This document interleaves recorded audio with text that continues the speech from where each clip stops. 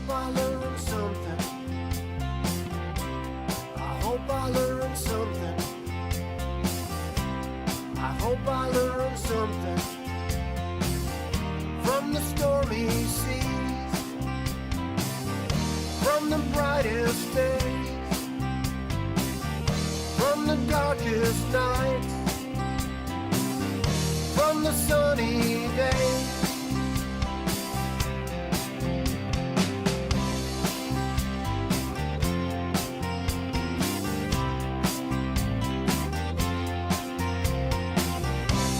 I hope you learned something.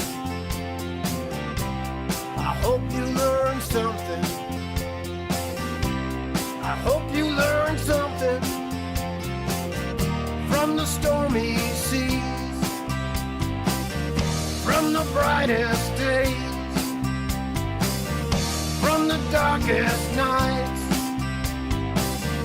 from the sunny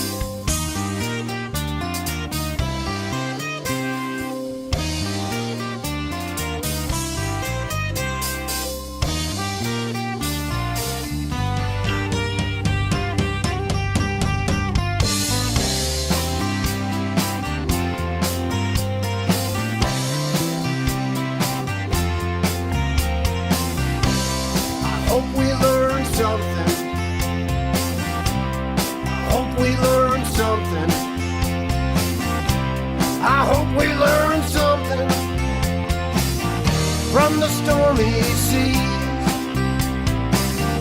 from the brightest days, from the darkest nights, from the sunny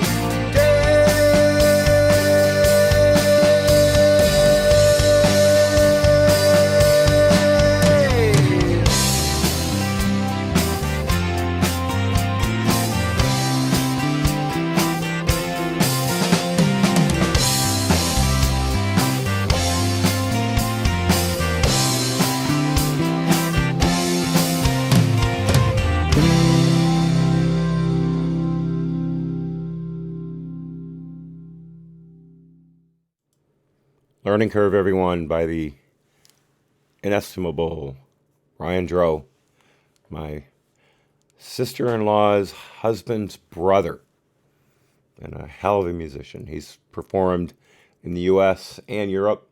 I believe Learning Curve was actually produced and cut in Europe, Netherlands, if I'm not mistaken. And the guy's great. Again, his website is in the description.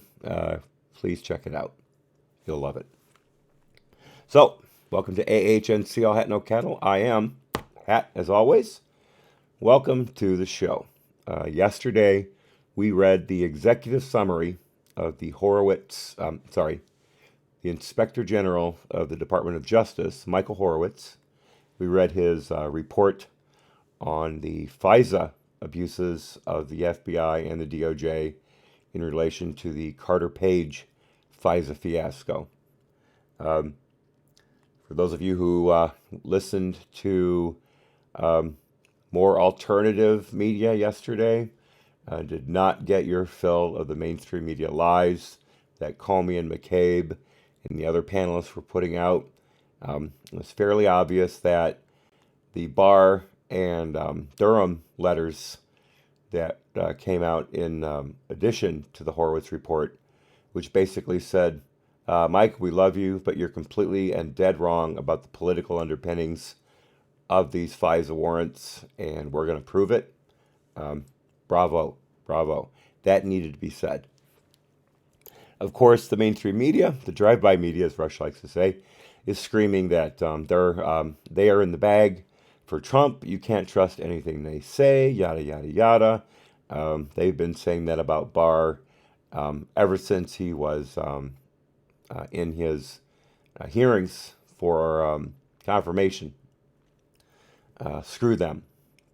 William Barr is one of the most honorable men who's ever served in that position. And by far and away, John Durham is known in the community as a very, very honest person who deserves every consideration for his investigation. So again, screw the mainstream media. One thing I did not hear at all yesterday, or what little time I had this morning to listen to things, no one talked about the confidential human sources being the ones who were in the Trump campaign network. I'm not talking about the ones who were on the periphery, nibbling on Papadopoulos's and Flynn's and Manafort's and Page's ears. I'm talking about the ones who were actually tied to the campaign, who were campaign workers, if not officials, and in one instance who passed along Trump campaign information to the FBI, whereupon it was stored in the FBI files. Durham found out about that, and he had a fit, and he made the FBI get rid of those files, rightfully so. But still, no one talked about that, and I thought that was the biggest part, aside from the 17 omissions and lies and outright fabrications that the FBI made to the FISA courts to get those warrants on Carter Page.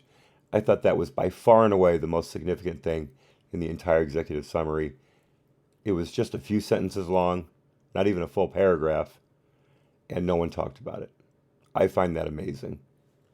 I know it's a lot of pages, 426, something like that, but come on, the executive summary. If you weren't doing the kind of commentary that we were doing yesterday, you could have read that in about 2 hours, easy.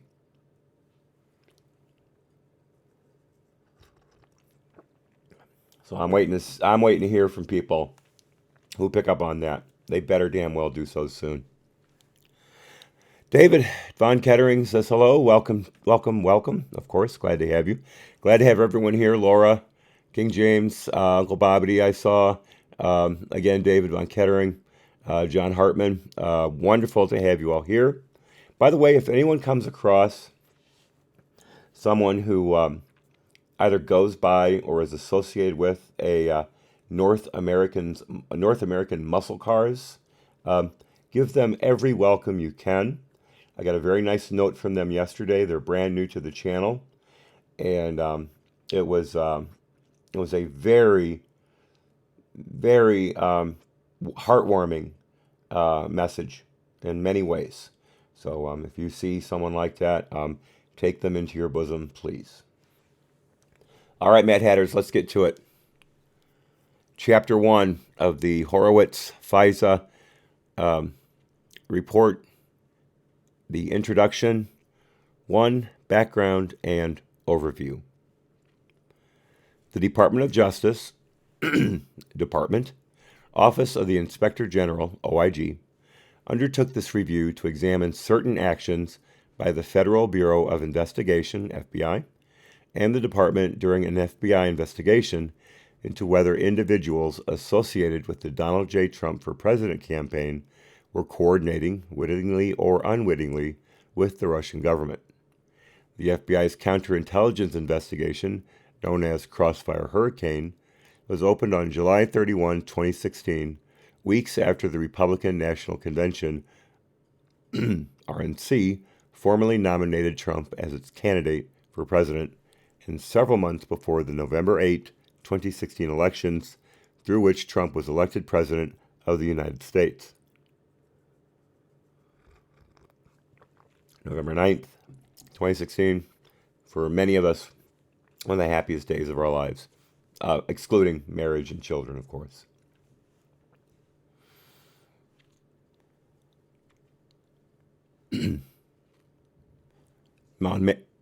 Sorry.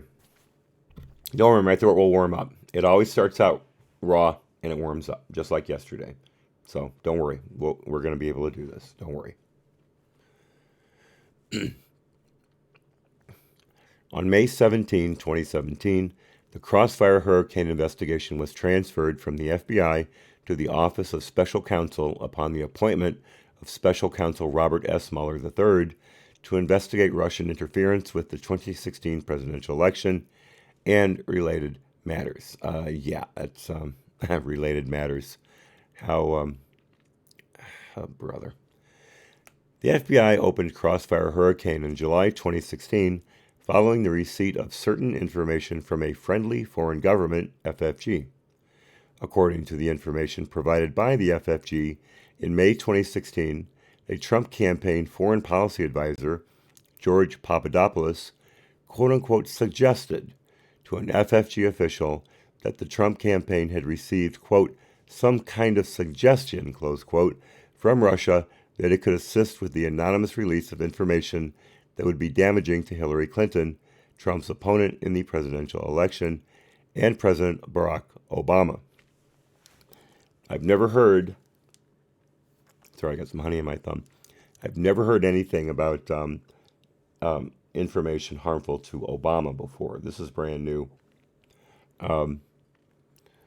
That's not what's been quoted over and over again in George's book and in other books about his conversation with Downer. In fact, George Papadopoulos denies completely that he said anything to Downer about any kind of dirt or whatever that the Russians had on Hillary. And Downer even said that the word dirt never came up. So this is all supposition. And if it was such a unsettling conversation, why did Downer wait 2 months to relay it to the FBI? Maybe because the FBI had to bury the recording in order to get their story straight. Continuing.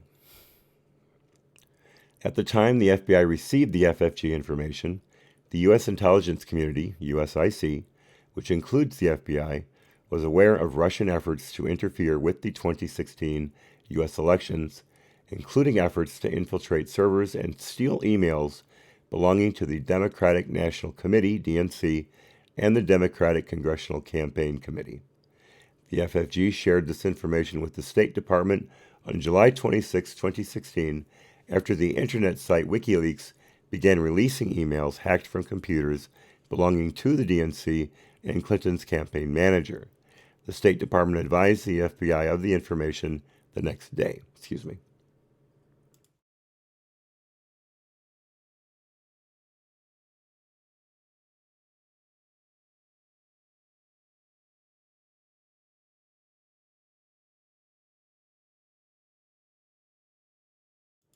Nose again. Continuing. Crossfire Hurricane was opened several weeks after the FBI's July 5, 2016 conclusion of its mid-year exam investigation into Clinton's handlings of government emails during her tenure as Secretary of State.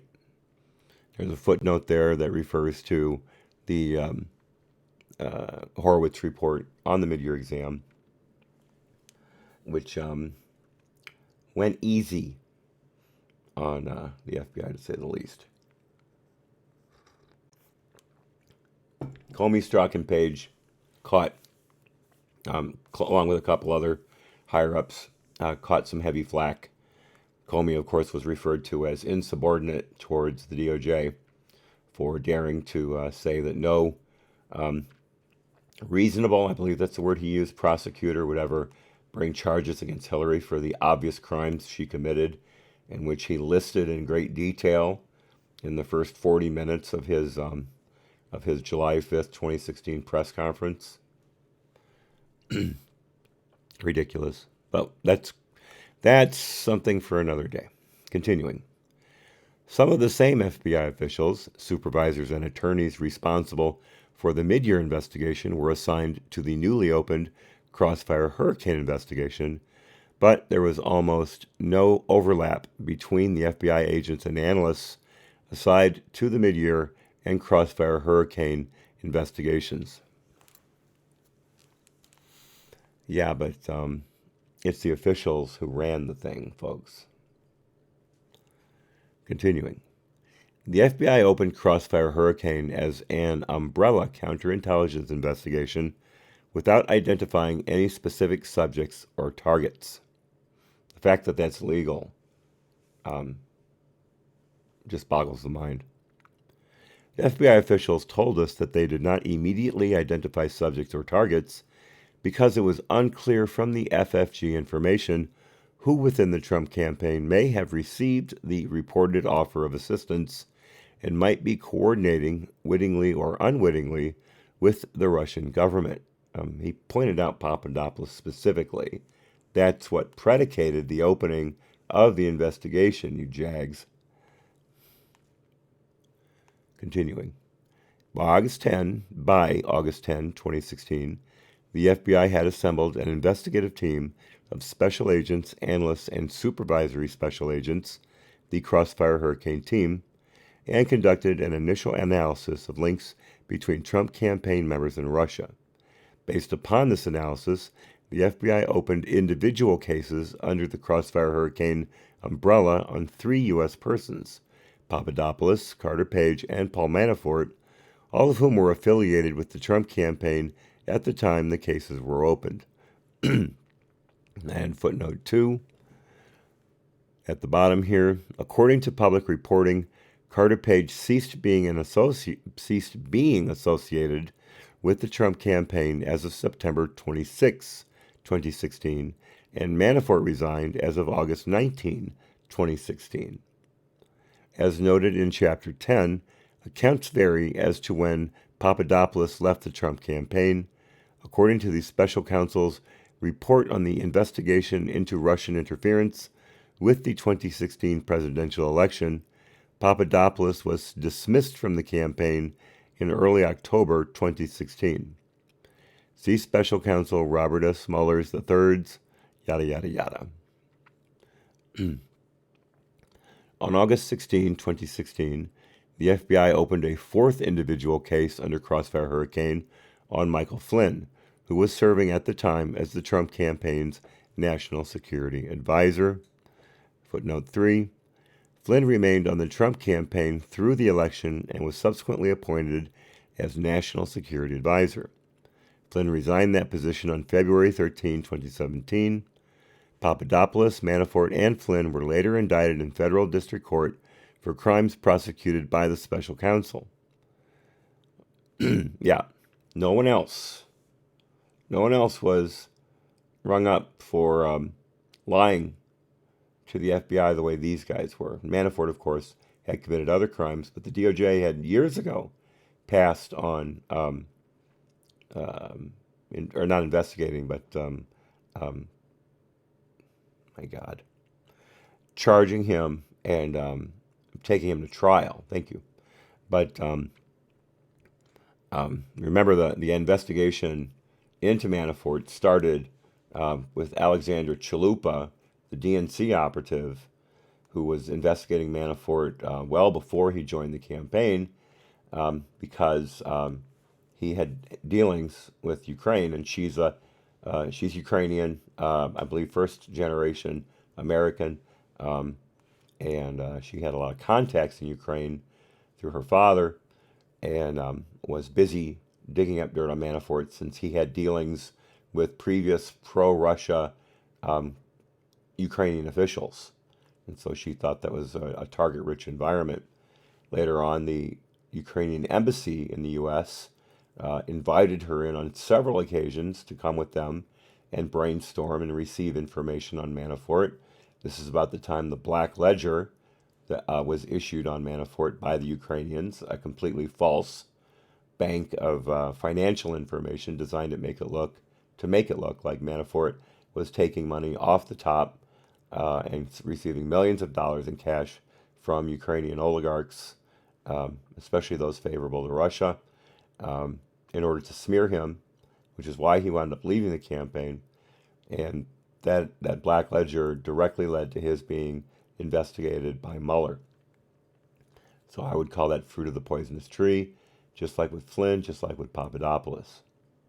It was a setup from the word go, an absolute blanket job of getting these people arrested so they would roll over on Trump. So anyone who says that Mueller is a white hat because he didn't find anything wrong with the Trump campaign, look at the way they treated the people they arrested and the quote-unquote crimes they committed, again, except for Manafort.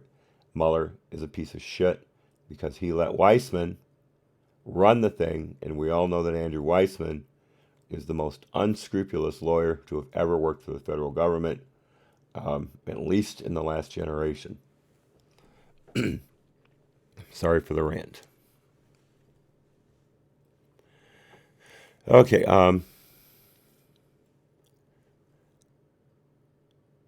Papadopoulos, Manafort, and Flynn this is footnote 3 still, were later indicted in federal district court for crimes prosecuted by the special counsel. On October 5, 2017 and December 1, 2017, respectively, Papadopoulos and Flynn pleaded guilty to making material false statements and material omissions during interviews with the FBI. Stephen Halper lied to the FBI, and he wasn't arrested and charged. Gee, I wonder why. Continuing. On August 21, 2018, Manafort was convicted after trial on tax and bank fraud charges, and on September 14, 2018, pleaded guilty to charges of conspiracy against the United States and conspiracy to obstruct justice.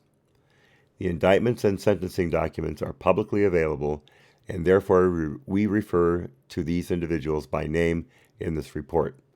We also refer to Carter Page by name in this report because the department publicly released, in response to FOIA requests, redacted versions of the Foreign Intelligence Surveillance Act, FISA applications, and orders that name him.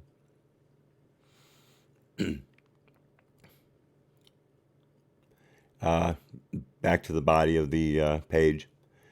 2 of the 4 Crossfire Hurricane subjects were already the subjects of other existing federal investigations. Carter Page was the subject of an ongoing counterintelligence investigation opened by the FBI's New York field office on April 4, 2016, relating to his contacts with suspected Russian intelligence officers. Okay? Page came back from every trip to Russia and briefed, or was debriefed, if you will, by the FBI on every contact he had, what was said, etc. Every time. Remember, Page was a CIA source until 2015. Page helped arrest and convict, through his testimony, 3 Russian agents out of New York, I believe in 2013. Excuse me, I may have that date wrong, but it's approximately pretty close. So the fact that the NYFO had opened an investigation in him, again, was a clear violation of his civil rights. If they had done any kind of due diligence on him and his activities, they would have known these were false charges, and there would not have been any predicate for them to go after him. Just again goes to show how weaponized the DOJ and the FBI were under Obama. But no scandals in that administration, folks. No scandals whatsoever. Totally clean. Continuing. Manafort was the subject of an ongoing criminal investigation, which had been sidelined, supervised by the Money Laundering and Asset Recovery Section, MLARS, in the department's criminal division, concerning millions of dollars Manafort allegedly received from the government of Ukraine. And again, that is the Black Ledger, and a very irrelevant footnote after that. Continuing. Some of the early investigative steps taken by the Crossfire Hurricane team immediately after opening the investigation were to develop profiles on each subject, send names of, among others, individuals associated with the Trump campaign to other U.S. government intelligence agencies for any further information, and review FBI files for potential FBI confidential human sources, CHSs, who might be able to assist in the investigation. FBI witnesses we interviewed told us they believed that using CHSs in covert operations would be an efficient way to develop a better understanding of the information received from the FFG. Efficient, not moral, not even possibly legal, certainly not ethical, but efficient. Nice. Continuing. We determined that the Crossfire Hurricane team tasked several CHSs and undercover employees, UCEs, during the 2016 presidential campaign, which resulted in interactions with Carter Page, Papadopoulos, and a high-level Trump campaign official who was not a subject of the investigation. And I believe I said yesterday that that's probably Clovis. I think his first name is Sam. Continuing. All of these interactions were consensually monitored and recorded by the FBI. The interactions between CHSs and Page and Papadopoulos occurred both during the time Page and Papadopoulos were advisors to the Trump campaign and after Page and Papadopoulos were no longer affiliated with the Trump campaign. Doesn't say when they were spied on, when it just says during the time they were advisors. We know that it's fairly obvious Papadopoulos, was being hit by U.S. intelligence sources, or at least Western intelligence sources, in March of 2016. Well below down Earth, the FFG subject relayed his startling information to the FBI well before. Continuing. We also learned that in August 2016, a supervisor of the Crossfire Hurricane investigation participated on behalf of the FBI in a strategic intelligence briefing given by the Office of the Director of National Intelligence, ODNI, to candidate Trump and his national security advisors, including investigative subject Flynn, and also participated in separate strategic intelligence briefing given to candidate Clinton and her national security advisors. The FBI viewed the briefing of candidate Trump and his advisors as and this is just insane, as a possible opportunity to collect information potentially relevant to the Crossfire Hurricane and Flynn investigations. The supervisor memorialized the results of the briefing in an official FBI document, including instances where he was engaged by Trump and Flynn, as well as anything he considered related to the FBI or pertinent to the Crossfire Hurricane investigation. And here's the kicker. The supervisor did not memorialize the results of the briefing of candidate Clinton and her advisors. It's almost as if there was a two-tier system in dealing with the different campaigns. I know it's just a conspiracy theory. It just feels that way to me. Continuing. An early investigative step considered but not initially taken by the Crossfire Hurricane team was to seek court orders under the FISA authorizing surveillance of Page and Papadopoulos. The U.S. the FISC may approve FISA surveillance of an American citizen for a period of up to 90 days, subject to renewal, if the government's FISA application establishes probable cause to believe that the targeted individual is an agent of a foreign power by knowingly engaging in at least one of the 5 activities enumerated in the FBI statute. Wow, 1 out of 5. 1 out of 5. How detailed. And here is footnote 5. In the case of the Carter Page FISA applications, The government relied upon the definition of an agent of a foreign power in section yada yada, which covers, among other things, any person who knowingly aids or abets any other person who knowingly engages in clandestine intelligence activities other than intelligence gathering activities that involve or are about to involve a violation of the criminal statutes of the United States pursuant to the direction of an intelligence service or network of a foreign power, or knowingly conspires with other persons in such activities. I like that. That involve or are about to involve a violation. Define about to involve. Seriously. The wiggle room that the FBI is allowed in these investigations is, I almost said mind-boggling, but I've used that over and over again. Gobsmacking. I only used that once yesterday. Let's use that. Continuing. The Crossfire Hurricane team initially considered seeking FISA surveillance of Papadopoulos as a result of his statement to the FFG and of Page based upon information the FBI had collected about his prior and more recent contacts with known and suspected Russian intelligence officers, as well as Page's financial, political, and business ties to the Russian government. Not illegal.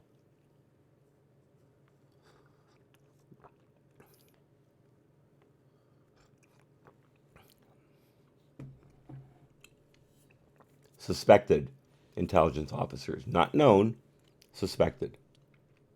Not the fact that these reports were false and could have been verified by at least talking to the Russians involved and getting their side of the story.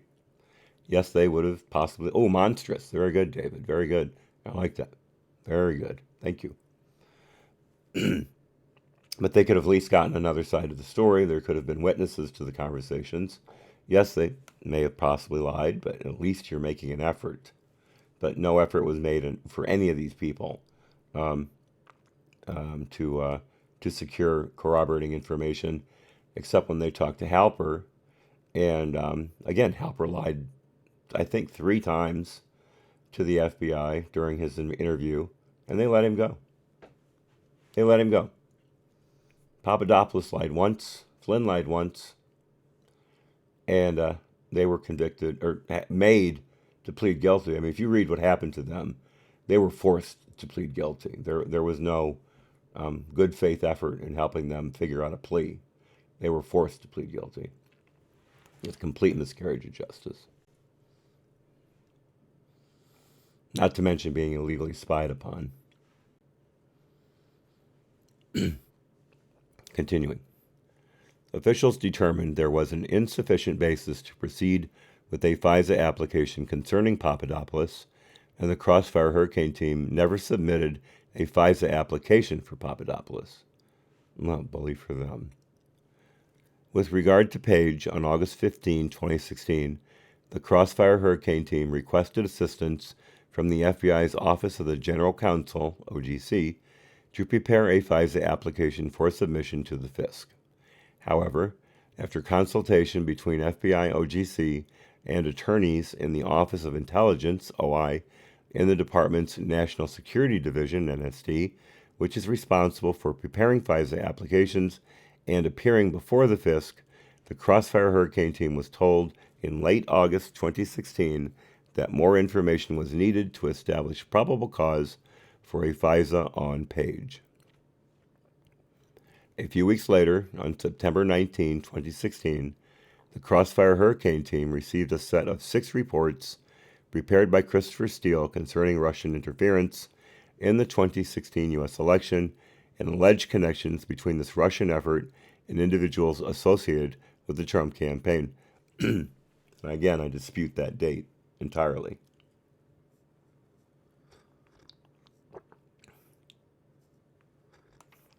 Glenn Simpson was shopping around the proto dossier well before this supposed September 19th revelation.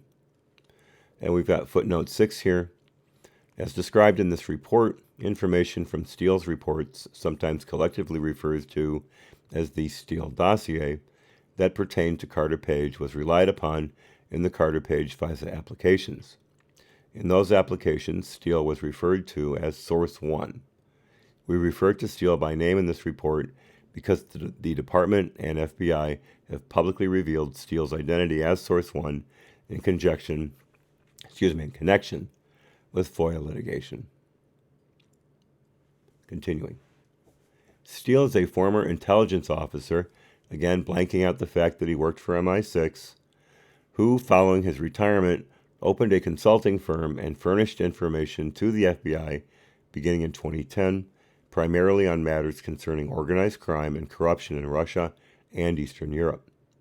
In 2013, the FBI prepared paperwork to enable it to open Steele as an FBI CHS.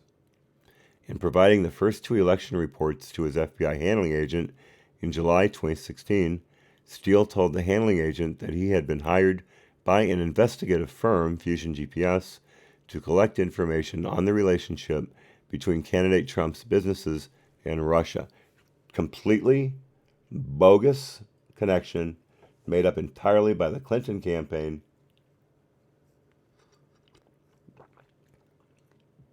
And just because Trump said that he wanted to work with Russia, with Russia. And this after, as I said yesterday, the Obama administration, including when Clinton was Secretary of State, bent over backwards to keep from angering Russia, except for the sanctions they put on after the Crimea annexation. And yes, Harley, good kitty. And I believe that their hand was forced by the Europeans who came down on Russia. That's my theory on it anyway.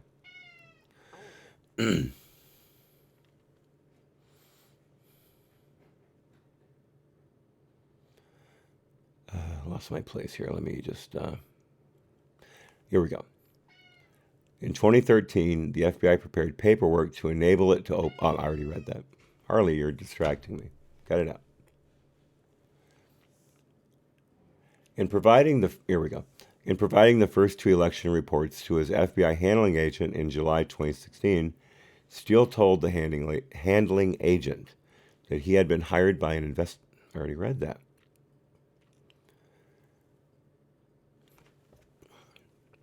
I'm sorry, folks. I did not sleep at all last night. I'll be perfectly honest with you. I'm a little fuzzy. Here we go.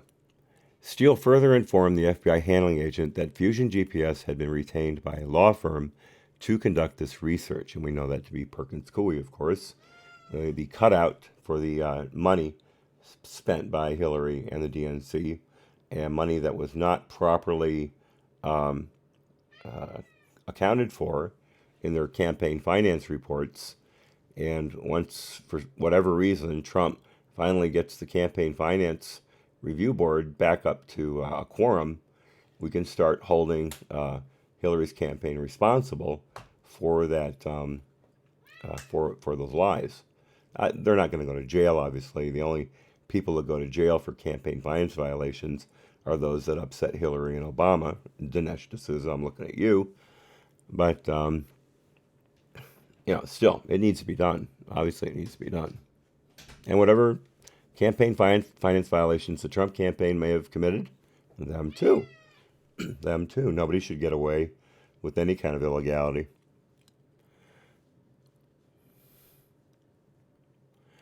Last part of the paragraph here, according to the handling agent, it was obvious to him that the request for the research was politically motivated. 2 of the 6 Steele reports received by the Crossfire Hurricane team on September 19 referenced Carter Page by name. One stated that Page had held secret meetings with 2 high-level Russian officials during Page's July 2016 trip to Moscow, which was a complete and total lie. Everything in the dossier is a lie. I don't need to say that. This report also indicated that one of the alleged meetings included a discussion about the Kremlin potentially releasing compromising information about Democratic candidate Hillary Clinton to Trump's campaign team.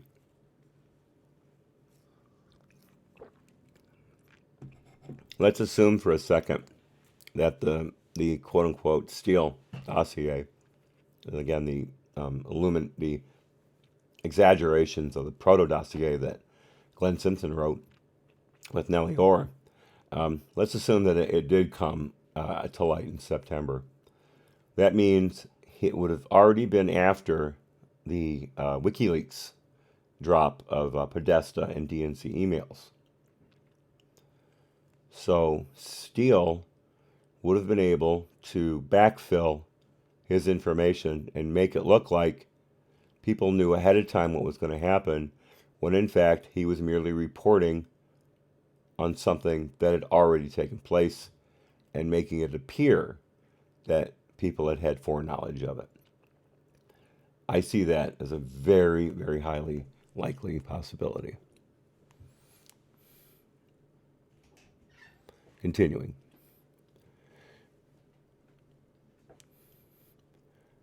The report also indicated that one of the alleged meetings, including a discussion about the Kremlin potentially releasing compromising information about Democratic candidate Hillary Clinton to Trump's campaign team. Another report from Steele described, quote, a well-developed conspiracy of cooperation, unquote, between the Russian government and Trump's campaign to defeat Clinton, using Carter Page and others as intermediaries. Footnote 7. A third report from Steele, which did not reference Carter Page, stated that Russian intelligence services had used concealed cameras to film Trump's alleged sexual activities with prostitutes at a Moscow hotel, and claimed that the Russians could blackmail Trump by threatening to release this compromising material. These allegations, which have come to be known publicly as the salacious and unverified, quote-unquote, which is, I believe, the wording that Comey used when he briefed Trump on it, at Brennan's request, in order to allow CNN to then report on it. Salacious and unverified portion of the reporting were not included in the original Carter Page FISA application or any of the renewal applications. Well, of course not. That was directly related to Trump. They wouldn't want that out there to the FISA court because it would make the documents look as completely bogus as they actually were. Or should I say are.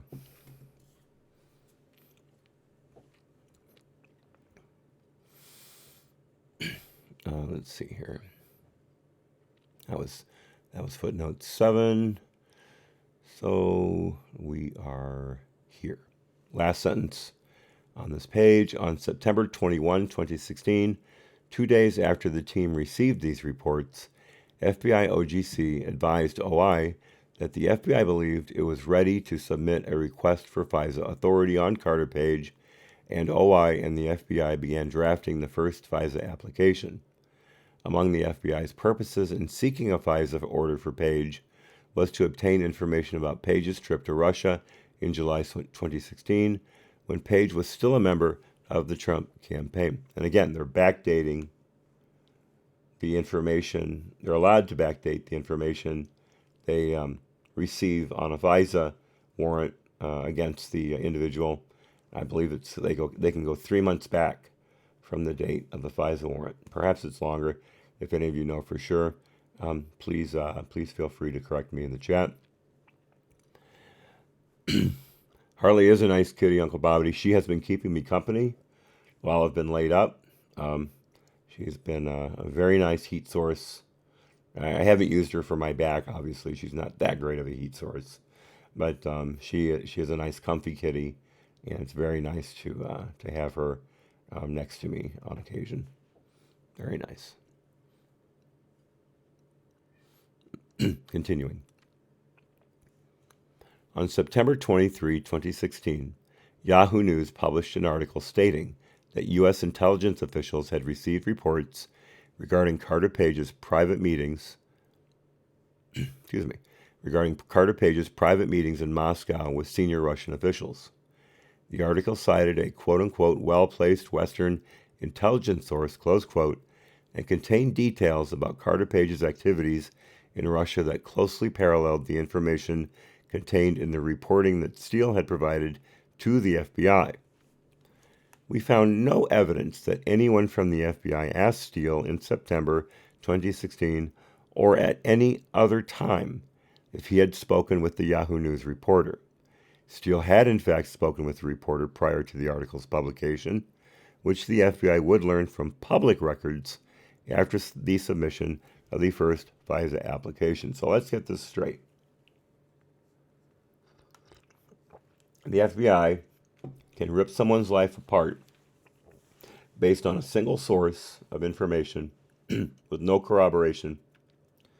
Yet, when they are stared in the face with the fact that their main source of info has leaked basically the entire part of their FISA application to the press, who else would have known about it?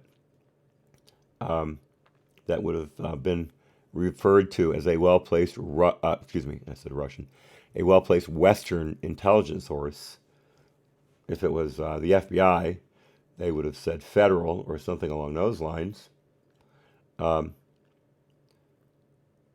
could they not tumble to the fact that it was Steele who gave that reporter the information? So again, the FBI is either deaf, dumb, and blind, or they were totally in the bag against Trump and were using anything they could to delete his legitimacy as a candidate through Carter Page, and they didn't care. They just didn't care because it fit their narrative, and as we know further, it allowed them to use that article as circular logic in supporting the Steele dossier, the election report, because the FBI said, well, here, we've got this report from source number one, and it's also been reported in the news. So we have two separate sources confirming this information, when in fact, it was the same source the whole time. But yeah, the FBI had no clue that Steele had told Yahoo News about that. None whatsoever.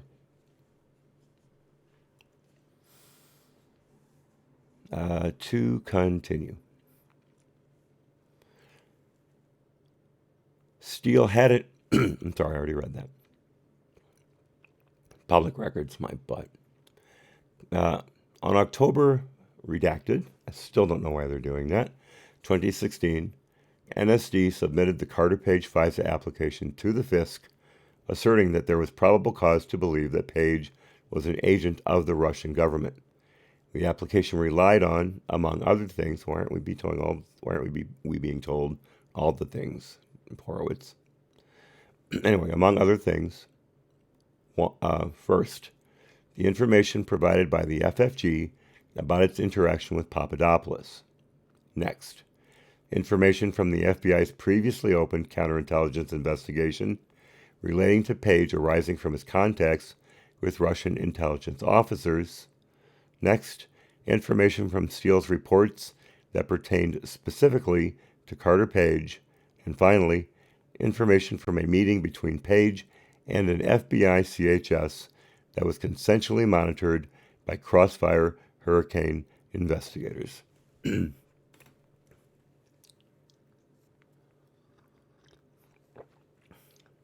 Pathetic. Woeful. What was the other one? Pathetic, woeful. Can't remember now. May have to pull up that thesaurus again. Uncle Bobbity, FBI FISA bending instigators. Ooh, I like that. I like that. Once again, Uncle Bobbity comes through in the clutch. FISA bending instigators.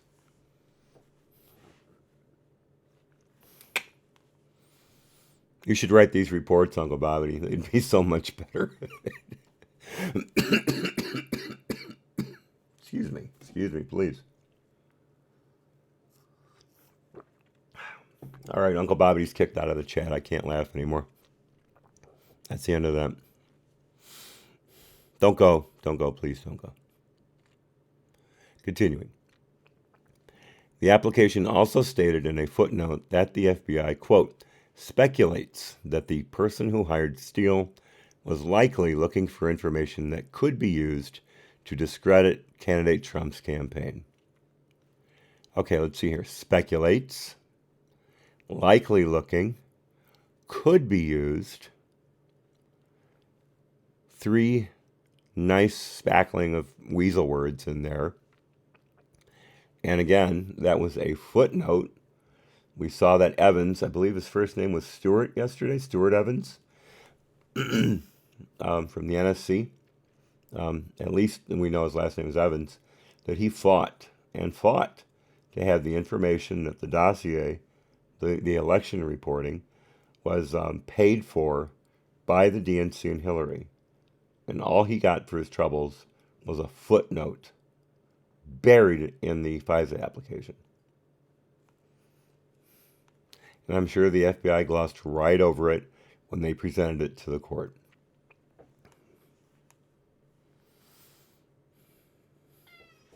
Yes, Harley. Continuing.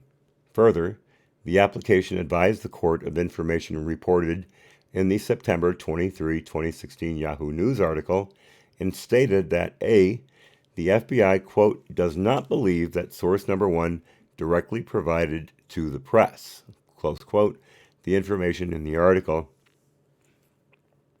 Does not believe. We didn't ask, but, we figure he didn't. B, according to the article and other news articles, individuals affiliated with the Trump campaign made statements distancing the campaign from Carter Page. And C, Page himself denied the accusations in the Yahoo News article and reiterated that denial in a September 25, 2016 letter to the FBI director and in a September 26, 2016 media interview. So they actually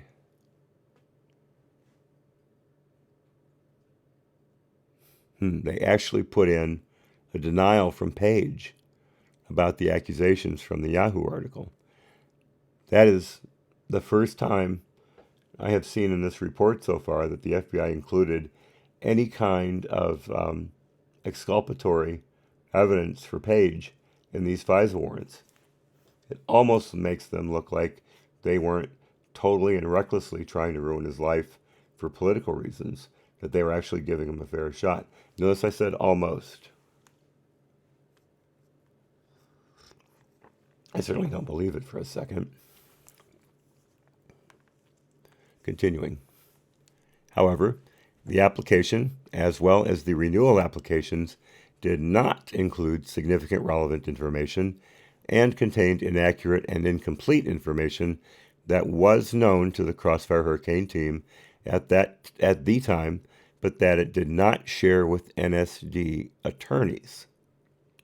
For example, when asked by an NSD attorney who was involved in helping to draft the first FISA application whether Page had provided information to another U.S. government agency or was a source for that other agency, a Crossfire Hurricane agent incorrectly told the NSD attorney that Page's contact with the other U.S. government agency was quote-unquote dated and quote-unquote outside scope. We remember that from yesterday. I like here that he says that Horowitz uses the word incorrectly as opposed to he lied. Continuing.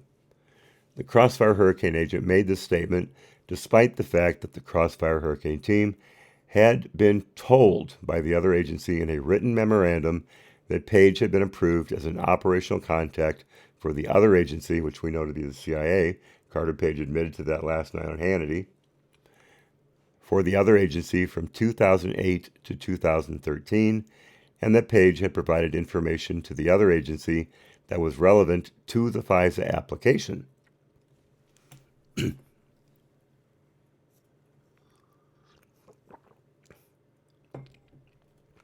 The Crossfire Hurricane team also failed to inform NSD attorneys about information obtained by the FBI during CHS operations and interviews that was inconsistent with the allegations contained in the Steele reporting that was being relied upon in the FISA application.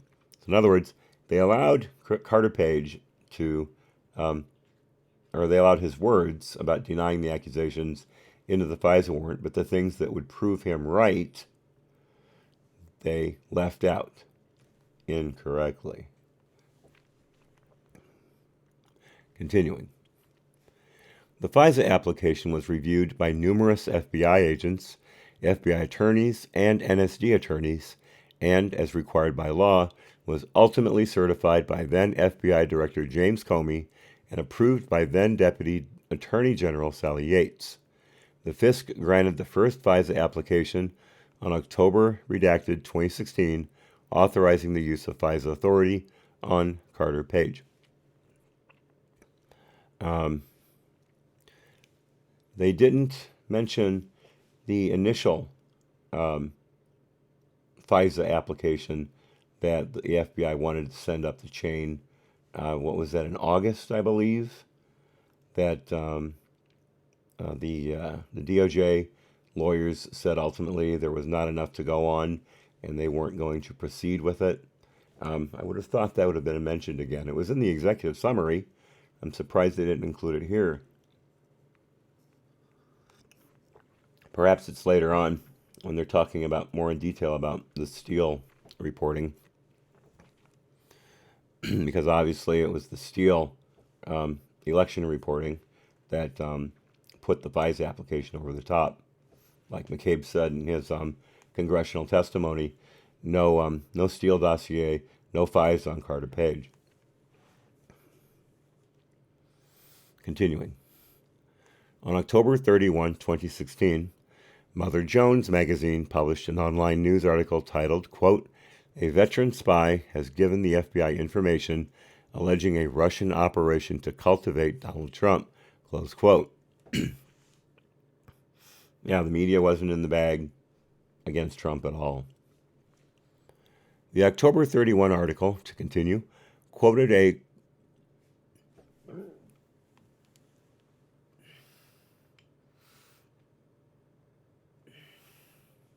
drinking the tea a little too quickly. Let me back up a little bit. According to the article, the source was continuing to provide information to the FBI and was quoted as saying, quote, "It's quite clear there was or is a pretty substantial inquiry going on," close quote. On November 1, 2016, Steele's FBI handling agent questioned Steele. See, now this is after the FISA approval, so now they can afford to come after Steele about his leaking. Questioned Steele, who admitted speaking to the reporter who wrote the October 31 article. Didn't ask him about the Yahoo News article. The handling agent advised Steele at that time that his relationship with the FBI would likely be terminated for disclosing his relationship with the FBI to the press, and the FBI officially closed Steele for cause on November 17, 2016. Steele was never paid by the FBI for any of the reports or information that he provided concerning Carter Page or connections between the Russian government and the Trump campaign. Yeah, but the FBI offered Steele $50,000 to corroborate his report, which he never did.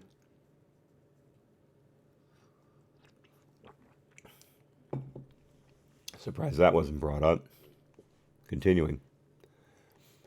After Steele was closed as an FBI CHS, Crossfire Hurricane agents continued to receive information from him through a conduit.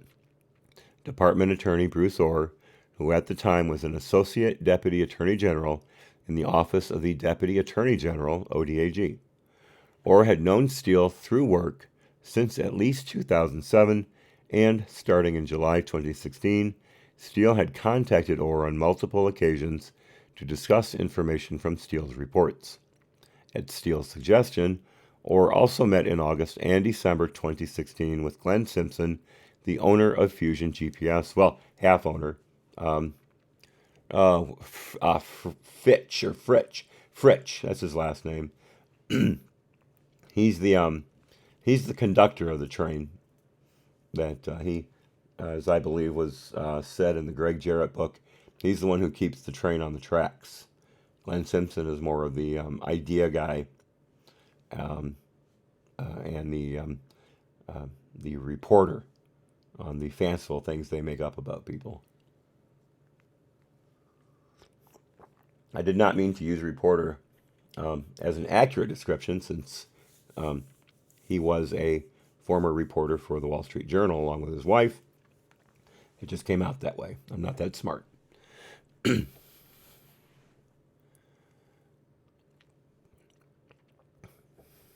Continuing. Let's see. Let's back up just a little bit. Steele had contacted Orr on multiple occasions to discuss information from Steele reports. At Steele's suggestion, okay, I already read that. The owner of Fusion GPS, which Orr's wife had worked for as an independent contractor through September 2016. I missed a footnote. It's just a definitional footnote. We don't need to worry about it. Continuing. During those meetings, Simpson provided Orr with several of Steele's election reports. Orr also communicated with a senior State Department official concerning, among other matters, the Steele reporting. Between the date of Steele's closing as an FBI CHS in November 2016 and May 15, 2017, Orr met with the FBI on 13 occasions. In his meetings with the FBI, Orr provided the FBI with information that Steele had provided to him, the Steele election reports that Orr had received from Simpson, as well as a thumb drive containing information Orr had received from his wife that contained open source research she had compiled while working for Fusion GPS. And that is what a number of people have conjectured is the information that's in the proto dossiers. And a lot of that came from Ukraine. And I believe Nellie even admitted in her testimony, I don't know if it was the one that we read or a subsequent testimony, but she did say that she got a lot of her information through Ukraine under oath. Not just a conspiracy theory.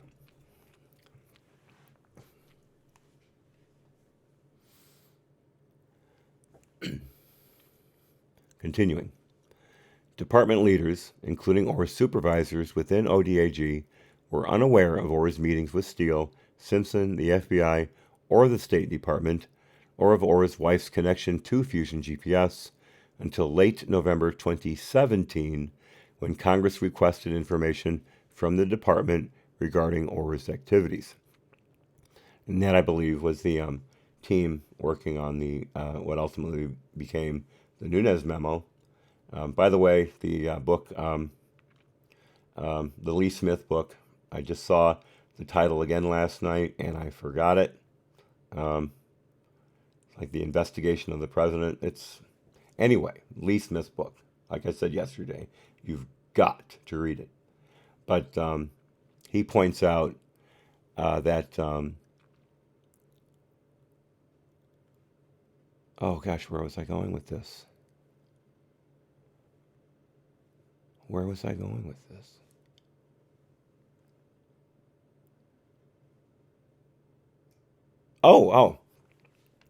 That the people put together in Nunes' office, who helped put together the memo, including some really disparate personalities, but it was known as Operation Medusa, as in cutting off the heads to get to the main source of the information and the illegality.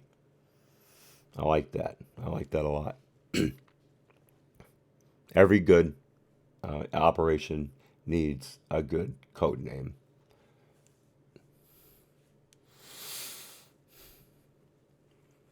Okay. Continuing. Wow, a lot of redactions down here. Anyway, we'll get to them. As the FBI's Crossfire Hurricane investigation proceeded, The department submitted 3 renewal applications to the FISC seeking authority to continue FISA surveillance of Carter Page. Comey and Yates approved the first renewal application. Comey and then Acting Attorney General Dana Bente approved the second renewal, and then Acting FBI Director Andrew McCabe and then Deputy Attorney General, DAG, Rod Rosenstein Steen, I always get that wrong, Rod Rosenstein, approved the third renewal. In total, at the request of the FBI, the department filed 4 FISA applications, each of which were granted by the FISC. The first FISA application on October redacted 2016, and 3 renewal applications on January redacted, April redacted, and June redacted 2017. A different FISC judge considered each application before issuing the requested orders, which collectively resulted in approximately 11 months of FISA coverage of Carter Page from October redacted 2016 until September redacted 2017. And as we said yesterday, how can you possibly get away with using 4 separate judges for 4 separate applications on the same person? I don't see how that is even allowed. That would be like having a federal case being heard by a judge on the first day and then having a new judge come in on the second day and so on. That's ridiculous. The same judge should hear the FISA requests for any renewals for the original judge presiding over the first request. I don't see anyone who could run a court any other way. That's just pathetic. Woeful.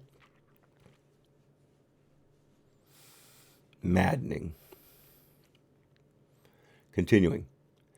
Each of the FISA orders issued by the FISC authorized the U.S. government to conduct electronic surveillance, redacted, targeting Carter Page for a period of up to 90 days.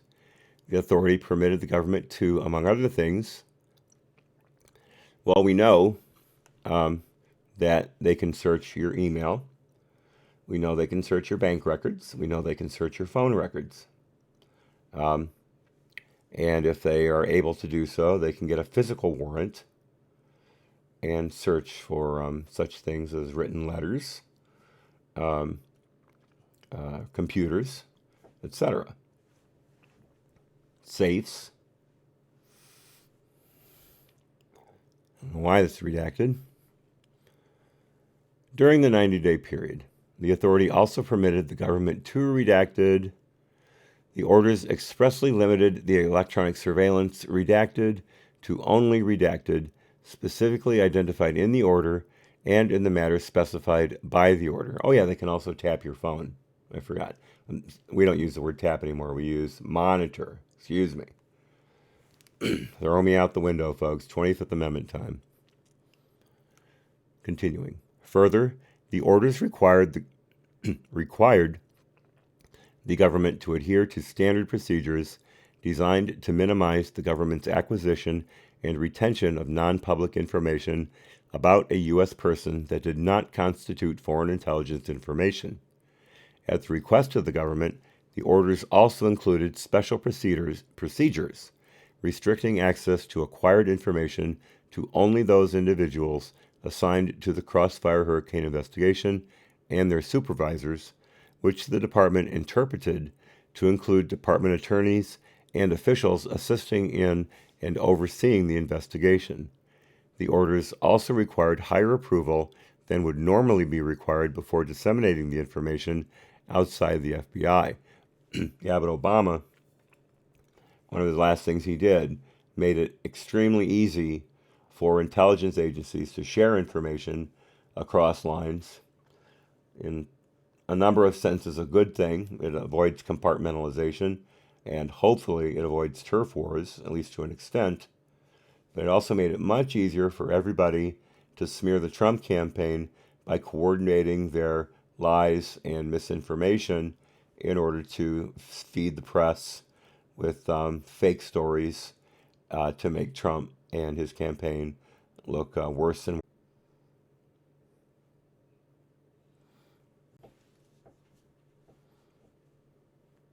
There we go.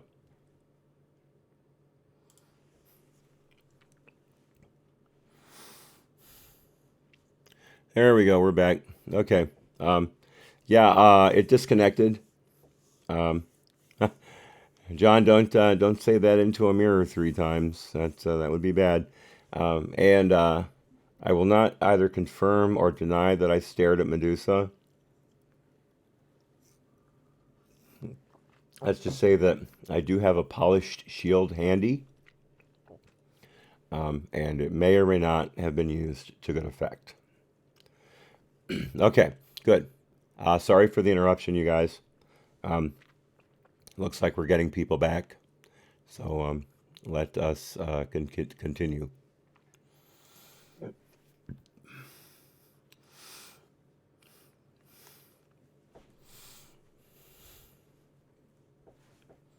Excuse me. Lots of liquid. In April and May 2017, this is the top of page 8, following news reports that the FBI had obtained a FISA for Carter Page, Page gave interviews to news outlets denying that he had collected intelligence for the Russian government and asserting instead that he had previously assisted U.S. government agencies. Page never mentioned the CIA until yesterday on Hannity. I gotta fill up more tea. He never gave them up. That just goes to show how much of a stand-up guy Page is. And again, he's an Annapolis grad. Not saying that automatically makes him a great person. There are certain military officers, Annapolis, West Point, the Air Force Academy, the War College. Just because you graduated from there doesn't mean you're a great person. But odds are good that you are. And Carter Page has shown over and over again that he is a high-quality individual who deserved infinitely better than he got from the government.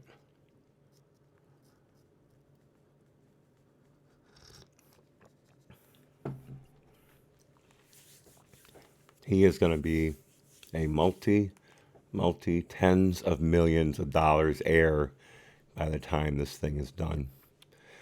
I don't think he's going to do everything until the Durham report comes out, but he stated last night that he now has a team of lawyers working on his case, where before it was just him and FOIA requests to the FBI and the State Department.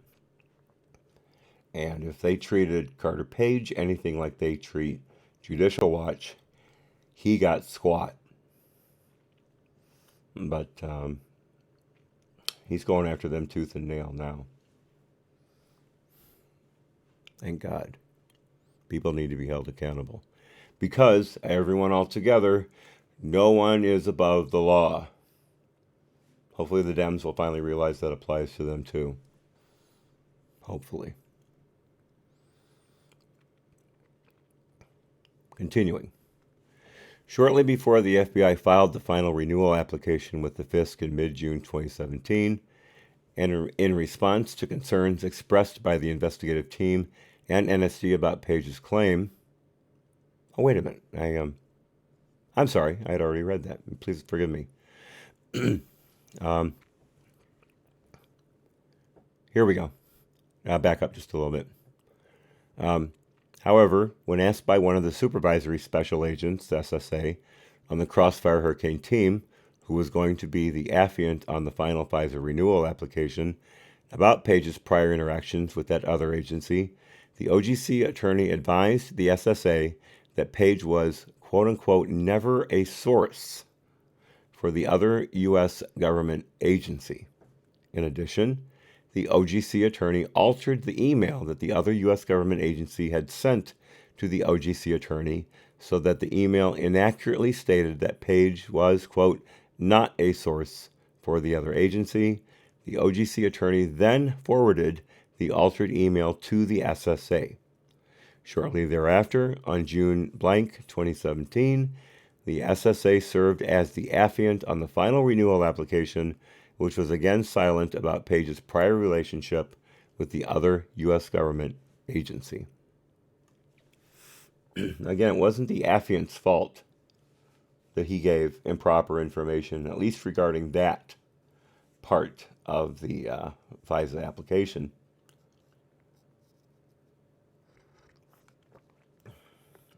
It was the lawyer's fault. Can anybody remember the name of the lawyer that came out? It suddenly has escaped me. Oh, Kleinsmith. I believe it's Richard Kleinsmith. I know the last name is Kleinsmith.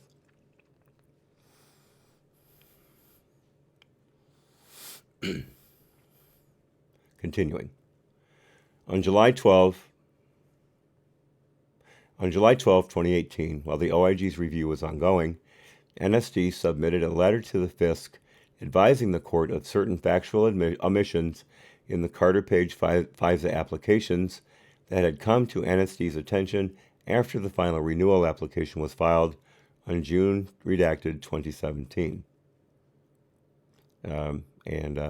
Footnote 9. At the time of this letter, NSD was unaware of the numerous factual assertions made in the FISA applications that were inaccurate, incomplete, or unsupported by appropriate documentation that the OIG identified during the course of our review and that we detail in this report. I like that: inaccurate, incomplete, or unsupported. In other words, lie, half lie, and unsupported. What's the best way to put that? Not verified, even though the application states at the very top, verified.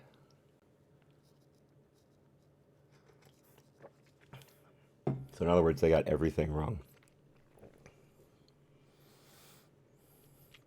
Continuing.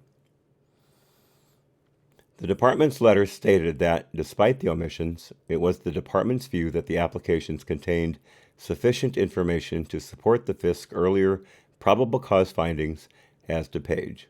The department would say that. They're on the hook for at least lying to a court, if not obstruction of justice, etc. On March 28, 2018, the OIG publicly announced that, in response to requests from the Attorney General and members of Congress, it had initiated this review to examine, first, whether the department and FBI complied with legal requirements and applicable policies and procedures in FISA applications filed with the FISC relating to surveillance of Carter Page, what information was known to the department and FBI at the time the applications were filed about Christopher Steele, and how the department and FBI's relationships and communications with Steele related to the FBI's applications. In addition, during the OIG's review of various actions in advance of the 2016 election, we discovered text messages and instant messages between some FBI employees using FBI mobile devices and computers, which expressed statements of hostility toward then-candidate Trump and expressed statements of support for then-candidate Clinton. Footnote 11. I missed footnote 10 here.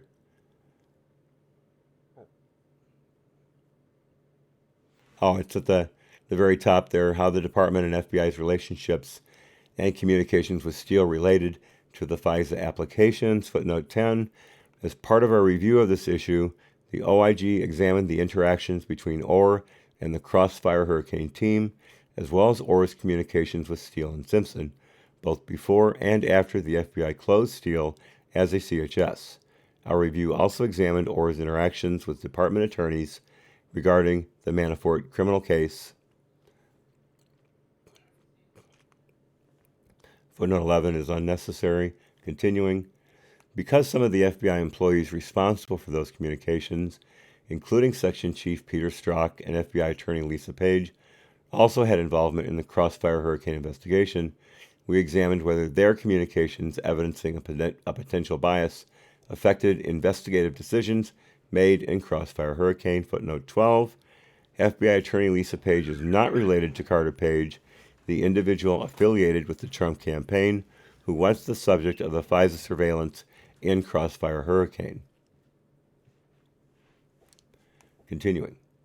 We also examined, where available, the government emails, text messages, and instant messages of all department and FBI employees who played a substantive role in Crossfire Hurricane to determine if there were any additional communications evidencing a potential bias, and if so, whether the views expressed influenced any investigative decisions. The March 28, 2018 OIG announcement also stated that, quote, if circumstances warrant, the OIG will consider including other issues that may arise during the course of the review, close quote. In May 2018, in response to Rosenstein's request, the OIG added to the scope of this review to determine whether the FBI infiltrated or surveilled the Trump campaign. Accordingly, we examined the FBI's use of CHSs in the Crossfire Hurricane investigation up through November 8, 2016, the date of the U.S.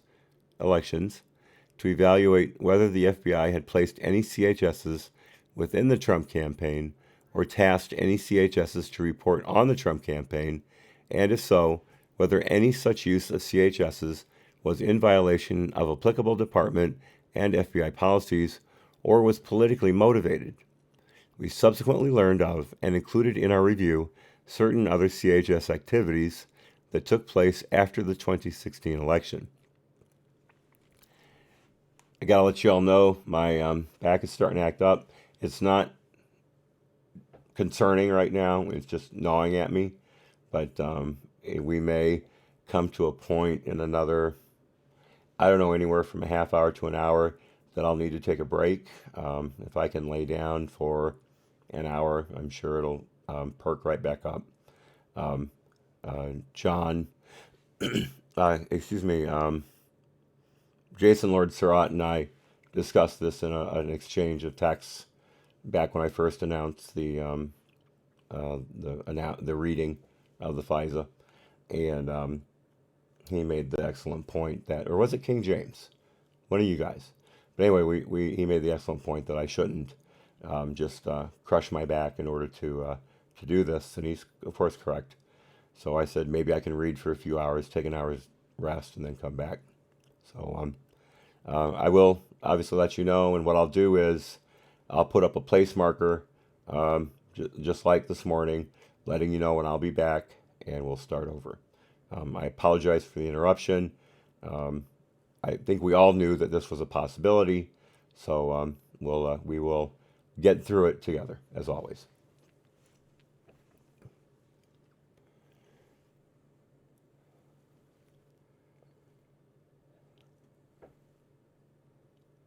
Oh, H Sunset.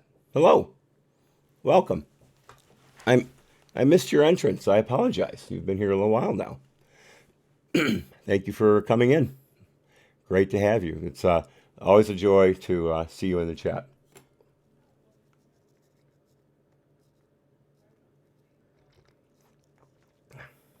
I hope this isn't too maddening for you. All right, continuing section 2. Prior OIG reports on FISA and related issues.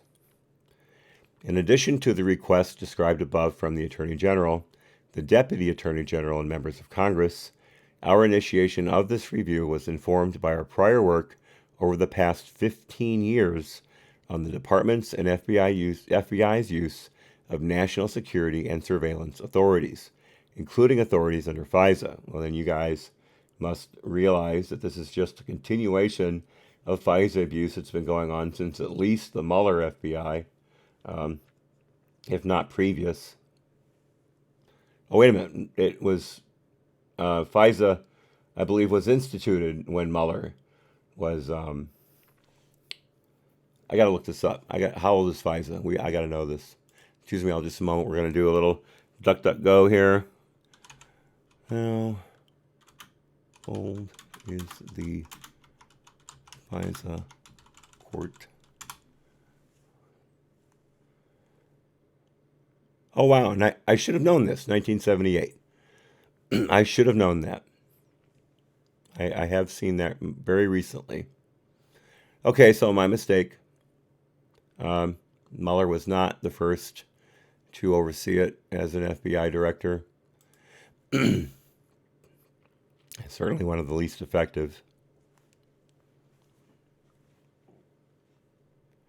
Okay, so including authorities under FISA, this prior OIG work considered the challenges faced by the department and the FBI as they utilized national security authorities while also striving to safeguard civil liberties and privacy. In every year since 2006, the OIG's annual report on top management and performance challenges facing the Department of Justice has highlighted the difficulty faced by the department and the FBI in maintaining a balance between protecting national security and safeguarding civil liberties. The OIG's prior oversight work, some of which was congressionally mandated, informed our decision to initiate this review. That prior oversight work included OIG reviews of FBI's use of specific FISA authorities, footnote 13, 13, 14, and 15 are just references to reports. We don't need to read all that. Again, specific FISA authorities, the FBI's use of other national security-related surveillance authorities, and the FBI or other department law enforcement components' use of CHSs and administrative subpoenas. We also conducted reviews that specifically examined the impact of the FBI's use of investigative authorities on U.S. persons engaged in activities that are protected by the First Amendment of the U.S. Constitution. There's another reference to a paper. Methodology. During the course of this review, the OIG conducted over 170 interviews involving more than 100 witnesses. This point was made yesterday, not by me. Picasso Knows brought it up, and it is very, very, very much worth noting that, remember, Horowitz cannot talk to people who are not currently FBI or department employees unless they voluntarily come in. So he wasn't able to talk to Comey or McCabe or Brennan or Strzok or Page or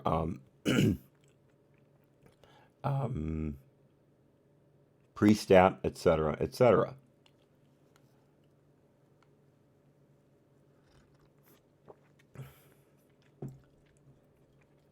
So he's only getting part of the story, and he's getting it from the people who were able to hang on to their phony baloney jobs at the FBI.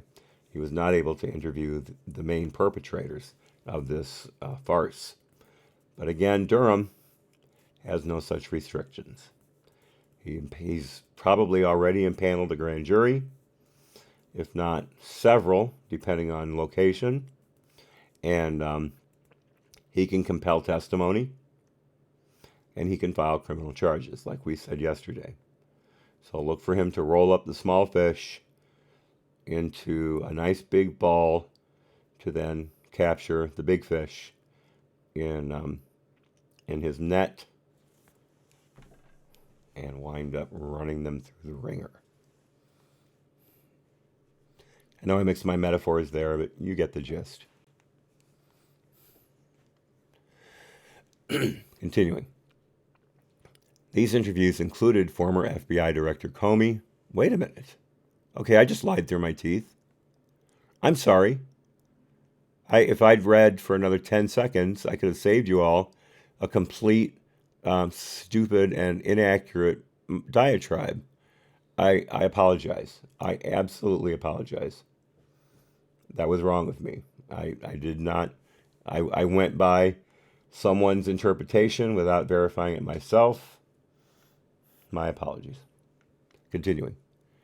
These interviews included former FBI Director Comey, former Attorney General Loretta Lynch, former DAG Yates, former Acting Attorney General and Acting DAG and current FBI General Counsel Dana Bente, former FBI Director McCabe, former DAG Rod Rosenstein, former FBI General Counsel James Baker, FBI agents, analysts, and supervisors who worked on the Crossfire Hurricane investigation, attorneys from the FBI's National Security and Cyber Law Branch, NSD attorneys who prepared or reviewed the FISA applications, including our wonderful Mr. Evans, department attorneys from ODAG who reviewed the FISA applications, former and current members of the FBI's senior executive leadership, Department Attorney Bruce Orr and his wife Nellie Orr, and additional department attorneys who supervised and worked with Orr on matters relevant to this review.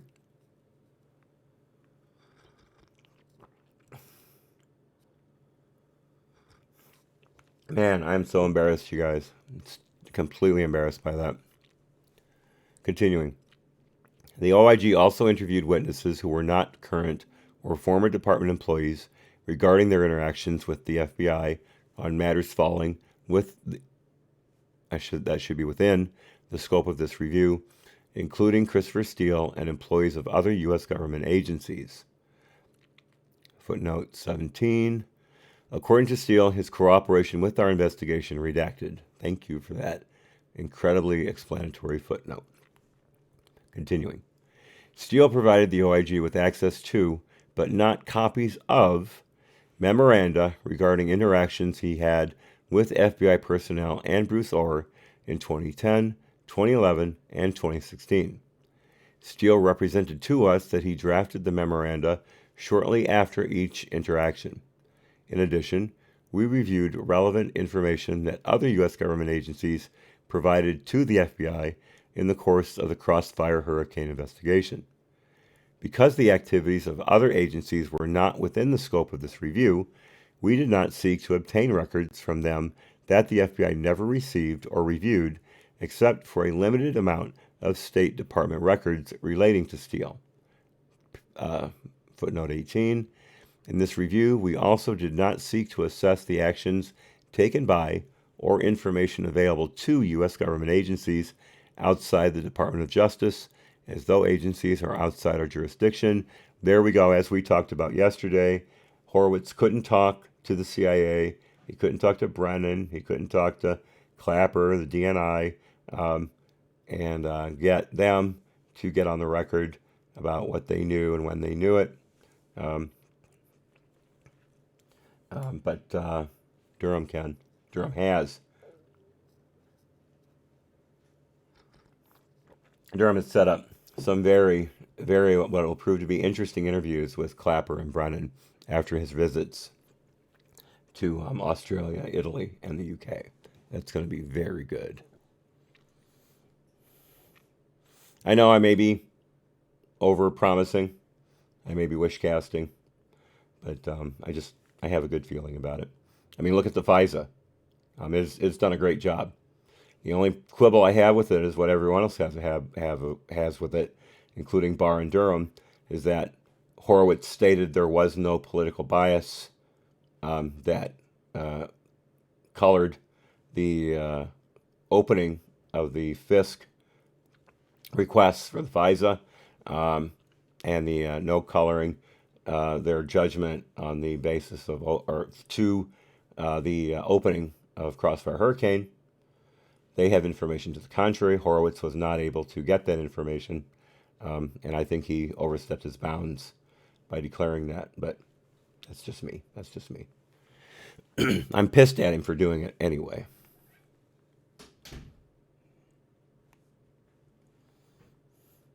Okay. Continuing, top of the page. Additionally, our review also did not seek to independently determine whether corroboration existed for the Steele election reporting.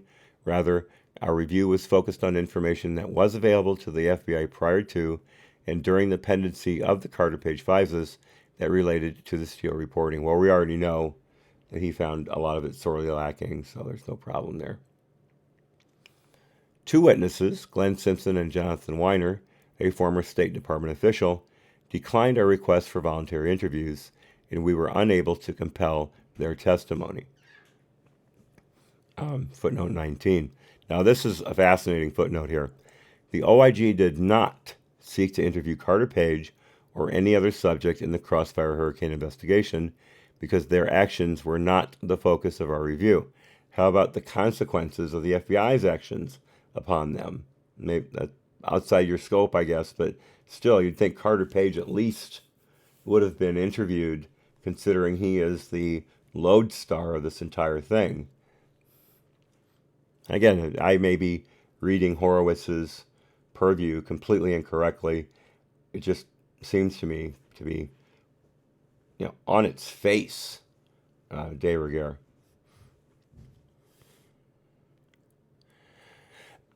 Rather, continuing with the footnote, consistent with the OIG's jurisdiction, we examined the actions of the FBI and department. In response to a request from Page to review a draft of our report, the OIG advised Page in correspondence in November 2019 that the OIG would notify him of the report's anticipated release date shortly before the report is made public. This courtesy is consistent with the OIG's practice in other matters where the actions we reviewed affected the personal interests of a private citizen. In other words, it's all about you, but you don't get to look at it until everybody else does.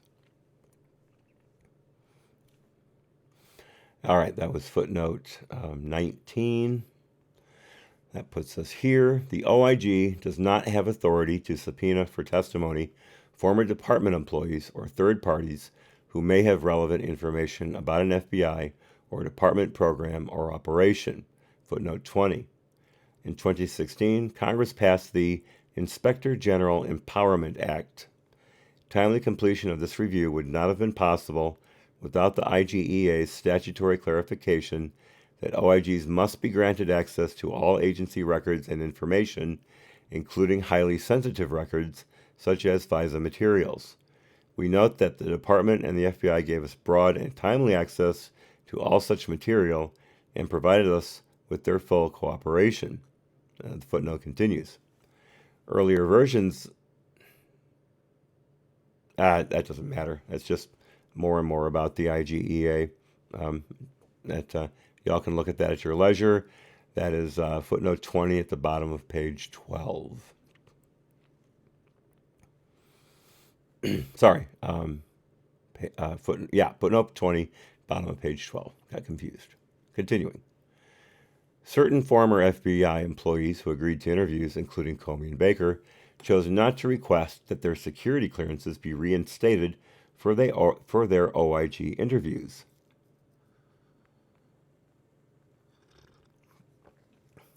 Therefore, we were unable to provide classified information or documents to them during their interviews to develop their testimony or to assist their recollection of relevant events. So that seems like a tactical move on their part. If they had asked for reinstatement, their previous statements, casework, etc., could have been used against them to impugn their testimony. But it looks like they played it well. Comey and Comey and Baker? Yeah, played it well. Continuing. We also received and reviewed more than 1 million documents that were in the department's and FBI's possession. Please excuse me.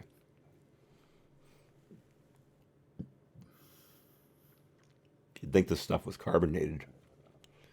Among these were electronic communications of department and FBI employees and documents from the Crossfire Hurricane investigation, including interview reports, the 302s and ECs, or electronic communications, contemporaneous notes from agents, analysts, and supervisors involved in case-related meetings, documents describing and analyzing Steele's reporting, and information obtained through FISA coverage on Carter Page, and draft and final versions of materials used to prepare the FISA applications and renewals filed with the FISC. Footnote 21. We did not review the entirety of FISA redacted, obtained through FISA surveillance, redacted, targeting Carter Page. We reviewed only those documents redacted under FISA authority that were pertinent to our review.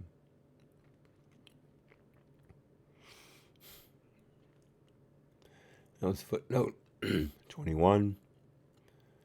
Let's see, where are we here? Oh, there we are up top. We also obtained documents from attorneys and supervisors in NSD, Criminal Division, CRM, ODAG, and the Office of the Attorney General, OAG. As with the OIG's review of various actions in advance of the 2016 election, we obtained electronic communications between and among FBI agents, analysts, and supervisors, and FBI and department officials to understand what happened during the investigation and identify what was known by the members of the Crossfire Hurricane team as the investigation progressed. In addition to a large volume of unclassified and classified emails, we received and reviewed hundreds of thousands of text messages and instant messages to or from FBI personnel who worked on the investigation.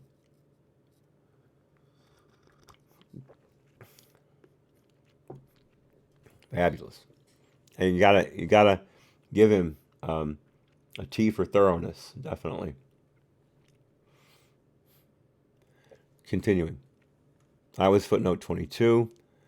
During our review, we identified a small number of text messages and instant messages beyond those discussed in the OIG's review of various actions in advance of the 2016 election, in which FBI employees involved in the Crossfire Hurricane investigation discussed political issues and candidates. Unlike the messages in the OIG's review of various actions in advance of the 2016 election, the messages here did not raise significant questions of potential bias or improper motivation because of the potential connection to investigative activity. We've already got the ones between Strzok and Page, and I think Kleinsmith also was the one who texted Viva la Resistance. If I'm not mistaken, he spelled resistance wrong, wrong in his tweet, or text, excuse me. Let's see here. Footnote 22. Here we go. We also were provided with and reviewed transcripts of testimony from numerous witnesses who participated in hearings jointly conducted during the 115th Congress by the House Committee on the Judiciary and the House Committee on Oversight and Government Reform. Our review included the examination of highly classified information. We were given broad access to relevant materials by the Department and the FBI, including emails, text messages, and instant messages from both the FBI's top secret SciNet and secret FBI net systems. SciNet, I don't think I've ever heard of that.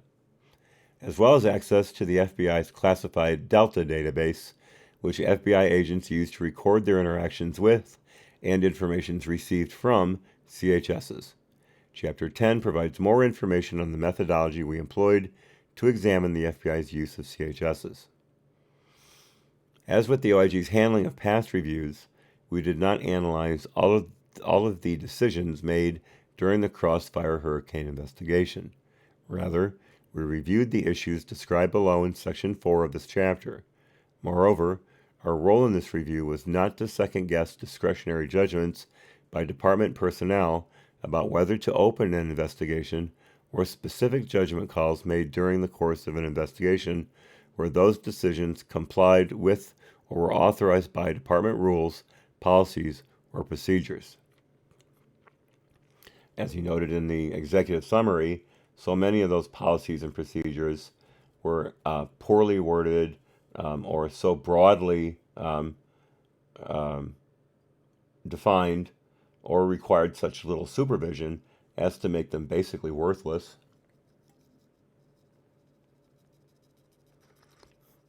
But it seems that rules are rules, and he can't make a judgment based on someone who followed the rules, even as bad as they may be. That's got to feel like a straitjacket.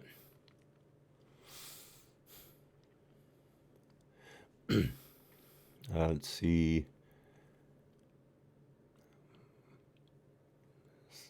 Judgments. Here we go. We do not criticize particular decisions merely because we might have recommended a different investigative strategy or tactic based on the facts learned during our investigation. The question we considered was not whether a particular investigative decision was ideal or could have been handled more effectively, but whether the department and the FBI complied with applicable legal requirements, policies, and procedures in taking the actions we reviewed, or alternatively, where the circumstances surrounding the decision indicated that it was based on inaccurate or incomplete information or considerations other than the merits of the investigation. If the explanations we were given for a particular decision were consistent with legal requirements, in other words, if somebody got their story straight, policies and procedures, reflected rational investigative strategy, and were not unreasonable, we did not conclude that the decision was based on improper considerations this is the important part, in the absence of documentary or testimonial evidence to the contrary. Just like mid-year exam, unless there is specific evidence to point to wrongdoing, he can't say anything.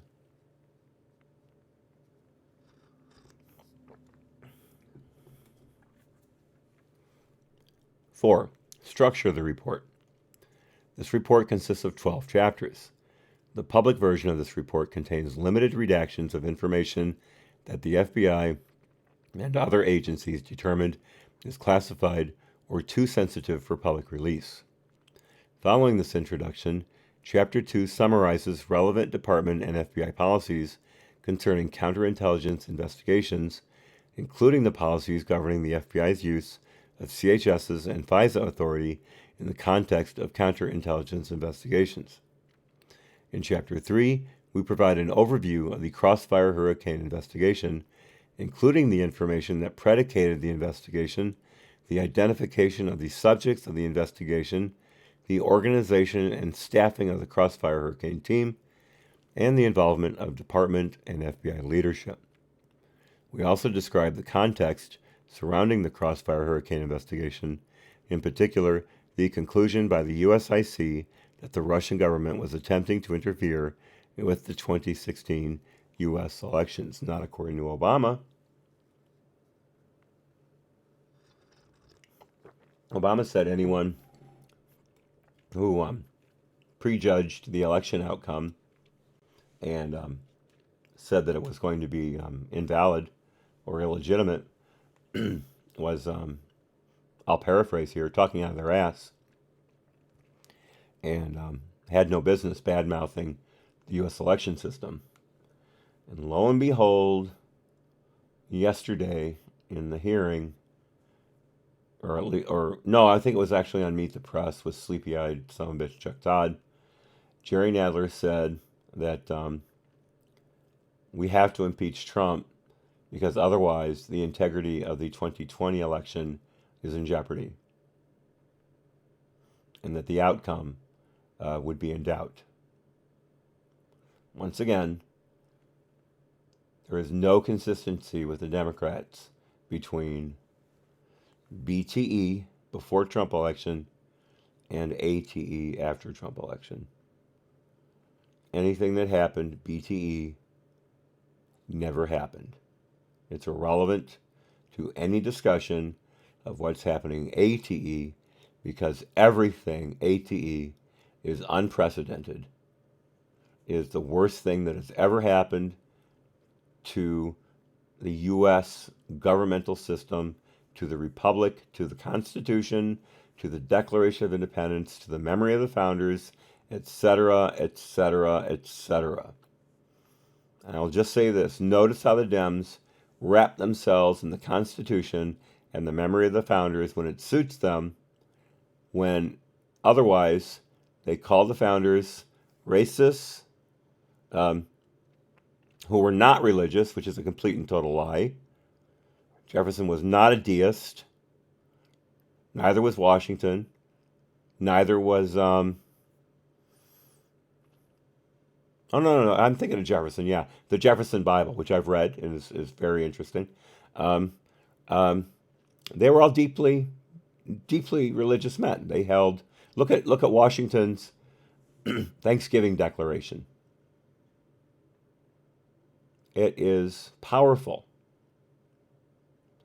But no, the founders were not religious. They were slaveholders. They were elitists, and we should be ashamed of everything they did because they built this country on slavery. And the Constitution, well, the First Amendment, throw that out. Hate speech. We need to cancel hate speech, and anyone who says it, like Ben Shapiro or Jordan Peterson. And what's the other thing? Oh yeah, the Second Amendment. Oh, that's got to go. Just look at Bloomberg. He basically wants to outlaw everything, including all semi-automatic firearms, all of them, which basically means you'll be left with lever action, bolt action, and if you're lucky, revolvers. If you're lucky, because you could claim that a revolver is semi-automatic too, because every time you pull the trigger, a bullet exits the barrel. You just have to load them more often. Although I have a .22 revolver that holds 10 shots.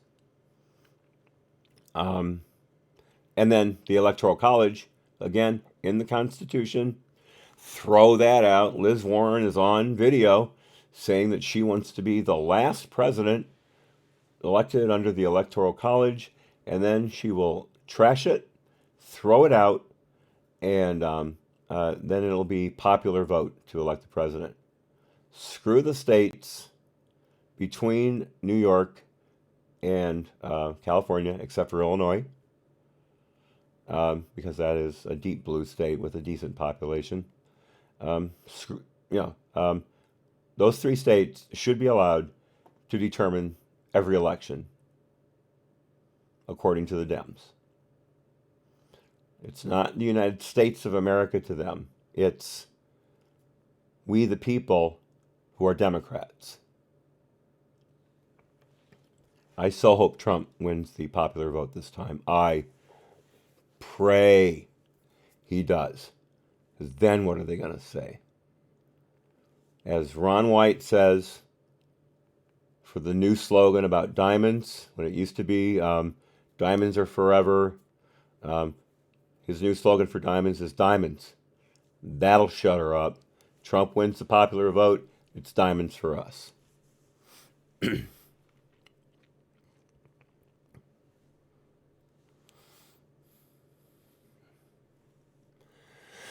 Okay. Man, that was a hell of a rant. I'm sorry, guys. We're at what, page 14? Yeah, we're on page 14. Damn, I'm really sorry. By the way, my back is feeling better. So, false alarm. Found if I hold my foot up on one of the legs of the chair, it takes the tension off. All right, so where were we? Structure of the report, 12 chapters. Let's see.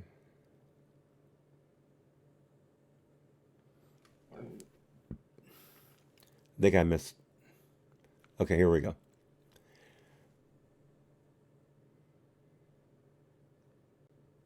We did not conclude the decision was based on improper considerations in the absence of documentary or testimonial evidence to the contrary. That's footnote 23 at the bottom of the page here. As part of the standard practice in our reviews, we provided a draft copy of this report to the department and the FBI to conduct a factual accuracy review.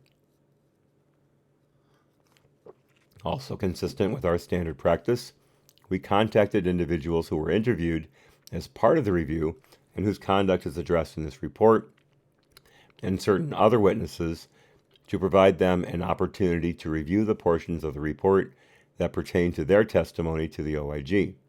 With limited exceptions, these witnesses availed themselves of this opportunity, and we provided those who did conduct such a review with the opportunity to provide oral or written comments directly to the OIG concerning the portions they reviewed, consistent with rules to protect classified information. So obviously, the OIG operates in a much more structured and fair method than the FBI could ever hope to.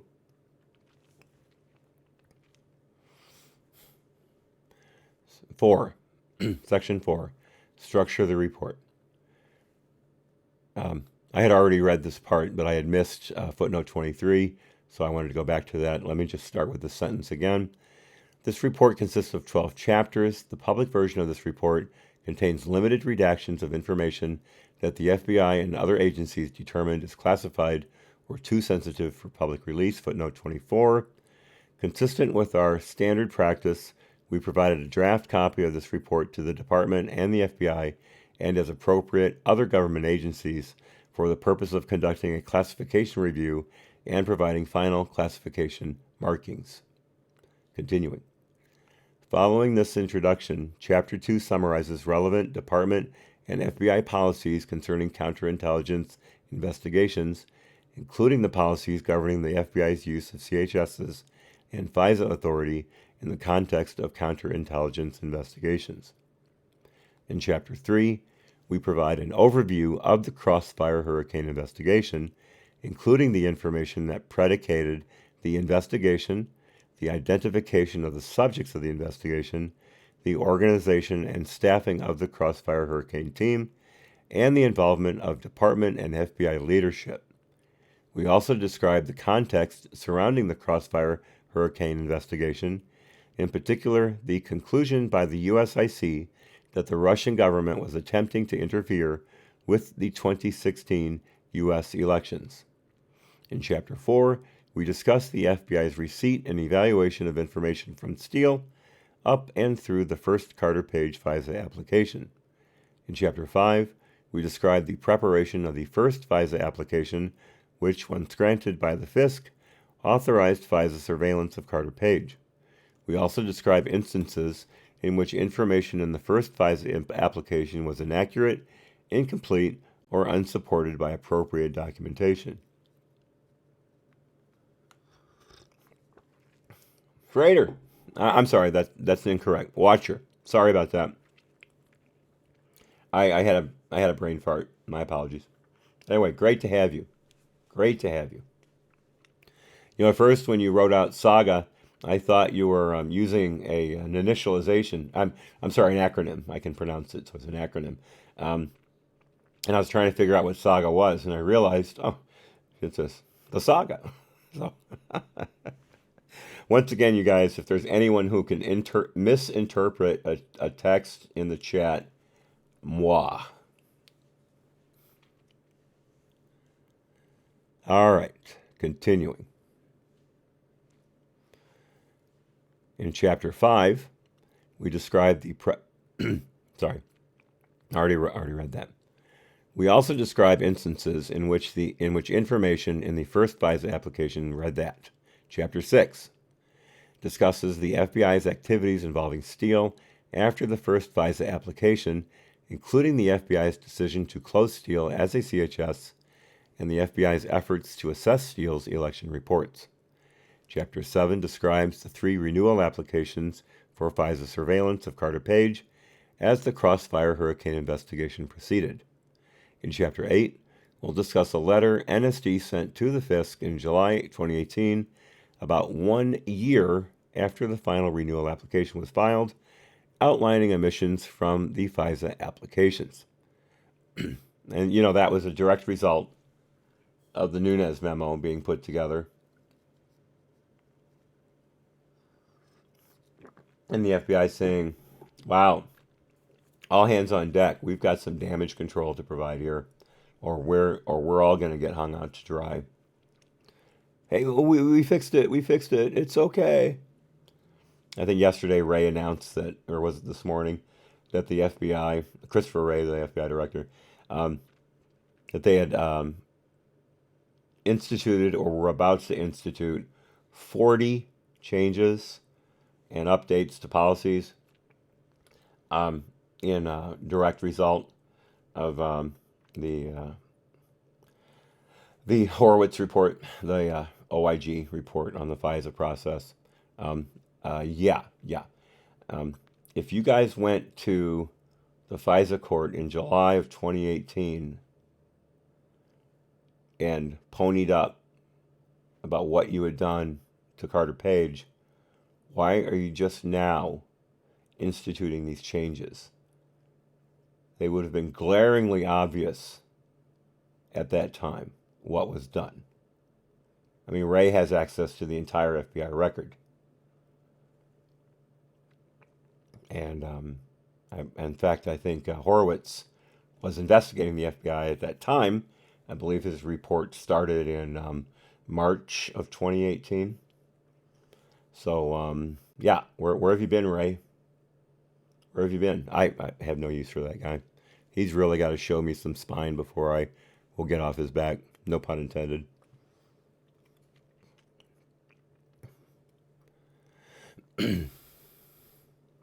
Let's see here. Just to redo this, about 1 year after the final renewal application was filed, outlining emissions from the FISA applications, we also described additional instances of inaccurate, incomplete, or undocumented information in the 3 FISA renewal applications that were not identified in NSD's letter. In Chapter 9, we discussed interactions between Orr and the Crossfire Hurricane team, Orr's communications with Steele and Simpson, both before and after the FBI closed Steele as a CHS, and Orr's interactions with the department attorneys regarding the Manafort criminal case. That was the thing we read earlier yesterday in the executive summary about the Millars investigation, where Weissman and what's his name,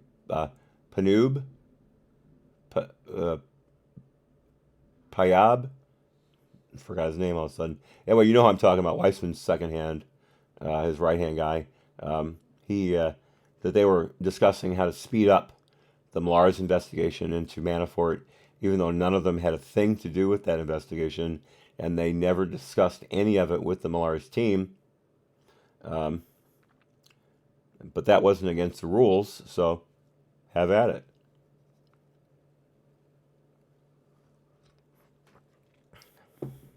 Nice to be able to have enough time on your hands to sit around and talk about what another department's doing, how you do it better, when in fact you could be out there filling in the holes in your FISA applications and stop totally trampling over the First and Fourth Amendment rights of an American citizen who's been a hero to the spy community for quite some time. But that's just me thinking out loud. What do I know?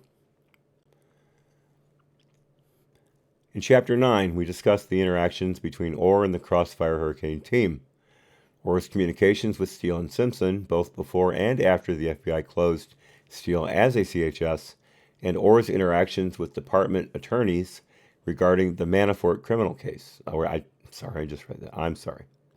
Chapter 10 discusses the FBI's use of CHSs other than Steele and its use of undercover employees, UCEs, as part of the Crossfire Hurricane investigation. We also described several individuals we identified who had either a connection to candidate Trump or a role in the Trump campaign and were also FBI CHSs, and provide the reasons such individuals were not tasked as part of the Crossfire Hurricane investigation. Yeah, I want to hear a lot about that. A lot. Finally, back to the text. We described the attendance of an SSA on the Crossfire Hurricane team at counterintelligence briefings given to the presidential candidates and certain campaign advisors. Definitely ring them out for that. Chapter 11 contains our analysis of the factual information presented in chapters 3 through 10. Chapter 12 provides our conclusions and our 9 recommendations. Only 9? Appendix 1 to this report contains a chart illustrating the results of our review of the FBI's compliance with the FISA quote-unquote Woods procedures that are described in Chapter 2. Appendix 2 is the FBI's official response to this report and the report's recommendations. Obviously, we'll have to skim Appendix 1 as it's a chart. I suppose we could give it a good look now that I think about it. I think that we really should read Appendix 2 as well, because that is we'll see what Christopher Wray says about all this. And again, there are recommendations subsequent to Chapter 12 that we're going to want to look at. SRS 4859, you're here. I'm sorry that your internet's screwing up. I wonder what's going on with MSN. That's let me see if I can get to it. Let's just take a quick check here. What do you think? MSN News? We'll try that.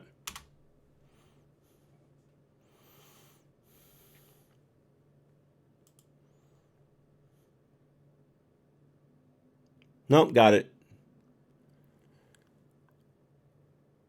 Oh, great. There's a active shooter in Jersey City with a wounded officer. Terrific. People.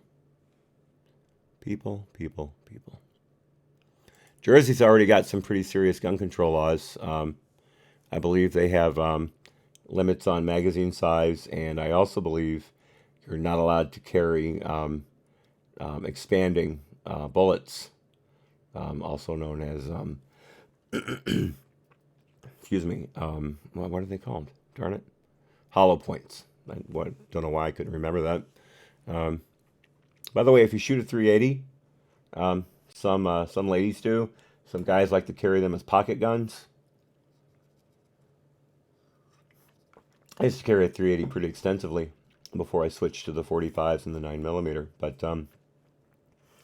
there is a school of thought that with the 380 you should not use hollow points, because the 380 is a rather slow round.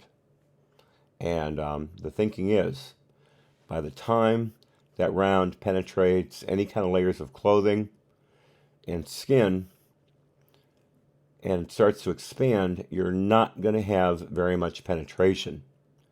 So you may make a hole, but it may only be an inch or two deep, meaning you're not striking any vital organs.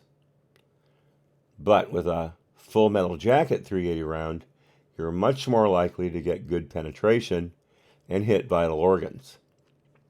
So you're trading expansion for penetration.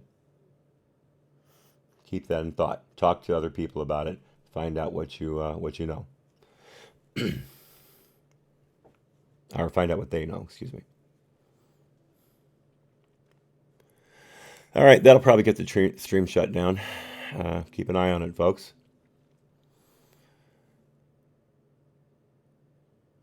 Let's see. So that's all of chapter 1. We made it. We got through chapter 1. Does anyone need a break? I'm okay. My voice is holding out. My throat's scratchy, but my vocal cords are fine. If you want, I can give you guys 10 minutes. But if y'all are cool, we'll just keep on going. It is 18 after 2 real time, 18 after 1 central time.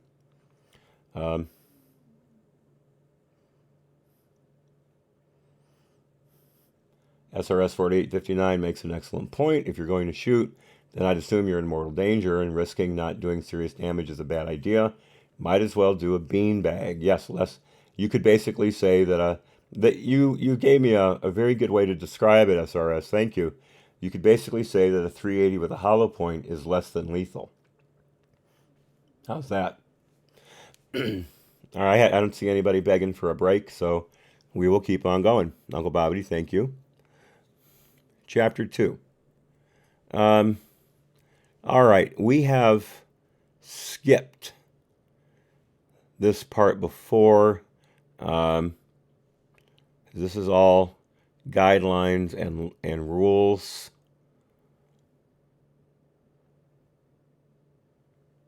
No, we should read this. It's pretty specific. We should read this. All right.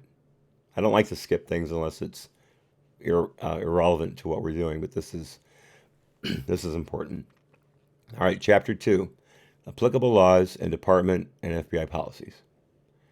In this chapter, we describe the standards set forth in the Attorney General's guidelines for domestic FBI operations, AG guidelines, and implemented through the FBI's Domestic Investigations and Operations Guide, DIOG, and the Counterintelligence Division, CD, Policy Directive and Policy Guide, CDPG, for the opening of predicated counterintelligence investigations. We then describe the FBI's process for opening and overseeing sensitive investigative matters, SIMs, such as those involving political candidates or officials. Next, we discuss relevant policies governing the use and handling of confidential human sources, CHS, focusing on the validation process, the use of subsources, and the continued receipt of intelligence from a closed CHS. We then summarize the legal standards for obtaining approval to conduct electronic surveillance and physical searches under the Foreign Intelligence Surveillance Act of 1978, FISA,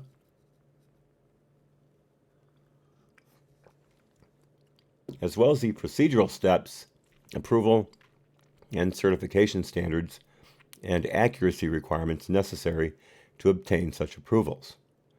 Because our review focuses on the process the FBI used to obtain authorization to conduct electronic surveillance and physical searches targeting Carter Page, the discussion of FISA in this chapter is limited to the provisions applicable to these authorities. We also describe government ethics regulations concerning conflicts of interests that apply to certain events discussed in Chapter 9. Finally,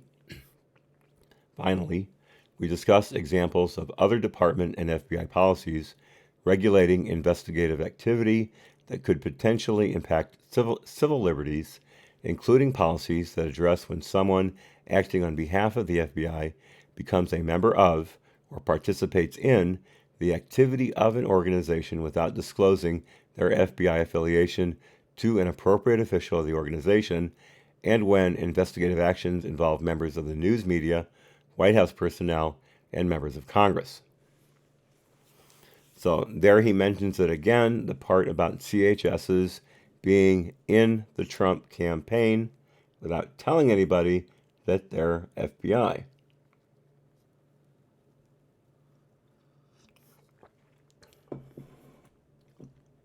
That has got to come up today in prime time. That has got to come up.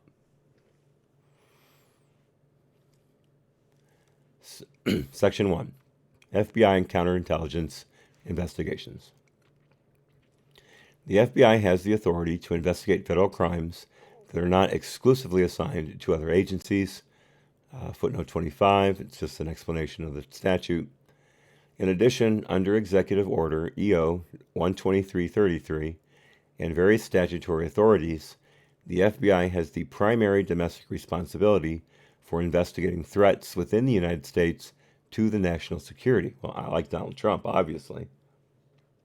Such threats are defined to include the following: international terrorism, espionage and other intelligence activities, sabotage, and assassination conducted by, for, or on behalf of foreign powers, organizations, or persons, foreign computer intrusion, and other matters determined by the Attorney General consistent with EO 12333 or any successor order. Real quickly, I don't remember if I mentioned this yesterday or not. If I did, I apologize. But that number just reminded me. How many of you were going crazy after we did the Solomon reading, the Solomon data reading, where we went in detail over the financial records of Devin Archer and Hunter Biden's company that were provided to a court in a separate case involving Devin Archer's, I think, ultimately conviction for a Ponzi scheme involving Native American securities. And we knew from the very beginning that Hunter was getting not $50,000 a month, but $83,333.33 every month and Devin Archer got his every so often as well. Plus bonuses from Burisma that were either explicitly listed or were hidden, but were fairly obvious where they came from. How many of you were going crazy when you heard time after time people on TV saying that Hunter was getting paid $50,000 a month when we proved otherwise through John Solomon's reporting? Reuters broke that figure about a month ago, at least a month after we did our reading, and hardly anyone picked up on it. If you noticed Chuck Todd getting pounded into the sand by by Ted Cruz Sunday. I keep doing that. I love both the guys. I've forgiven Cruz for not supporting Trump at the convention. He's done a great job since then, so bygones. But Ally McBeal reference for any of you.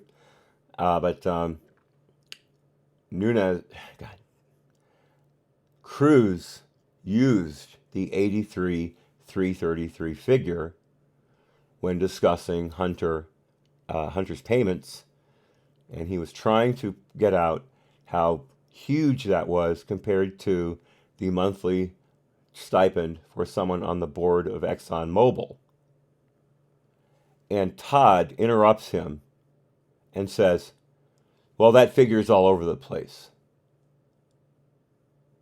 What the hell does that have to do with the fact that Biden was being paid for doing nothing? He had a no-show job that he was getting paid millions for. To try and stop someone's narrative just because they quoted the actual figure and you don't know enough to either agree with it, or you're so disingenuous and in the bag for the Democrats that you're using it as a stalling tactic to try and knock someone off their point, that either shows, and someone said this before, it either shows how stupid Chuck Todd is. So remember, he has no real journalism experience. He's a political hack, literally. He's either incredibly stupid and can't follow the news, or he's there to shut down the Republicans at every turn and not let them get their points across. I think it's both. That's just me. All right, that was a hell of a long rant that had nothing to do with this. Take a drink. Sorry, I need to refill this. That went fast. Thermos brand insulated container. Still one of the best out there. And a hell of a lot cheaper than a Yeti. There we go. I know they're not a sponsor.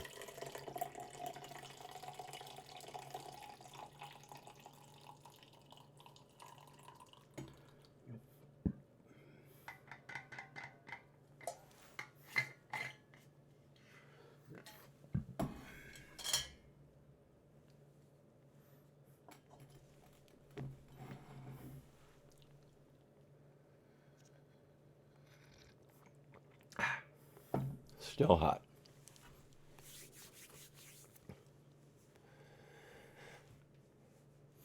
Continuing. Top of page 17. Beyond these investigative functions, the FBI also serves as a domestic intelligence agency and has the authority to collect and analyze foreign intelligence as a member of the U.S. intelligence community, USIC, footnote 26, and again, it's a reference to a statute or guidelines. Continuing. The standards that the FBI must follow when conducting investigative and intelligence gathering activities are set forth in the AG guidelines and implemented through the DIOG. The AG guidelines and the DIOG both require that FBI investigations be undertaken for an authorized purpose, that is, quote, to detect, obtain information about, or prevent or protect against federal crimes or threats to the national security, or to collect foreign intelligence, close quote. Now see that's your post 9/11 FBI. That's your Robert Mueller FBI, the intelligence gathering. They used to just be pretty much a straight up U.S. law enforcement agency. Crimes that were interstate crimes, bank robberies. Let's see, the Secret Service deals with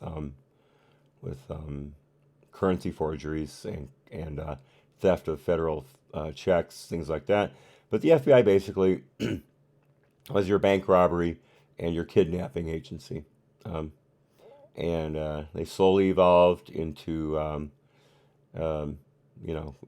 profiling serial killers. We know the John Douglas story very well. We've all seen Silence of the Lambs. The character played by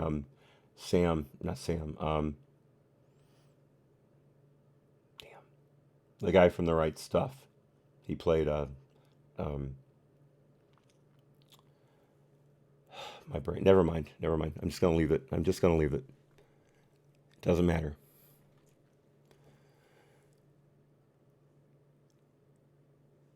Let's see. Continuing. The DIOG requires, there's footnote 27, same. It looks like all these footnotes are guideline references. We're not going to have to worry about them. Continuing. The DIOG requires that the authorized purpose, Al Shepard, he played Al Shepard in The Right Stuff. Anyway, his character in Silence of the Lambs was based on John Douglas.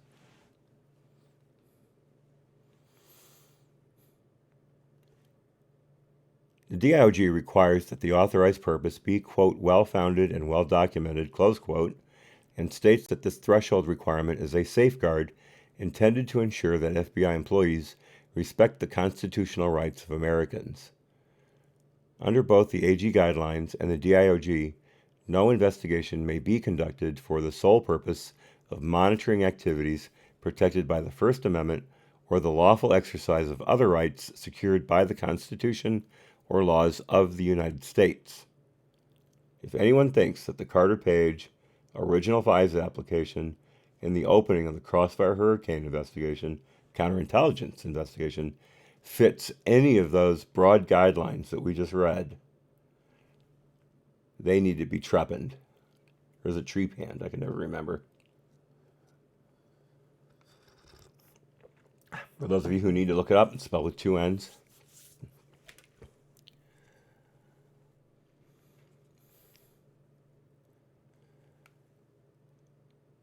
Under both the AG guidelines and the DIOG, I already read that, excuse me.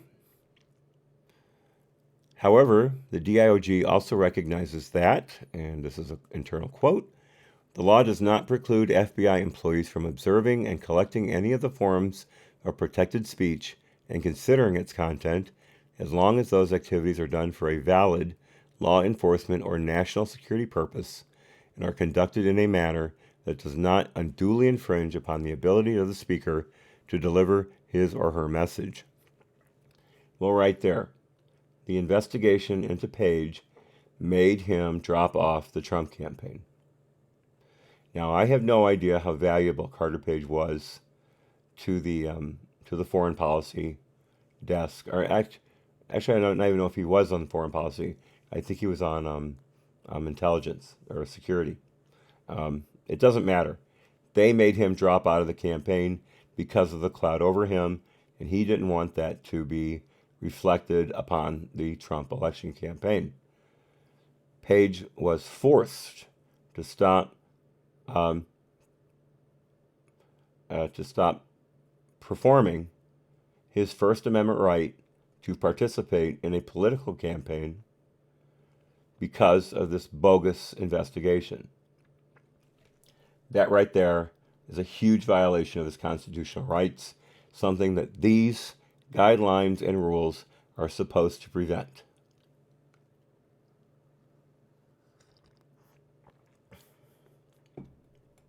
And Horowitz has the gall, the absolute gall, to say that the Crossfire Hurricane and the investigation of Carter Page were predicated properly.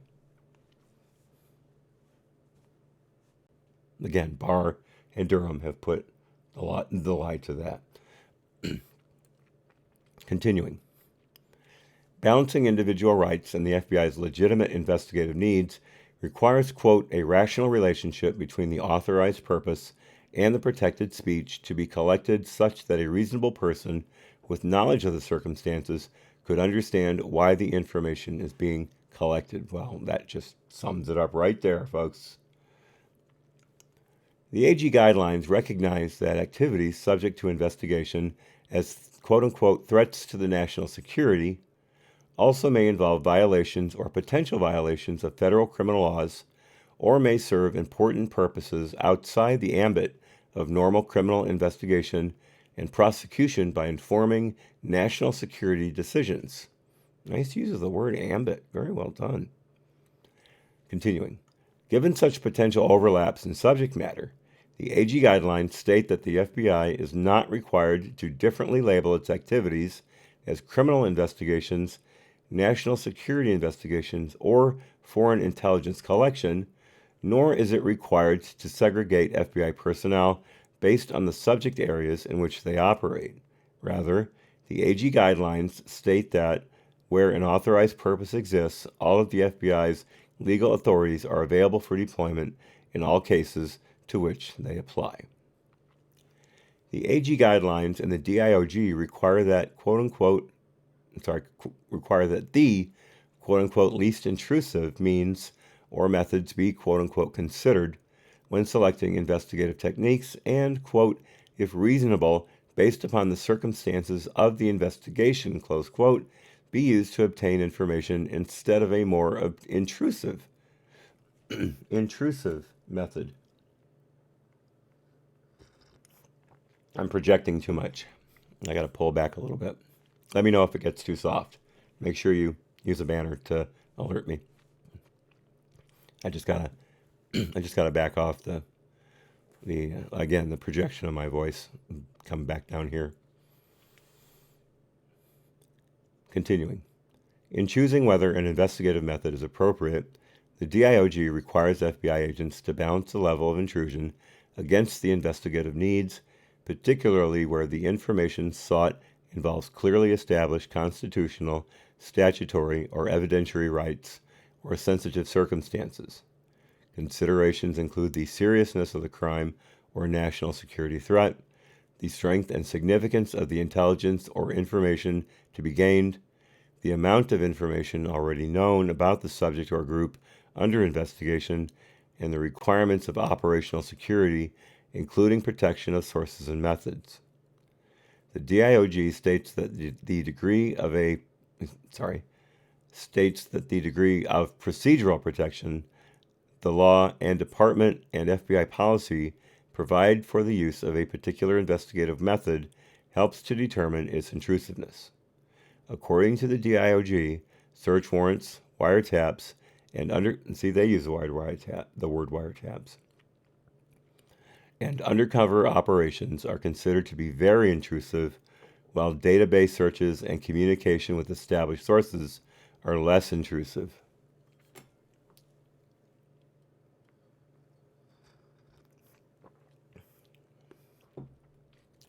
The least intrusive method principle reflects an attempt to balance the FBI's ability to effectively conduct investigations with the potential negative impact an investigation can have on the privacy and civil liberties of individuals encompassed within an investigation. However, the DIOG states that investigators, quote, must not hesitate to use any lawful method consistent with the AG guidelines when the degree of intrusiveness is warranted in light of the seriousness of the matter concerned, close quote. According to the DIOG, quote, in the final analysis, choosing the method that most appropriately balances the impact on privacy and civil liberties with operational needs is a matter of judgment based on training and experience, close quote. Where the authorized purpose involves a threat to national security, the AG guidelines will require the FBI to coordinate with other department components, specifically including the National Security Division, and to share information with other agencies with national security responsibilities, including other USIC agencies, the Department of Homeland Security, and the White House. Section 6D of the AG guidelines governs the FBI's responsibility to provide information concerning threats to the national security, to NSD, and to the White House.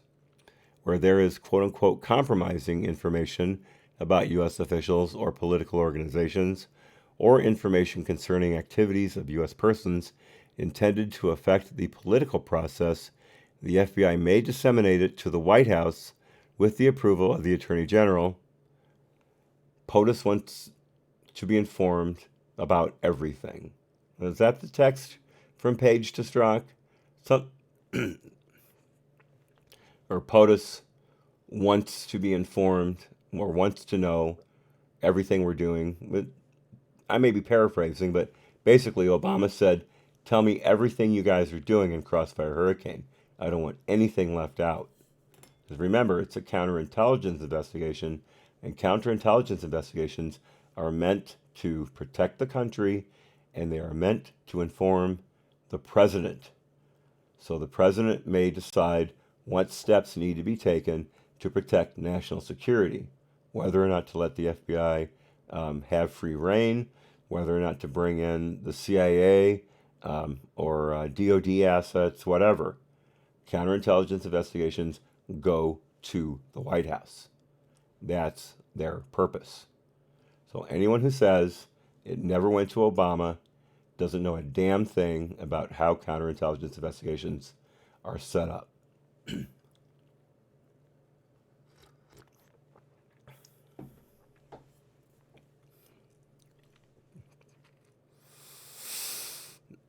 And to the White House, where there is compromising information about U.S. officials or political organizations, or information concerning activities of U.S. persons intended to affect the political process, I already read that, Attorney General, based on a determination that the dissemination is needed for foreign intelligence purposes, to protect against international terrorism or other threats to the national security, or for the conduct of foreign affairs. Section A, predicated investigations.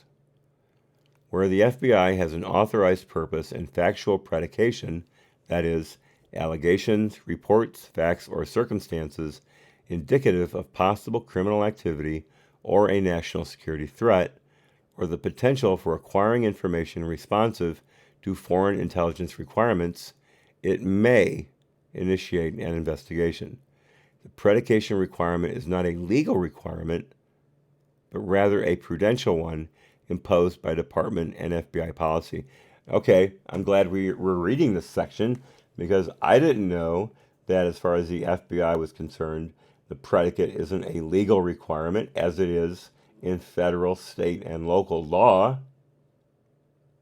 Once again, the FBI is basically being run by the ghost of J. Edgar Hoover and has little to no restrictions on their power to completely take away the constitutional rights of American citizens. This is pathetic, woeful. Continuing. Okay. I'm sorry, footnote 41 is actually something to read here. 41, for example, the Supreme Court has held that the Department and FBI can lawfully open a federal criminal grand jury investigation even in the absence of predication. See U.S. v. Morton Salt, to quote, a grand jury can investigate merely on suspicion that the law is being violated, or even just because it wants assurance that it is not. See also United States v. R. Enterprises. What the hell did Morton Salt do to require an FBI investigation with a grand jury.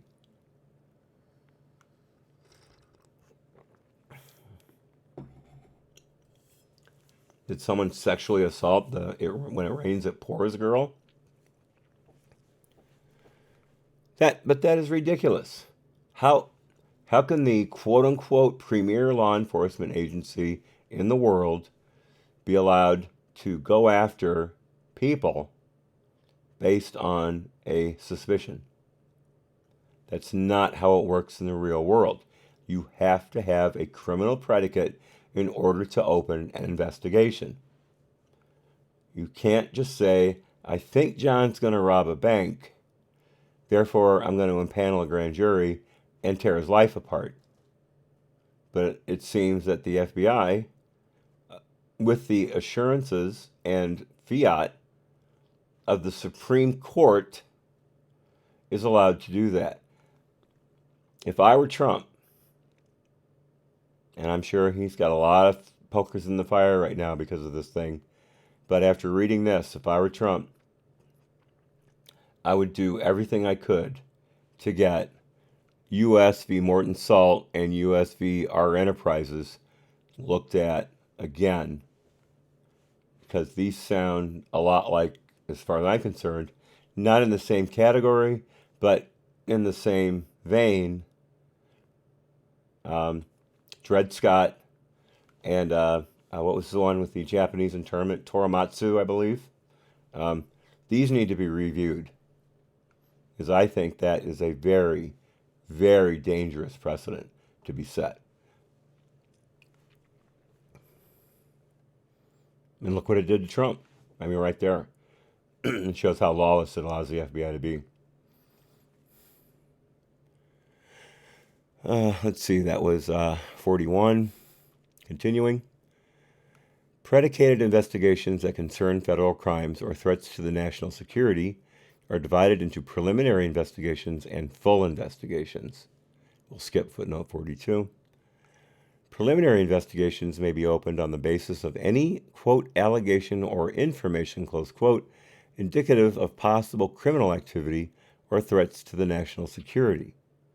Authorized investigative methods in preliminary investigations include all lawful methods, to include CHS and UCE operations, except mail opening, search warrants, electronic surveillance requiring a judicial order or warrant, that would be Title III or FISA, or requests under Title VII of FISA.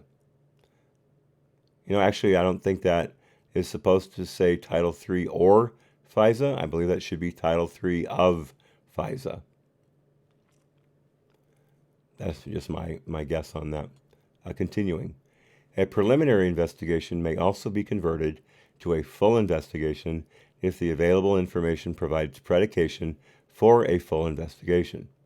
As described in more detail in Chapter 3, both Crossfire Hurricane and an earlier counterintelligence investigation on Carter Page were initiated as full investigations, and thus we focus on the requirements for this level of predicated investigation, footnote 44, here at the bottom of the page. In addition to predicated investigations, the AG guidelines and the DIOG also authorize the FBI to use relatively non-intrusive means to conduct assessments when it receives or obtains allegations or other information concerning crimes or threats to the national security. Continuing. Assessments require an authorized purpose, but no particular factual predication, and are the lowest level of investigation permitted under the AG guidelines and the DIOG. The investigations opened on Carter Page were not assessments. It just gets worse and worse. Ray! I read your book! Patton, George C. Scott. Rommel, you magnificent bastard! I read your book! Love that movie. I say that to Greg Jarrett every time he's on TV. I just use Greg Jarrett instead of Rommel. Can't help myself. Under Section 2B3 of the AG Guidelines and Section 7 of the DIOG, the FBI may open a full investigation if there is an quote-unquote articulable factual basis. Why was that so hard? That reasonably indicates one of the following circumstances exists. First, an activity constituting a federal crime or a threat to the national security has or may have occurred, is or may be occurring, or will or may occur, and the investigation may obtain information relating to the activity or the involvement or role of an individual, group, or organization in such activity. Again, this is pure J. Edgar Hoover stuff. Okay, next. An individual, group, organization, entity, information, property, or activity that activity is or may be a target of attack, victimization, acquisition, infiltration, or recruitment in connection with criminal activity in violation of federal law or a threat to the national security, and the investigation may obtain information that would help to protect against such activity or threat, or finally, the investigation may obtain foreign intelligence that is responsive to a requirement that the FBI collect positive foreign intelligence, i.e., information relating to the capabilities, intentions, or activities of foreign governments or elements thereof, foreign organizations, or foreign persons or international terrorists. Pretty broad. I'm not saying it's wrong. It does seem like there's some very definitive safeguards built into those, but I don't like how there's all these ands, ors. Seems like there's a lot of room for interpretation there. Continuing. The DIOG provides examples of information that is sufficient to initiate a full investigation, including corroborated information from an intelligence agency stating that an individual is a member of a terrorist group, or a threat to a specific individual or group made on a blog, combined with additional information connecting the blogger to a known terrorist group. 45 is a reference. Continuing. A full investigation may be opened if there is an quote-unquote articulable factual basis of possible criminal or national threat activity. When opening a full investigation, an FBI employee must certify that an authorized purpose and adequate predication exist, that the investigation is not based solely on the exercise of First Amendment rights or certain characteristics of the subject. Well, Carter is bald, so this could be, a baldism. Characteristics of the subject, such as race, religion, national origin, or ethnicity, and that the investigation is an appropriate use of personnel and financial resources. Where? Oh, Harley's dreaming.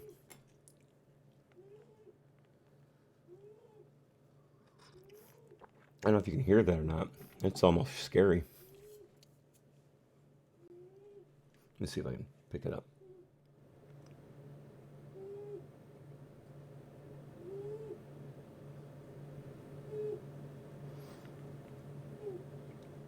Yeah, you should have been able to hear that. That's what I put up with all day. Let's see.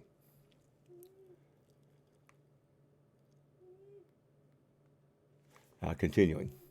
The factual predication must be documented in an electronic communication, EC, or other form, and the case initiation must be approved by the relevant FBI personnel, which in most instances can be a supervisory special agent, SSA, in a field office or at headquarters. As described in more detail below, if an investigation is designated as a sensitive investigative matter, we know that as a SIM, that designation must appear in the caption or heading of the opening EC, and special approval requirements apply. All lawful investigative methods may be used in a full investigation, including electronic surveillance and physical searches under FISA. However, as described above, the FBI must consider the least intrusive means or method to accomplish the operational objectives of the investigation. Section B, sensitive investigative matters, SIM, as we just said. The DIOG states that certain investigative matters, known as sensitive investigative matters or SIMs, should be brought to the attention of FBI management and department officials as described in further detail below because of the possibility of public notoriety and sensitivity. Yeah, it's so important that that be compartmentalized, that, a complete leak of the information about Carter Page's being investigated by the FBI, that would never happen. Now, never would there be any leaks about the activity of a SIM investigation from the FBI. Obviously, they were so tight-lipped about the Carter Page FISA thing that it was a complete secret to everyone.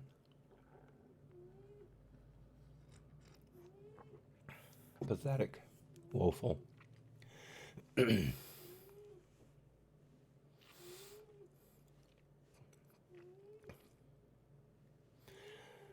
have to read this one aloud. D.I. Freighter Watcher says to Picasso Nose, LOL, we are here for the chat. Hat makes good white noise. White is in quotes. I take that as the ultimate compliment. I am delighted that y'all find this a safe space in order to communicate with each other, and that every now and then you may hear something that perks up your ears and gives you a bit of information you didn't have before.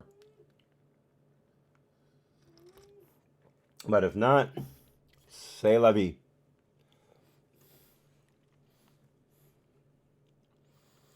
All right, where were we before I so rudely interrupted myself? Let's see, public notoriety and sensitivity. That's footnote 47, another reference. Section 10.121 of the DIOG in relevant part defines a SIM as an assessment or predicated investigation of the activities of a domestic public official or domestic political candidate involving corruption or a threat to the national security, or a domestic political organization or an individual prominent in such an organization. That doesn't sound too far removed from COINTELPRO at all. Continuing. The term, quote-unquote, domestic political candidate includes an individual who is seeking nomination or election to federal or other political office, while the term, quote-unquote, domestic political organization includes, in relevant part, a committee or group formed to elect an individual to public office. Under the DIOG, if an assessment or predicated investigation concerns a person prominent in a quote-unquote domestic political organization, but not the political organization itself, it nonetheless must be treated as a SIM. Section 10.1.3 of the DIOG states that the following factors are to be considered when deciding to open a SIM. First, the seriousness or severity of the violation or threat. Next, the significance of the information sought to the violation or threat. Next, the probability that the proposed course of action will be successful. Next, the risk of public exposure, and if there is such a risk, the adverse impact or the perception of the adverse impact on civil liberties and public confidence. And finally, the risk to the national security or the public welfare if the proposed course of action is not approved, i.e., the risk of doing nothing.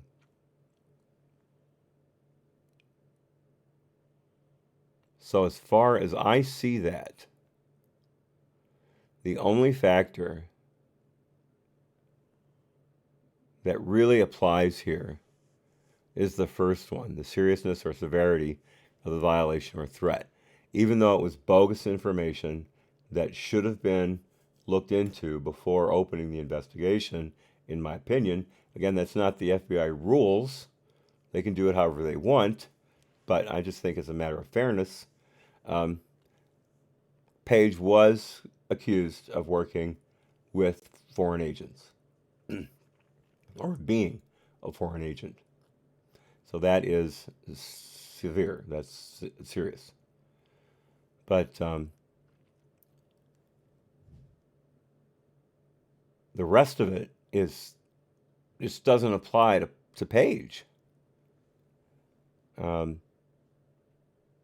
except in a very broad manner, which is what the FISA FISA warrants really were. They were just broad tools in order to tear Carter Page's life apart.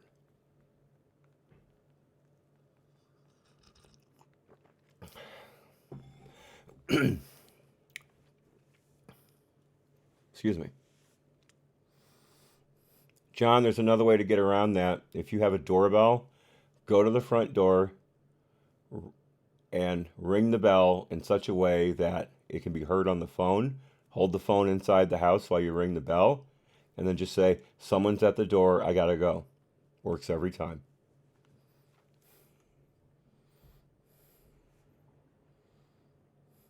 Not that I would ever do that to any of you guys. Oh, I just heard the bell. Kidding. So anyway, that's how I see this whole Section 10.1.3 of the DIOG. But then again, I am a biased reader. I do have my prejudices about this whole thing, so you have to take that into consideration when I say these things. Continuing, the DIOG cautions that when conducting a SIM, the FBI should take particular care to consider whether a planned course of action is the least intrusive method if reasonable, based upon the circumstances of the investigation. Footnote 49 is a reference. As noted above, when balancing the needs of the investigation and the intrusiveness of an investigative method, the FBI must consider the seriousness of the crime or national security threat, the strength and significance of the intelligence or information to be gained, the amount of information already known about the subject or group under investigation, and the requirements of operational security, including protection of sources and methods. So just look at this. I don't know if I can highlight this. Oh, good, I can. The amount of information already known about the subject or group under investigation. The CIA told the FBI that Page had worked for them. The FBI lied to Evans, I believe it, no, not Evans, someone else up in the chain, one of the lawyers overseeing the FISA process, and said that Carter Page's work with the CIA was out of scope and was no longer, basically it was too old to be useful as a excuse. I mean, as a mitigating factor.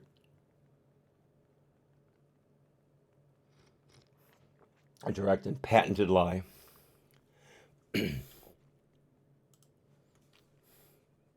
Continuing.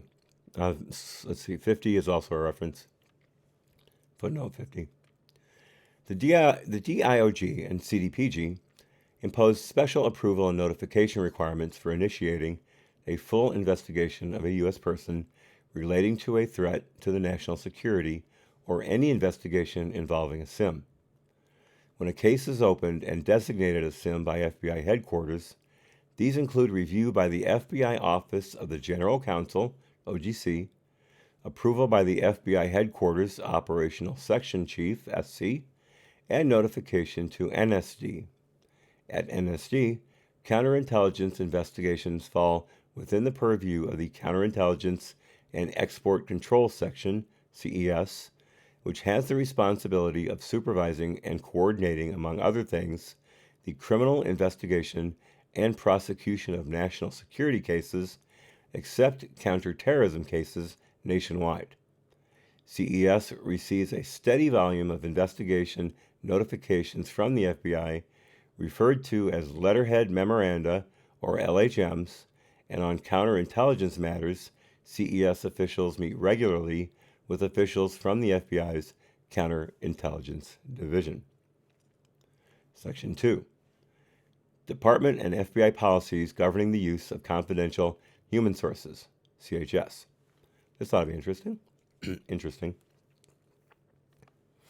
Did I miss a footnote? Nope, not yet. Let's see, there's 51. There it is. Okay. CHS plays a crucial role in the FBI's efforts to combat crime and protect national security. CHSs provide the FBI with information and insights about the inner workings of criminal, terrorist, and espionage networks that otherwise would be unavailable. The intelligence that CHSs generate has enabled the FBI to thwart terrorist plots, combat intelligence gathering by malign foreign actors, and collect critical evidence for criminal prosecutions.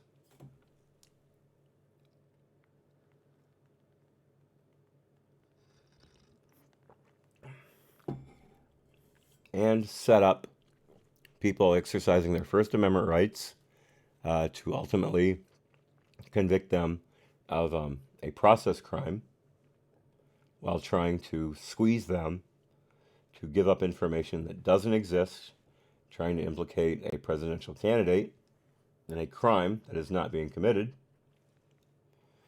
and have these people inside the campaign providing information to the FBI. I forgot to mention that, I guess. It's in there somewhere, I'm sure. Subsection A, risk management issues related to CHSs. The operation of CHSs carries numerous risks for both the CHSs and for law enforcement. Footnote 52, pretty big one. It's nothing but references, so we can skip it. CHSs oftentimes place themselves in significant danger because disclosure of their cooperation with the FBI can result in retaliation by the persons on whom they are reporting, including physical abuse and even death. Maintaining the confidential nature of the FBI's relationship with its human sources, consequently, is a priority for the FBI and the department. Without such secrecy, the safety of CHSs and the FBI's ability to recruit CHSs would be severely jeopardized. Law enforcement agencies, including the FBI, there goes my voice, excuse me.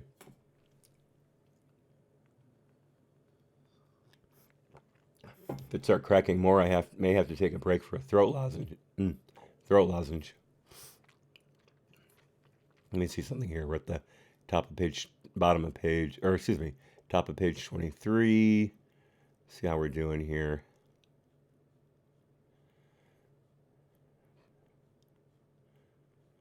Pretty long.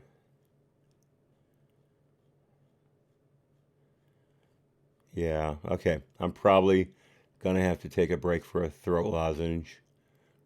Definitely before we finish this chapter or section, however you want to put it. All right, top of page 23. Here we go.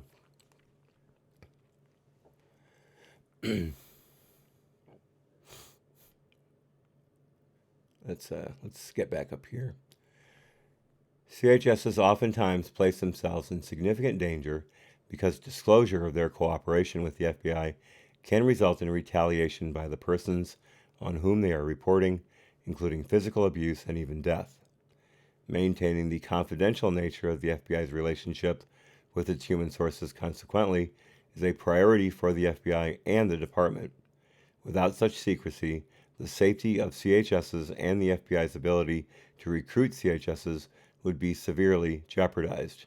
Yeah, George Papadopoulos is a huge threat to Misfoot and Halper. I mean, he could have just broken them in half. Right. Same with Page. Although Page has military training. So, and those guys weren't exactly the most buff individuals on the planet.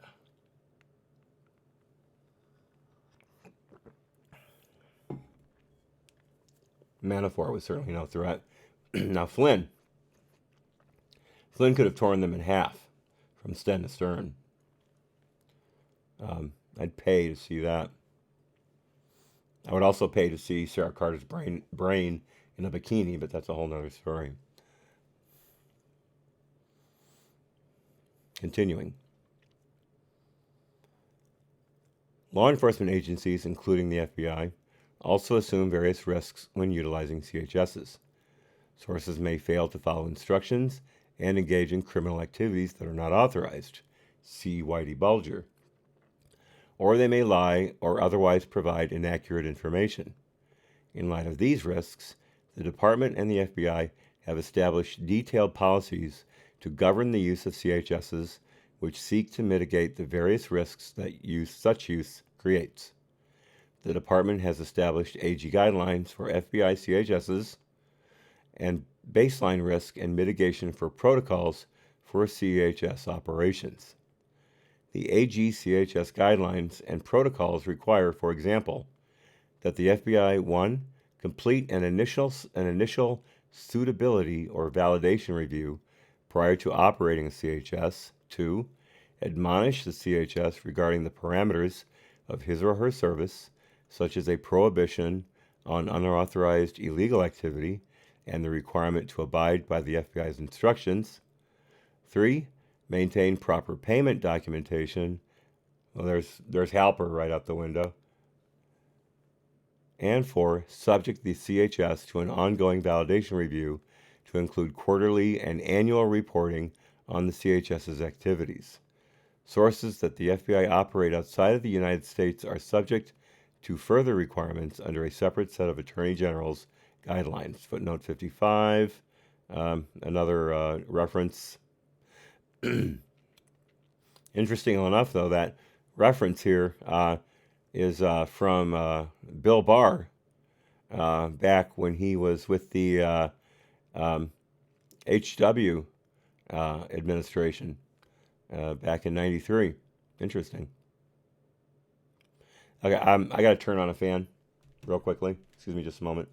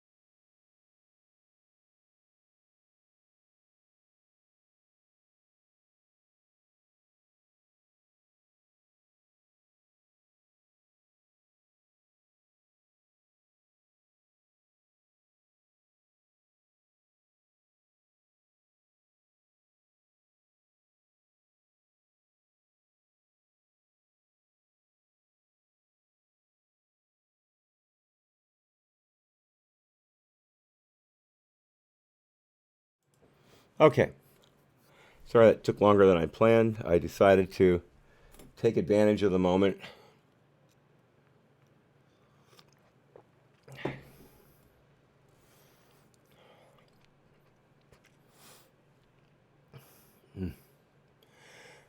Okay, let's see here.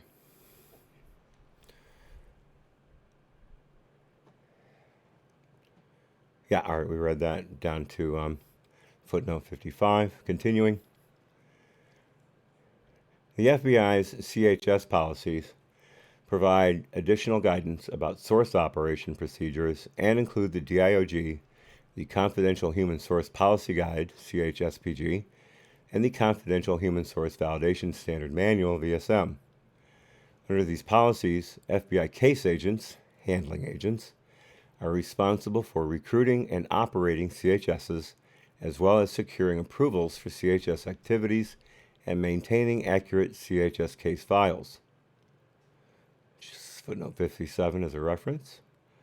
These policies expressly recognize that the quote, FBI must, to the extent practicable, ensure that the information collected from every CHS is accurate and current and not given to the FBI in an effort to distract, mislead, or misdirect FBI organizational or governmental efforts.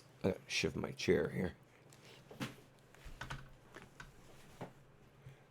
Yeah.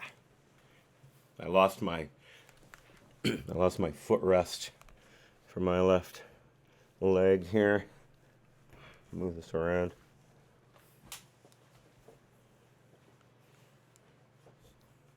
There we go. Sorry about that. Continuing. Let's see, footnote 58 is a reference. And there's also two huge redactions for footnotes 51 and 63. So we can certainly not have to worry about those. Continuing.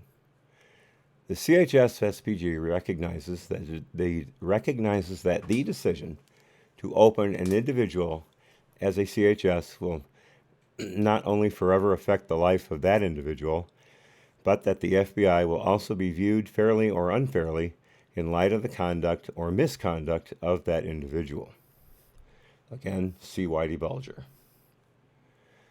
Accordingly, the CHSPG identifies criteria that handling agents must consider when assessing the risks associated with the potential CHS, redacted, I'm sure for sources and methods.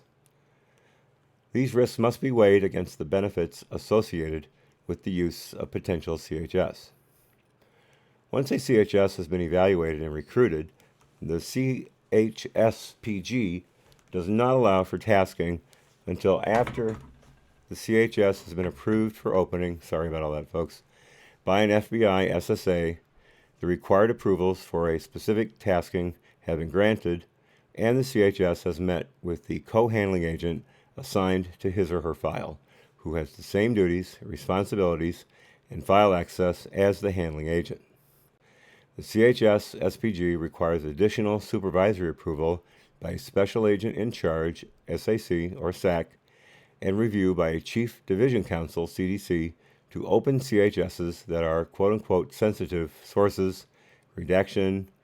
Before a CHS may be tasked, the CHS must also be admonished by the handling agent regarding the nature and parameters of the CHS's relationship with the FBI, footnote 64, a reference.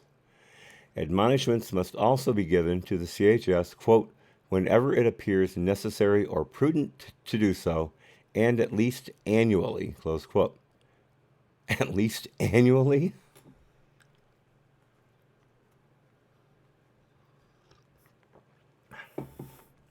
Sounds like being a handler can be a pretty easy job. I wonder how many you're allowed to run at one time, if there's a limit. That'd be nice to know. Like I say, we could all get jobs as handlers and only have to do it once a year. Just like being woods procedures supervisors. That seems to be a wide open field.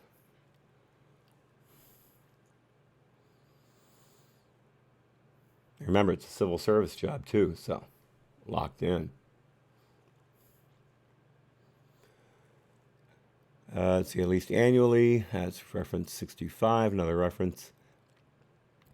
The CHSPG contains a list of required admonishments, which include that the CHS's assistance to the FBI is voluntary, that the CHS must abide by the admonishments of the FBI, and must not take any independent actions on behalf of the U.S. government, and that the CHS must provide truthful information to the FBI.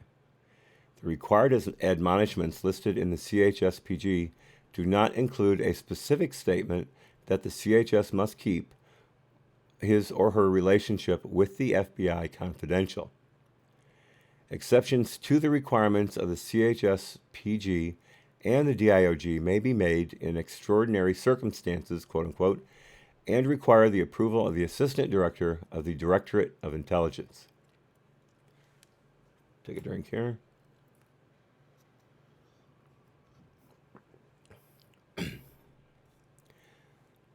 Subsection B, documenting CHS activities.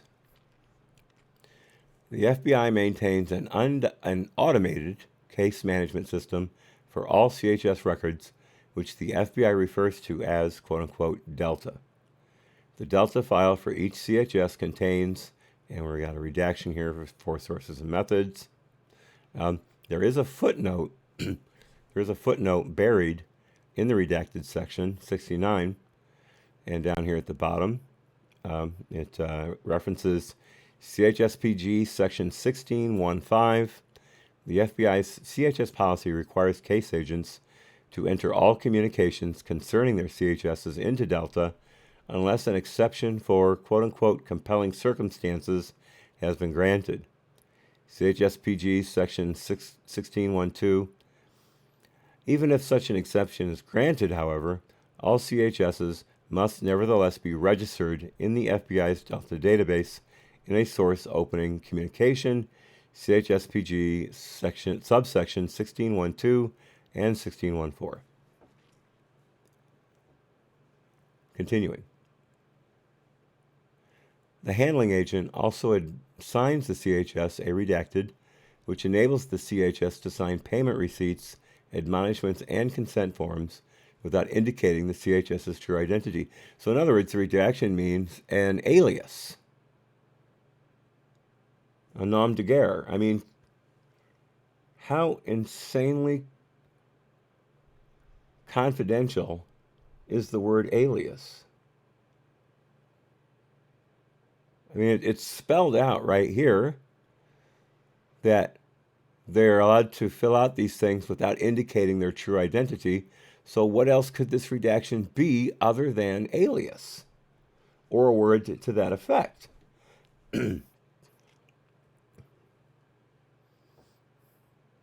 Yeah, Laura, you're right. Ray is suing.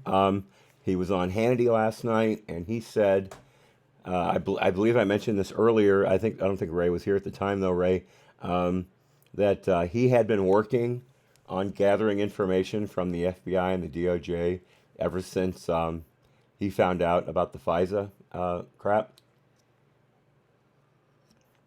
And Comey refused to talk to him about how he was innocent and could prove it, and just kept authorizing, I think, one or two FISAs before they finally quit. And he said now, and I quote, "There is a team of lawyers." That's a direct quote. A team of lawyers working on this. He did not indicate how long it would be before he filed. It is my opinion he will wait until the Durham report. But obviously, with the damning information in the Horowitz report that we're looking at right now, I don't think he needs to wait. In fact, if anything, he would be doing Durham a favor by suing right now, because it would pull these people into court and it would give Durham an advantage to leverage them as they're looking down the barrel of, if not jail time, at least significant civil liabilities. So we'll have to see. But as Laura says, he is suing, definitely. He is suing. He's just been biding his time until he was vindicated by the report. Okay. The FBI permanently retains its CHS files as directed by the National Archives and Records Administration, otherwise known as NARA. All of these acronyms and initializations, that pistol course, the instructor course that I took back in October, the one that put me in the hospital, put me in a wheelchair, they did not allow you to use acronyms to describe various portions of the course. For instance, what was the one position? Oh gosh, I haven't had to teach it, and I haven't been able to study, so I can't remember right now. It's the initial firing position. I believe that's it actually. The initial firing position, where you're crouched, your shoulders are forward, so you've got your weight over the balls of your feet. You've got your arms outstretched. Your chin is between your upper arms. Your eyes are aligned with the sights. Actually, your sights are aligned with your eyes. You don't bring your eyes down, you bring the sights up. So I said that backwards initially. But that, you can't, let's say it is the initial firing position, you could not call it the IFP. You had to say initial firing position. They would not allow you to use any acronyms. And some of the pieces in the course screamed to be used as acronyms. But they were dead set against it.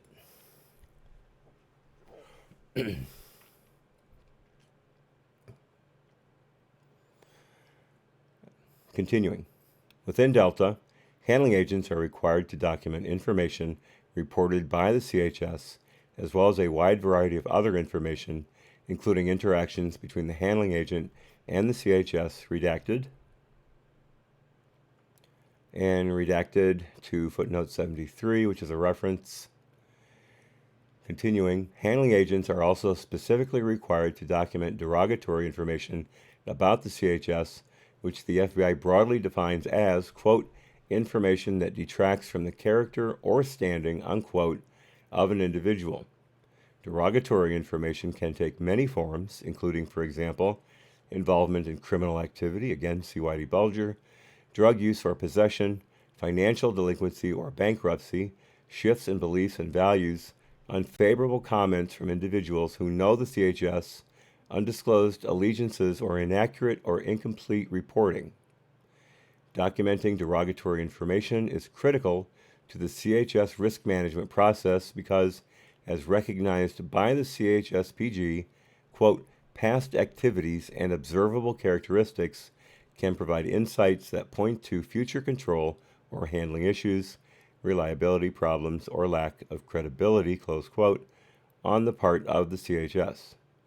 The OIG has previously recommended that the FBI create a subsection within each CHS Delta file that contains, in a single location, all of the information concerning the reliability of the CHS, including any red flags, derogatory reporting, anomalies, or other counterintelligence concerns. The FBI has not implemented this recommendation. Footnote 76, it's a reference. Continuing. I wonder if Ray's put it in now. Now that his feet are being held to the fire and the FBI is crumbling around his head. Continuing. The CHSPG prohibits FBI personnel from disclosing investigative information to a CHS, including, quote, the identity of actual or potential subjects, close quote, of an investigation, quote, other than what is strictly necessary for operational reasons, close quote. If an agent believes that the disclosure of classified information to a source is necessary, the agent is required to obtain authorization from an FBI assistant director before disclosing the classified information. Subsection C. Validation process for CHSs. Validation is the process used by the FBI to measure the value and mitigate the risks associated with the operation of CHSs. by design. Footnote 70 is a reference. By design, the validation process. Footnote 79 is buried in the redaction. That's also a reference. Continuing to page 27, more redactions all the way to footnote 80, which is a reference. Continuing, each year the handling agent must complete a field office annual source report, FOASR, there's no way I can pronounce that, FOSR, FASR. It's footnote 81, another reference. FOSRs must be maintained in the CHS's Delta validation subfile, where they are reviewed and approved by the SSA and an Assistant Special Agent in Charge, ASAC, then submitted to the FBI Headquarters Validation Management Unit, VMU, which assesses each CHS for continued operation. Footnote 82, reference. And we remember VMU from yesterday's executive summary, where it provided a particular service that would have pointed the way to no longer running the FISA against Carter Page, if I'm not mistaken, and they never disclosed it to anyone. They just kept it internal.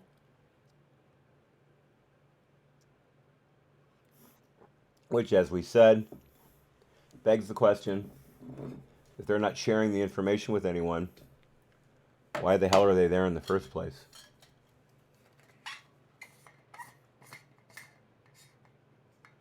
What use is an assessment group that doesn't share the assessments?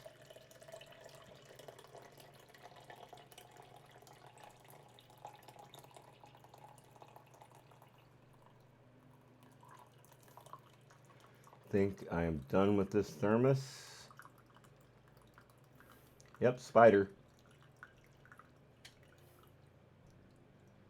There we are. We are finished with that.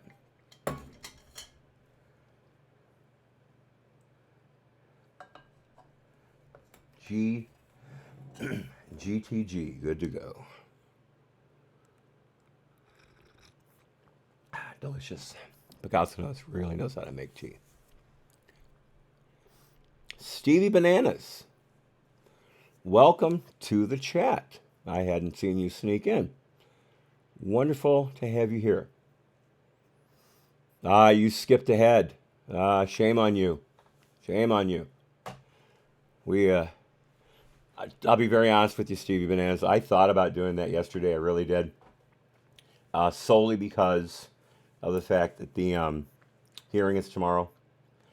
And I would have hated to have been unprepared for the majority of the hearing by only having a smattering of the knowledge that this report provides. However, the executive summary was quite complete. I think we learned a great deal about what's going on in this report. So I feel we've got a good undergirding of knowledge to go in tomorrow morning and be able to follow along quite honorably and intellectually. By the way, in case you haven't heard Stevie Bananas, we will be covering the hearing tomorrow morning, gavel to gavel. I have never covered a live hearing before. I've usually only done things after the fact, after they're recorded. So I'm not sure how good I'll be at it, but we'll all be here, and it'll be a great time. So set your alarm. I believe it's going to start 9 a.m. Real time, 8 a.m. Central, and enjoy. Prepare to enjoy yourself. As Ray says, all the Mad Hatters are in the house. And Ray, once again, thank you so much for that very kind note. What was that, 2 weeks ago, last week? That was very much appreciated. And I am always in your debt. So thank you so much. That was it was very nice to receive. Thank you. You are right, Stevie Bananas. Practice does make perfect. We will see. We will see. Continuing. SSAs are responsible for daily oversight of CHSs operated by handling agents on the SSA squad. SSAs review all communications regarding those CHSs and perform required reviews of documentation collected in each CHS's Delta file. Footnote 83 is a reference. Every 90 days, the SSA must also complete a quarterly Supervisory Source Report, QSSR, for each CHS operated by a handling agent under that SSA's supervisory authority. Footnote 84 is a reference.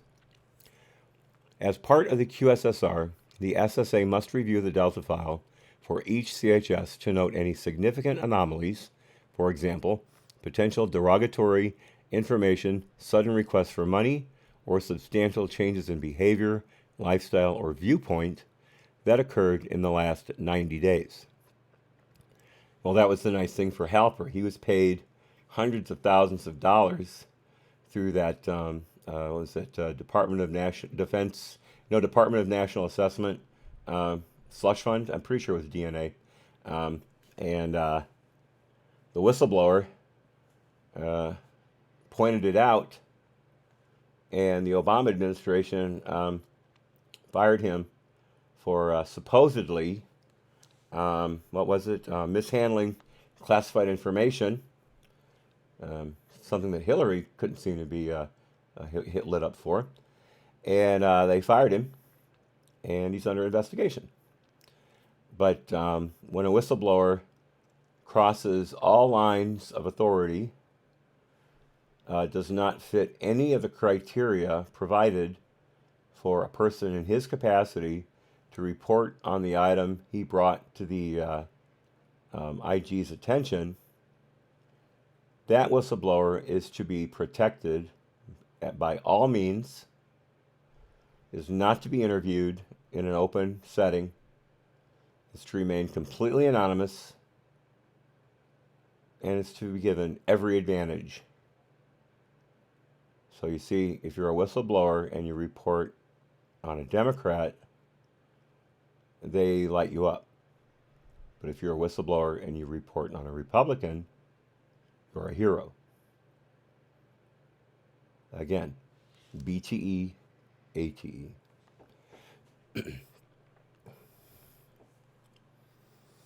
Continuing. VMU independently conducts human source validation reviews, HSVRs, which are separate evaluations of the CHS that are completed, among other reasons, because an FBI field office or operational division has requested enhanced review. Footnote 86 is a reference, as are all the others on this page. These HSVRs include independent review and analysis of the redacted, appropriate traces to redacted, criminal activities or interactions with other intelligence services, terrorist groups, or criminal organizations. Redacted, footnote 89 is buried in there, a reference, and redacted, footnote 90 the same. In the validation context, the term quote-unquote corroborated has a specific meaning. Did I say that right, Picasso knows? Did I say corroborated and not corroborated? Condescension. Old joke. If you watch my old videos, you'll get it. Otherwise, it doesn't matter. Corroborated has a specific meaning that an independent source, for example, redacted, has provided the FBI with the same information redacted. Footnote 91, a reference. The FBI's validation process also addresses the use of subsources by CHS. Footnote 92, same. For example, the VSM requires the FOSR to assess the CHS's access to information redacted. Footnote 93, buried, same. If the latter, the FOSR should all redacted. Footnote 94, same. Closure and reopening of CHSs. All of the footnotes in this page are references, so I'll stop counting them down. Closing a CHS requires documentation of the reason for the closure, which must be included in the CHS's Delta file. A CHS may be closed for general reasons or for cause. General reasons include considerations such as a lack of productivity, poor health, or transfer of the handling agent. However, a CHS must be closed for cause, quote, if there is grievous action taken by the CHS or a discovery of previously unknown facts or circumstances that make the individual unsuitable for use as a CHS, close quote. Reasons that justify closing a CHS for cause include commission of unauthorized illegal activity, see Whitey Bulger, unwillingness to follow instructions, same, unreliability, or serious control problems, same. And all the footnotes on this page are references to, so we don't need to bother with them. The handling agent must advise the CHS that he or she has been closed and document such notification in the CHS's validation subfile, including a statement as to whether the CHS acknowledged or refused to acknowledge the closure.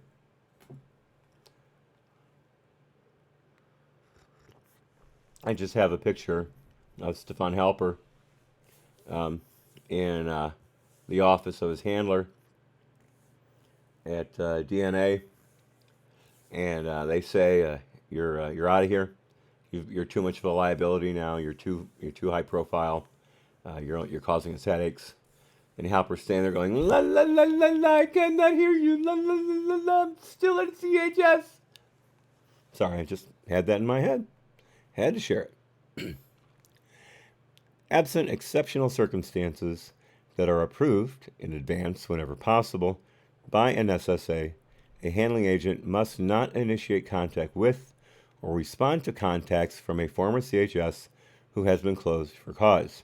See Bruce Orr channeling Christopher Steele. This will get interesting later. Where there is contact with a CHS following closure, whether or not for cause, new information, quote, may be documented, unquote, to a closed CHS file. However, the CHSPG requires reopening of the CHS if the relationship between the FBI and the CHS is expected to continue beyond the initial contact or debriefing. Okay, so here we go with Bruce Orr and the FBI and Christopher Steele. They obviously broke this rule from the CHSPG about reopening the source if you're going to see them more than once. They did not reopen Steele because, again, he was seen as a liability, especially once they realized that they weren't able to verify any of the Steele dossier, the election reporting, as Horowitz puts it. And he couldn't do it either, even with a $50,000 bonus being dangled in front of him. But they still wanted his junk to help them continue to spy on Carter Page and hopefully, I'm sure, open other FISAs, if at all possible. That's why they kept seeing him through Bruce Orr. So they were having it both ways, and they got caught. Again, folks, if Hillary had been elected, and we can all do a collective shudder now at the thought, none of this would be known. It would have been leaked to the press, and even if it had been, the press would have covered it up or minimized it to the point where no one would have cared. The FBI and the DOJ would have become even more politicized and weaponized than they had under Obama. Our constitutional rights would be not only at risk, but most likely violated every day. And remember, if Hillary can decide to completely subvert the Federal Records Retention Act by creating her own server to conduct State Department policy, and also her pay-for-play system set up through the crooked Clinton Foundation. If she'll do that as Secretary of State, imagine what she would do with the full power of Article 2 behind her.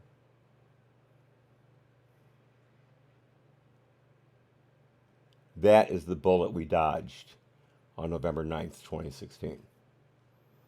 And that is not brought up often enough. Continuing. A request to reopen a CHS that has previously been closed for cause requires high levels of supervisory approval. Redacted. Been closed. A CHS who has been closed for cause. Redacted. Subsection E. Use of CHSs in sensitive monitoring circumstances. The CHSP, quote, emphasizes the importance of oversight and self-regulation to ensure that CHS program activities are conducted within constitutional and statutory parameters and that civil liberties and privacy are protected, close quote. To protect such rights, the FBI must meet additional requirements for use of CHSs in what the AG guidelines and the DIOG define as sensitive monitoring circumstances.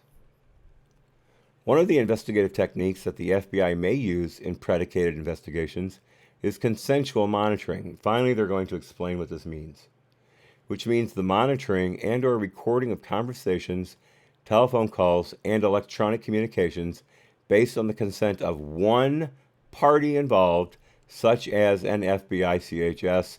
This is what we thought yesterday. We didn't have confirmation, but it was the only line of reasoning that made sense.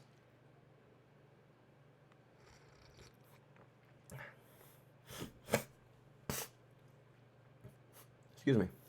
And once again, shows the ability of the federal government to overreach.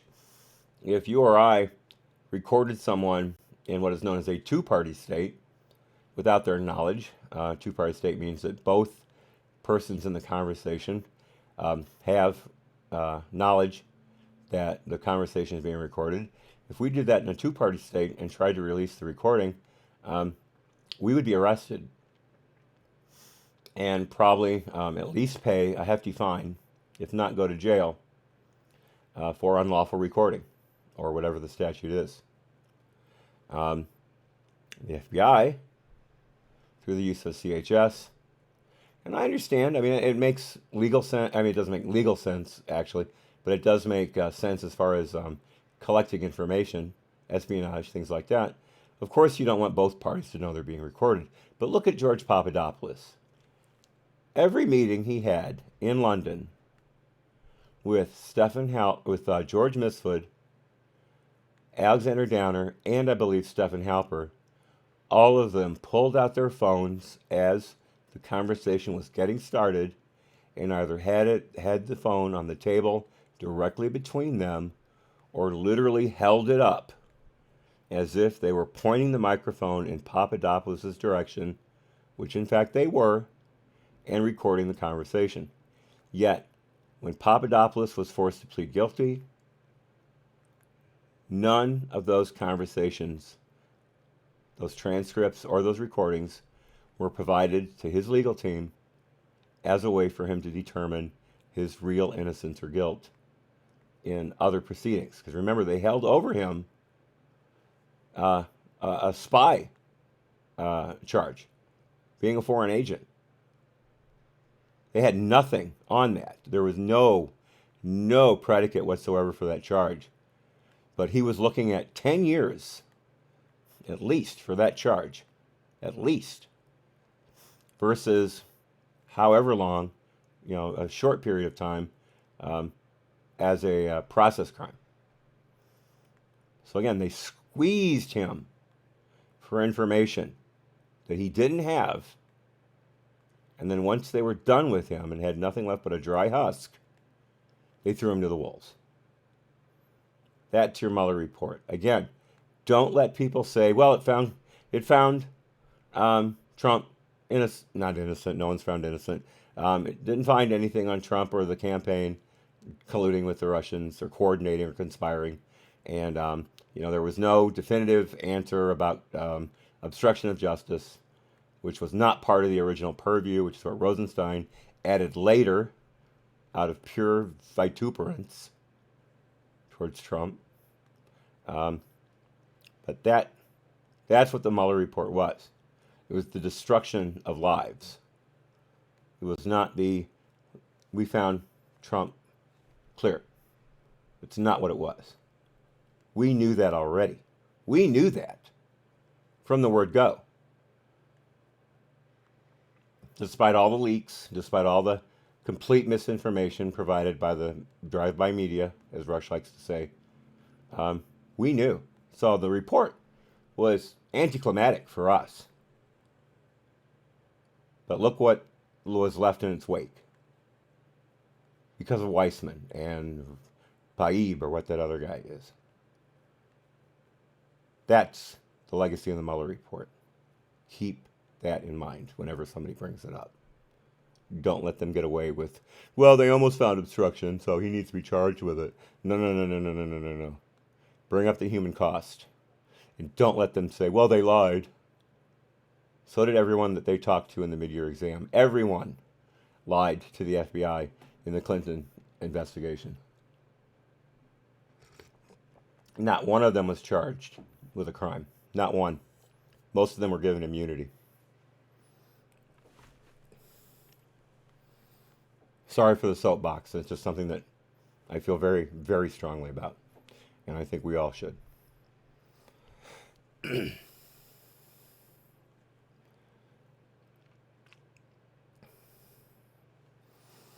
Let's just start back subsection E here. Use of CHSs in sensitive. Oh, I'm sorry. We've read all this. Consensual recording. Telephone calls and electronic communications based on the consent of one party involved, such as an FBI CHS.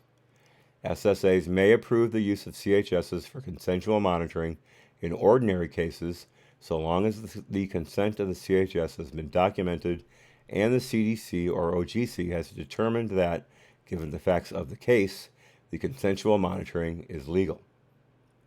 For investigations concerning threats to national security, the FBI is required to obtain approval from the department for consensual monitoring in a, quote, sensitive monitoring circumstance, close quote. A sensitive monitoring circumstance, as defined by the AG guidelines and the DIOG, is not the same as a, quote, sensitive investigative matter, close quote, or SIM. As described in Section 1B of this chapter, DIOG Section 10.1.2 defines a SIM to include predicated investigations of the activities of a domestic public official or public candidate involving corruption or a threat to the national security, or a domestic political organization or an individual prominent in such an organization. And all the footnotes are references on this page too. In contrast, a, quote, sensitive monitoring circumstance, close quote, is defined more narrowly. As it pertains to this report, a sensitive monitoring circumstance arises only when the FBI seeks to record communications of officials who have already been elected or appointed, such as members of Congress, federal judges, or high-ranking members of the executive branch. The AG guidelines and the DIOG do not mandate prior notice to or approval by the department before the FBI conducts consensual monitoring of candidates for political office or prominent officials in domestic political organizations, including the most senior officials in a national presidential campaign. You've got to be kidding me. I believe this was brought up yesterday in the executive summary. How can you possibly dive into a campaign absolutely covered by the First Amendment and monitor and record through CHSs people involved in the campaign, including the candidate themselves,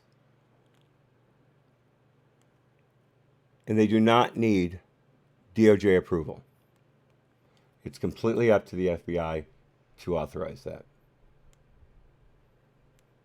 Now again, when this first happened, when the first CHSs were released under the Trump campaign, this was all done under the Comey FBI, which was completely weaponized by Obama, so there was no regard for anything. It didn't matter. Even if the DOJ had been required to be involved. You had Loretta Lynch up there who didn't give a damn about the law, and would have allowed it to happen with no regard for morality whatsoever.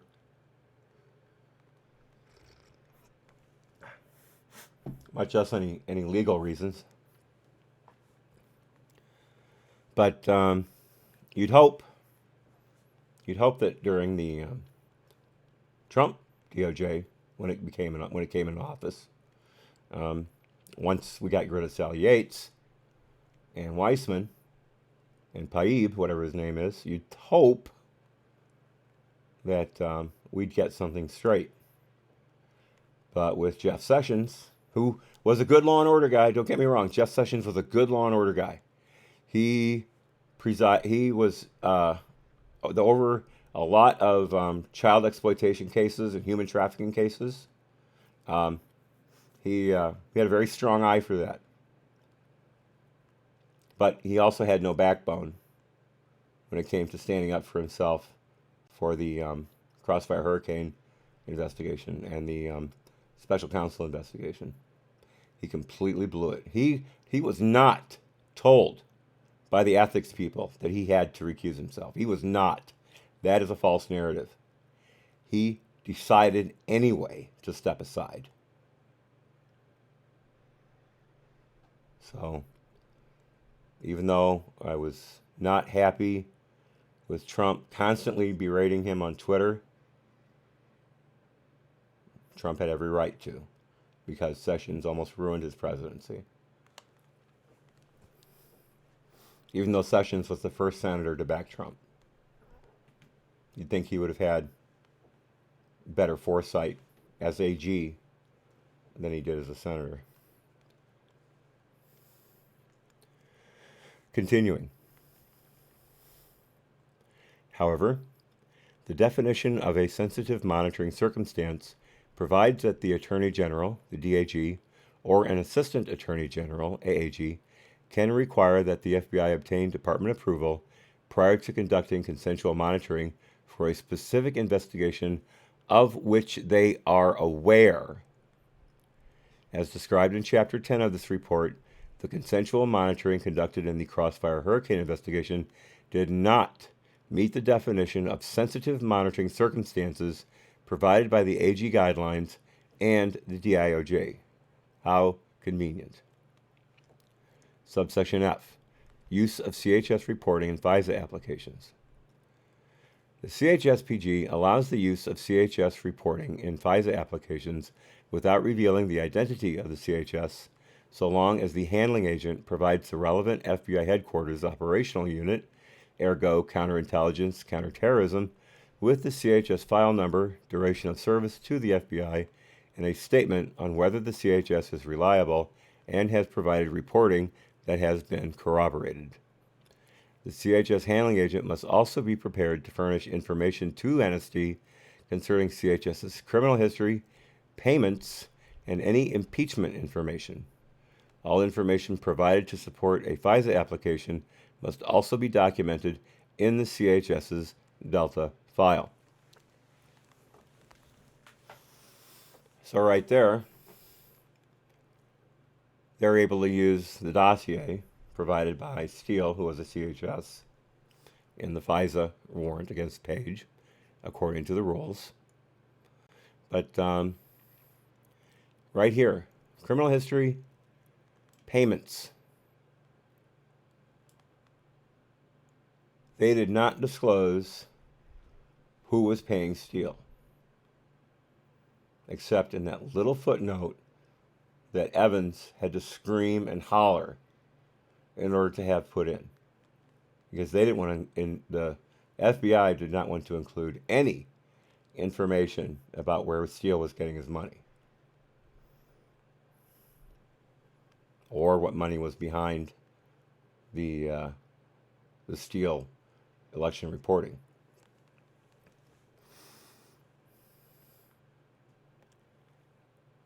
Continuing,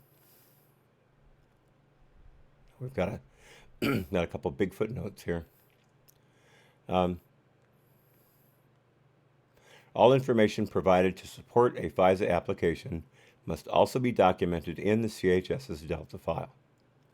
Further, the FBI's Foreign Intelligence Surveillance Act and Standard Minimization Procedures Policy Guide, FISA SMP PG, requires that the FISA accuracy or Woods file, described in more detail in the next section, contains documentation from the CHS handling agent stating that the handling agent has reviewed the facts presented in the FISA application regarding the CHS's reliability and background, and that, based upon a review of the CHS file, the facts presented in the application concerning the CHS are accurate.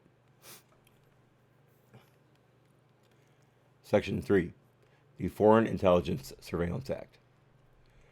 The FBI identified Carter Page as a U.S. person during all times relevant herein. Footnote 116. It's a big one.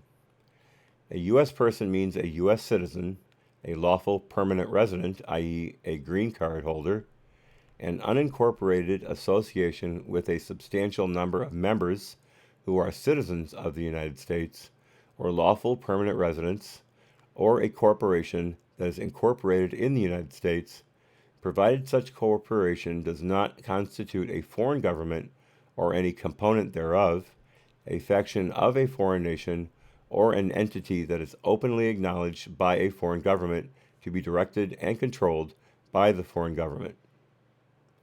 FISA treats U.S. persons and non-U.S. persons differently in various aspects, including by setting forth different definitions of an quote-unquote agent of a foreign power for non-U.S. persons and authorizing initial electronic surveillance and physical searches targeting a non-U.S. person for a longer duration, 120 days versus 90 days for a U.S. person.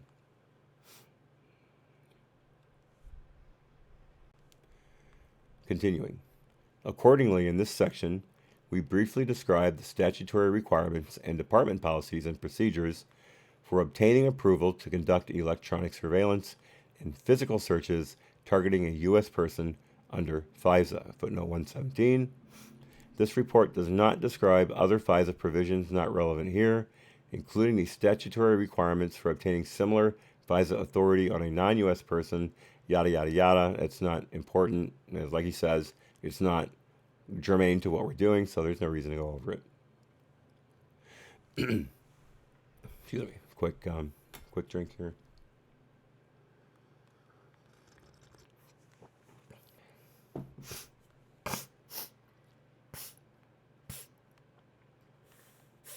Excuse me. All right. Excuse me just a second. Excuse me just a second.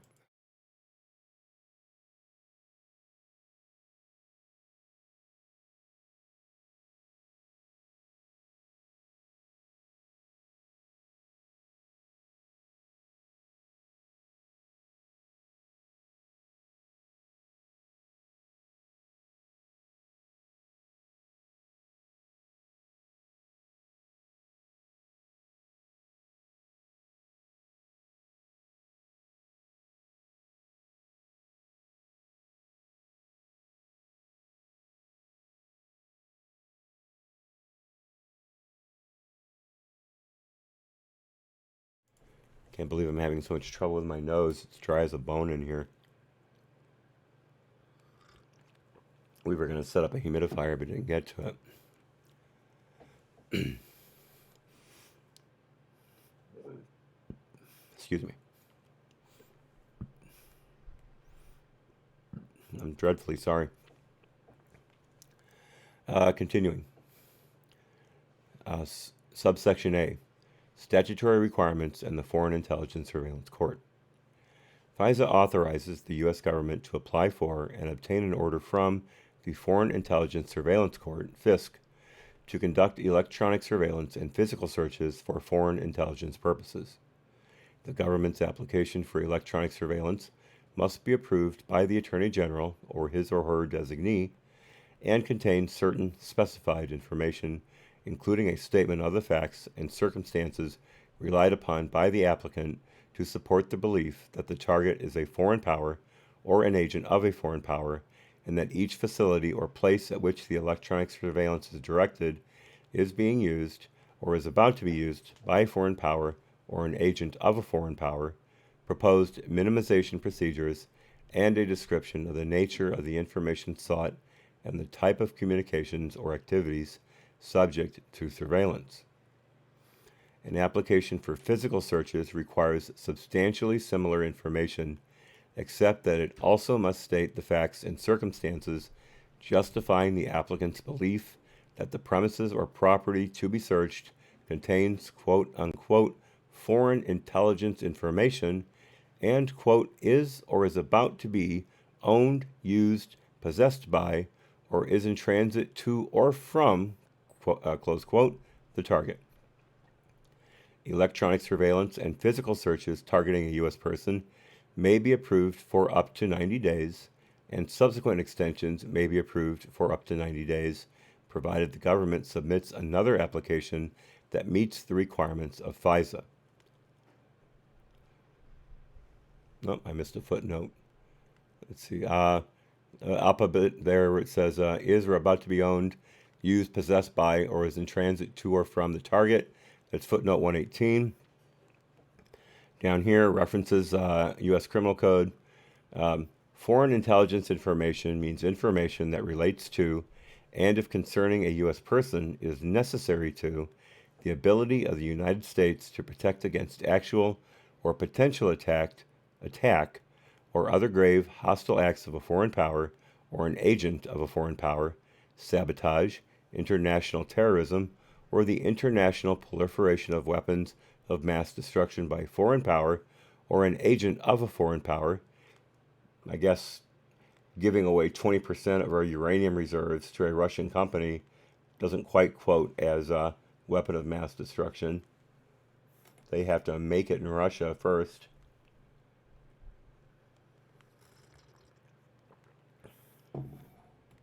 Uranium 1, everyone.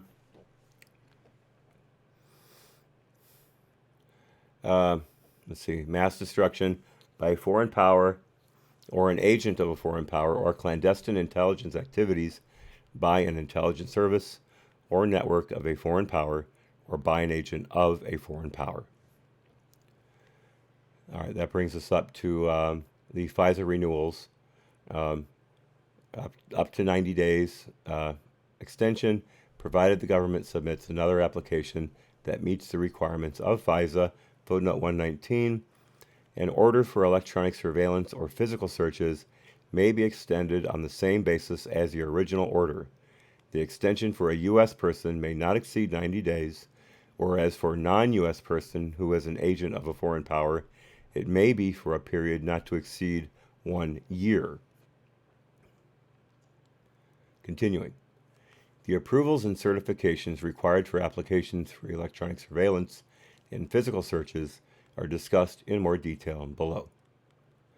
In addition, 50 U.S.C. Section 1881d(b) allows the U.S. government to apply for and obtain concurrent authorization to continue targeting a U.S. person reasonably believed to be outside the United States when applying for authorization to conduct electronic surveillance and physical searches within the United States.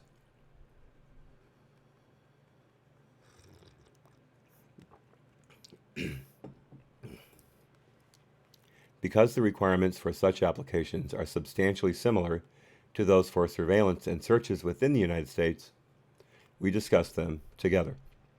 Excuse me for just a moment. I have to shout out something to Picasso Knows.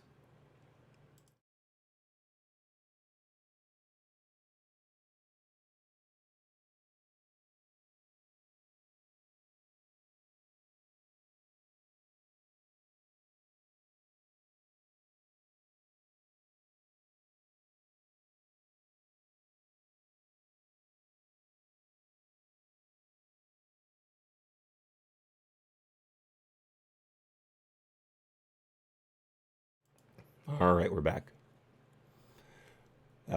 Continuing. Probable cause. The electronic surveillance and physical search provisions of FISA require the FISC to make a probable cause finding based on information submitted by the government. Specifically, the FISC must find probable cause to believe that 1. The target of the electronic surveillance and physical searches is a foreign power, or as described in more detail below, the agent of a foreign power, the lies told about Page. 2. For electronic surveillance, that each of the facilities or places at which the surveillance is being directed is being used or is about to be used by the foreign power or agent of a foreign power. In other words, they can look at anything they want.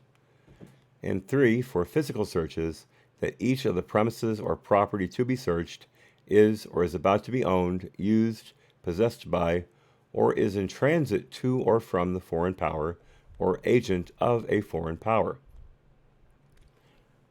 So they could have looked at any piece of physical property that Page owned.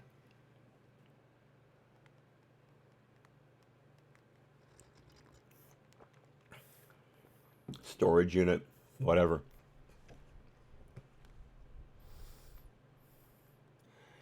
Continuing.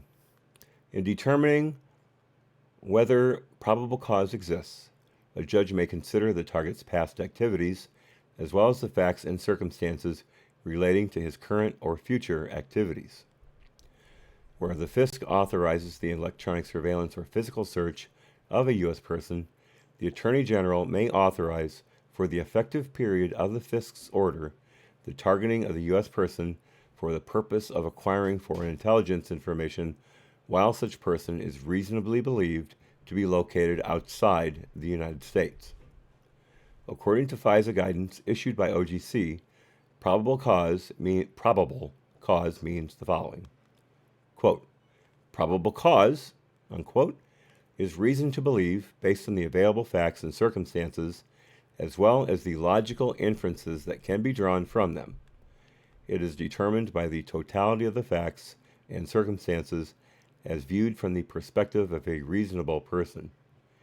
Probable cause means probability, not certainty, and thus is significantly lower than the, quote, proof beyond a reasonable doubt, close quote, necessary to support a criminal conviction. It is also lower than the, quote, preponderance of the evidence, close quote, required in most civil cases. So in other words, they're just about allowed to guess.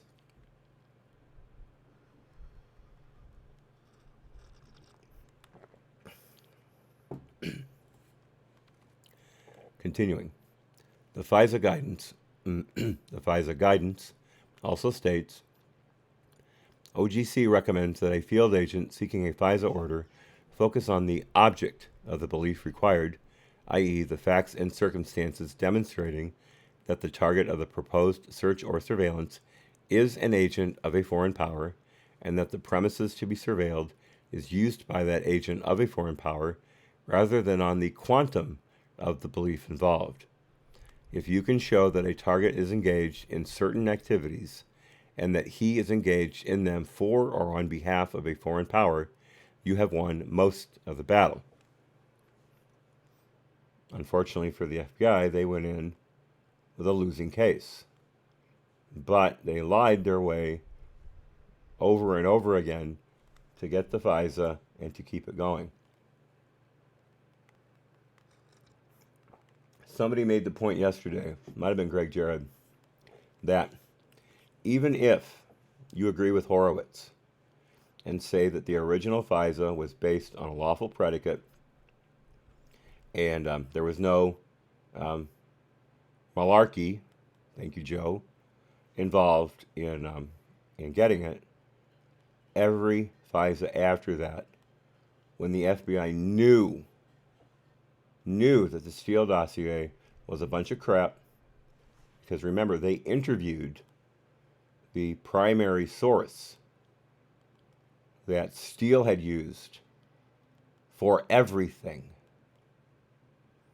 And he said that the stuff he gave Steele was gossip and bar talk, and that he never expected it to be used in any kind of official document. The FBI knew that in January of 2017. Yet they used the Steele dossier for 3 extensions on the original FISA warrant. So again, even if you can say that the original warrant was good because the FBI didn't know how unsupported the Steele election reporting was, they knew after that. So they committed a fraud on the court 3 times in a row. So no matter which way you cut it, no matter how much credit you give the FBI, they still broke a number of laws in continuing to surveil Carter Page. And Carter Page has them by the shorts. Continuing. Unlike wiretap applications in a criminal case, which require the government to establish probable cause to believe that an individual is committing, has committed, or is about to commit a specific criminal offense, among other requirements, FISA does not require that the government show a nexus to criminality. How convenient.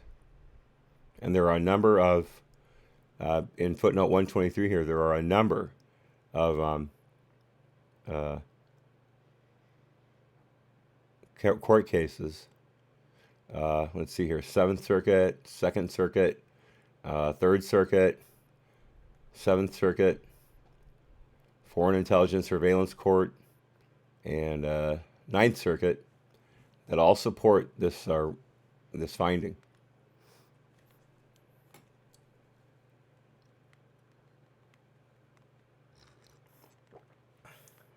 This broad and easily abused finding. Continuing. Rather, a probable cause finding under FISA, quote, focuses on the status of the target as a foreign power or the agent of a foreign power, close quote, which is discussed in more detail below. The report of the Senate Select Committee on Intelligence, SSCI, that accompanied the 1978 passage of FISA explains the rationale for the different probable cause standards. Here's an internal quote. If electronic surveillance is to make an effective contribution to foreign counterintelligence, it must be available for use when necessary for the investigative process. The criminal laws are enacted, thank you, Picasso knows, to establish standards for arrest and conviction, and they supply guidance for investigations conducted to collect evidence for prosecution. Foreign counterintelligence investigations have different objectives. They succeed when the United States can ensure that an intelligence network is not obtaining vital information, that a suspected agent's future access to such information is controlled effectively, and that security precautions are strengthened in areas of top priority for the Foreign Intelligence Service. Therefore, procedures appropriate in regular criminal investigations need modification to fit the counterintelligence context. FISA adopts probable cause standards that allow surveillance at an early stage in the investigative process by not requiring that a crime be imminent or that the elements of a specific offense exist. Let's see how many. Okay, all right. Given these differences, continuing, the FISA guidance notes that the strictures developed to assess the reliability of informants providing information used to support a wiretap application in criminal cases do not necessarily apply to FISA. That's footnote 126. The rules for assessing the reliability of information provided by confidential informants or sources in the counterintelligence cases are discussed above in Section 2. What was that again? That was 126. Okay, right here. However, the FISA guidance nonetheless cautions that probable cause determinations should take into account, quote, the same aspects of reliability as in the ordinary criminal context, including the reliability of any informant, the circumstances of the informant's knowledge, and the age of the information relied upon, close quote. The FISA guidance instructs agents to, quote, look to the totality of the information and consider its reliability on a case-by-case basis, close quote, when judging the information supporting a FISA application. We'll see right there that FISA guidance. Again, even if you give them the first FISA uncarded page, 2, 3, and 4 are completely illegal. Right there, they broke the guidelines.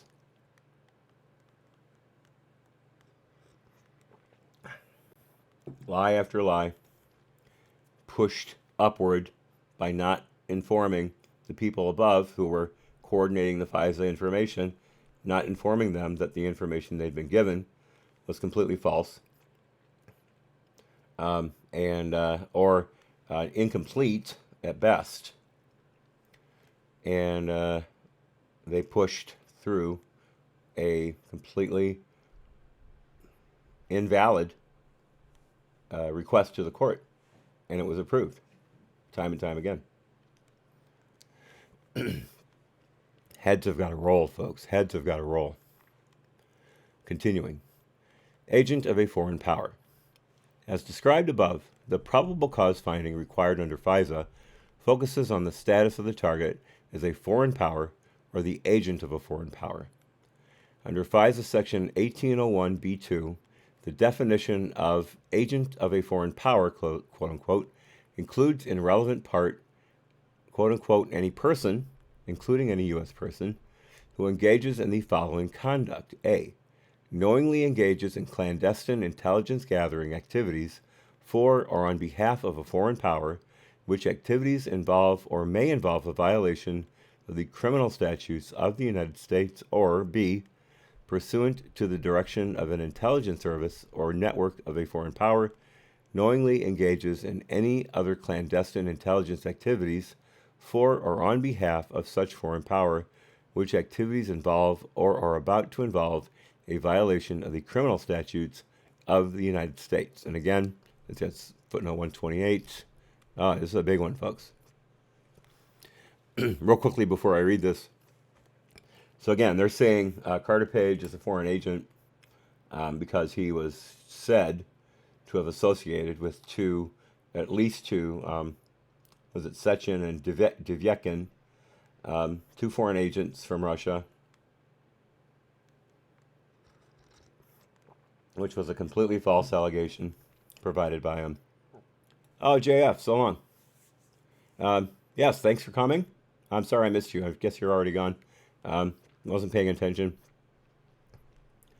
I didn't even notice JF come in. My mistake. Oh, there you are. There you are. Great, great. Yes. Thanks again for stopping by. I'm sorry I didn't notice when you came in. I would have said hi if I had, I promise. Be well, and looking forward to seeing you tomorrow as always. Great of you to stop by.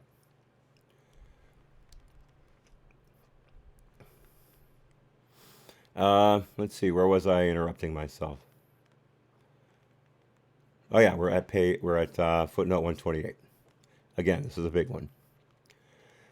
FISA does not define what constitutes, quote, other clandestine intelligence activities, close quote. However, the 1978 House Permanent Select Committee on Intelligence report accompanying the passage of FISA states the following. The term, quote, any other clandestine intelligence activities, close quote, is intended to refer to covert actions by intelligence services of foreign powers. Not only do foreign powers engage in spying in the United States to obtain information, they also engage in activities which are intended to harm the nation's security by affecting the course of our government, the course of public opinion, or the activities of individuals. Well, they just described CNN, MSNBC, ABC, CBS, NBC. Did I say MSNBC already? The New York Times, the Washington Post, HuffPo, Vox, Vice, Axios to a certain extent, The Hill to a certain extent, the LA Times, the Chicago Tribune, the Dallas Morning News, all of them, right there in the FISA, other clandestine intelligence activities. It's right there. I don't think it could be any clearer than that.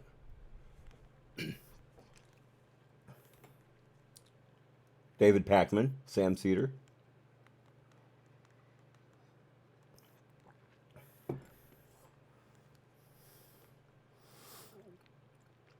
Continuing. Such activities may include political action, recruiting, bribery, or influencing of public officials to act in favor of the foreign power, disguised propaganda, including the planting of false or misleading articles or stories, there we go again, and harassment, intimidation, or even assassination of individuals who oppose the foreign power. Well, they don't assassinate people, but they do cancel their lives. The left mob. Remember CNN outing that lady who went to a Trump rally that had been set up by one of those fake Russian Facebook accounts, those horribly effective Facebook accounts. Even though Michael Moore went to one that was in New York, that was against Trump, it was sponsored by another Russian account. No one went after Michael Moore for that. CNN went after supposedly the guy, although it turned out not to be the guy, who made the meme of Trump smashing CNN into a folding table at a WWE match. Or that might have been a WWF match at the time. That CNN went after that guy and told him if he does it again, they'll expose him. They'll basically ruin his life. So that's as close to assassination as we get in this country, and I think it's damn close enough.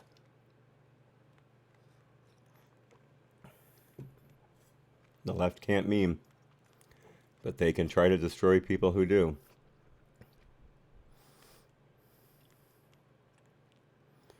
Okay, continuing. This is still footnote 128. Such activity can undermine our democratic institutions as well as directly threaten the peace and safety of our citizens.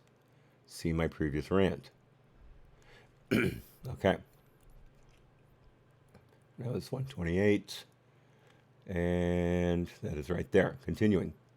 Further, under FISA Section 1801B2E, the provision the Department relied upon in the Carter Page FISA applications, an agent of a foreign power also includes any person who knowingly aids or abets any person or conspires with any person in the conduct described above. FISA provides that a U.S. person may not be found to be a foreign power or agent of a foreign power solely upon the basis of activities protected by the First Amendment. Footnote 129. Probable cause finding may be based partly on First Amendment protected activity. Continuing.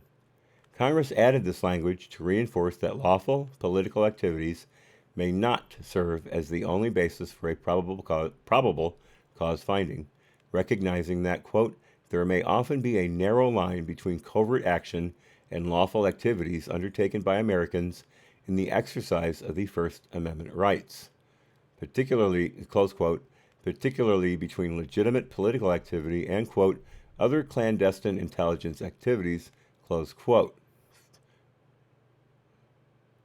Oh, actually, I just read footnote 130 instead of footnote 129.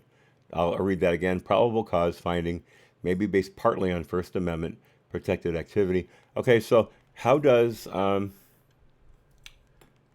fact that Carter Page met with a couple of suspected, I mean, they weren't even proven if I'm not mistaken, a couple of suspected Soviet agents, Duvyekin and Sechin,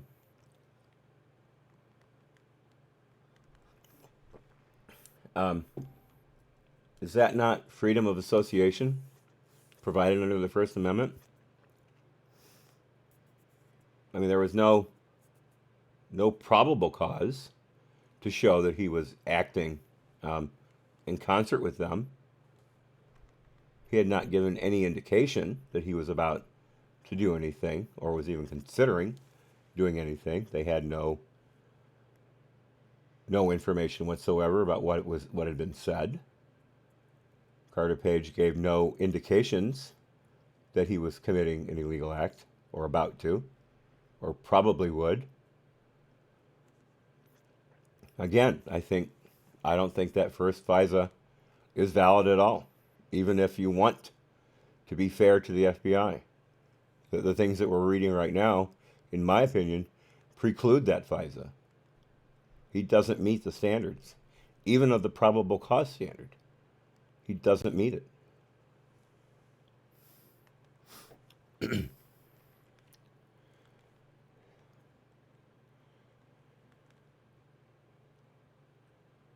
Okay, so continuing. The report by SSCI accompanying the passage of FISA states that there must be quote unquote willful deception about the origin or intent of political activity to support a finding that it constitutes quote other clandestine intelligence activities, close quote. Here's an internal quote. If foreign intelligence services hide behind the cover of some person or organization in order to influence American political events and deceive Americans into believing that the opinions or influence are of domestic origin, an initiative and such deception is willfully maintained in violation of the Foreign Agents Registration Act, then electronic surveillance might be justified under other clandestine intelligence activities if all the other criteria of FISA were met. That's more applicable to actual agents. Approval and certification requirements. Each application for electronic surveillance or physical searches under FISA must be approved by the Attorney General, defined to include the Attorney General, Acting Attorney General, DAG, or upon designation, the AAG of NSD. The Attorney General or his or her designee must provide written approval that an application satisfies the statutory requirements, namely, that the facts and circumstances set forth in the affidavit support a finding of probable cause and that the application meets all other statutory criteria. Ta-da! Screw you, Comey. Screw you, Yates. And screw you, Rosenstein. Right there, you have nothing to hide behind. There is no way you can say, well, I was told it was okay. It says right there, you have to provide written approval that an application satisfies the statutory requirements. So when you sign your name to that FISA application, you're saying you know that it's correct. The buck stops here, folks. All right, that's footnote 133. I missed a couple, actually. All right, let's jump up to the top real fast. Footnote 131. The Foreign Agents Registration Act is a disclosure statute that requires persons acting as agents of foreign principals, such as a foreign government or foreign political party, in a political or quasi-political capacity, to make periodic public disclosure of their relationship with the foreign principal, as well as activities, receipts, and disbursements in support of those activities. Now we can blow off 132, and then we get to footnote 133, where I just read, quoting, National Security Investigations and Prosecutions, Section 6.5. In certain cases, the Director of the FBI, the Secretary of Defense, the Secretary of State, the Director of National Intelligence, DNI, or the Director of the CIA may request that the Attorney General personally review a FISA application. This obligation is not delegable by the Attorney General or any of the other officials mentioned, except, quote, when disabled or otherwise unavailable. That was 133. Continuing. During times relevant herein, the general practice was to submit FISA applications to the NSD AAG for approval, and in instances where the NSD AAG was unavailable or in an acting position, to the DAG. Similarly, in the event the DAG was unavailable or in an acting position, the FISA application was submitted to the Attorney General for approval. Applications submitted to the FISC must also include written certification by certain specified high-ranking executive branch officials. And they're going to go with the, I trusted what my subordinates told me. Basically the opposite of I was only following orders. See how far that gets them. Continuing. In the case of FISA applications for FBI investigations, the application is usually certified by the FBI director or deputy director.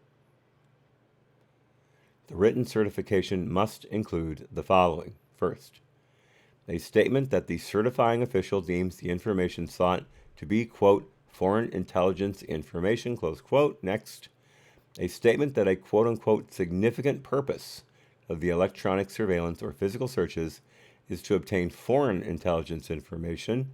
Next, a statement that such information cannot reasonably be obtained by normal investigative techniques. All right, right there, they could have talked to Sechin and Divyekin, seen if there were any contemporaneous witnesses to the conversations, if there were conversations at all, which I believe there weren't.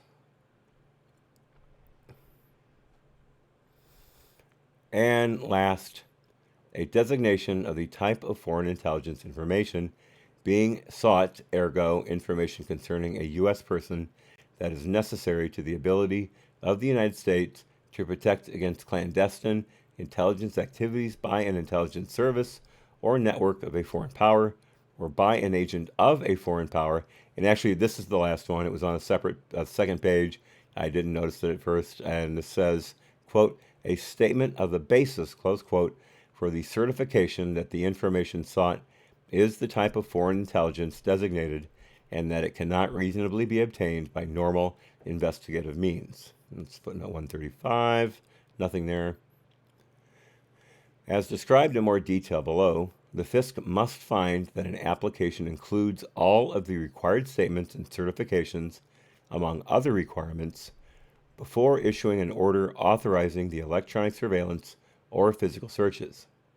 Where the target is a U.S. person, the FISC must find that the certifications are not clearly erroneous.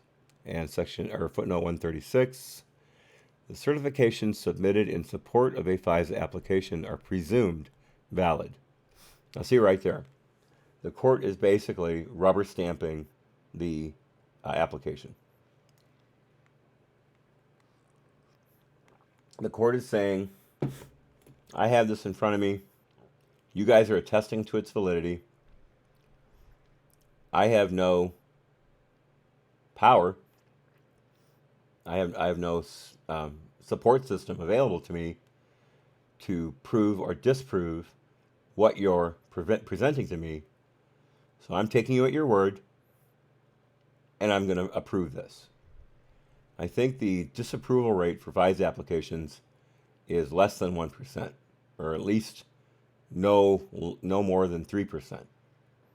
Somewhere between 97 and 99.7% approval rate. And it's been proven at least once before that the FBI is not shy of pulling the wool over the FISC's eyes and running rampant with FISA applications that are invalid. Again, look at Mueller's FBI. 75, at least 75 FISA applications were invalid, but were granted by the court. And the only thing that happened to Mueller, and the only thing that happened to those agents, is that they had to create the Woods file system. And as we can see during the Carter Page incident, the Woods file was laughably inadequate. So how many others between Carter Page and the inception of the Woods file were also invalid? That's just scary. That's just immensely scary.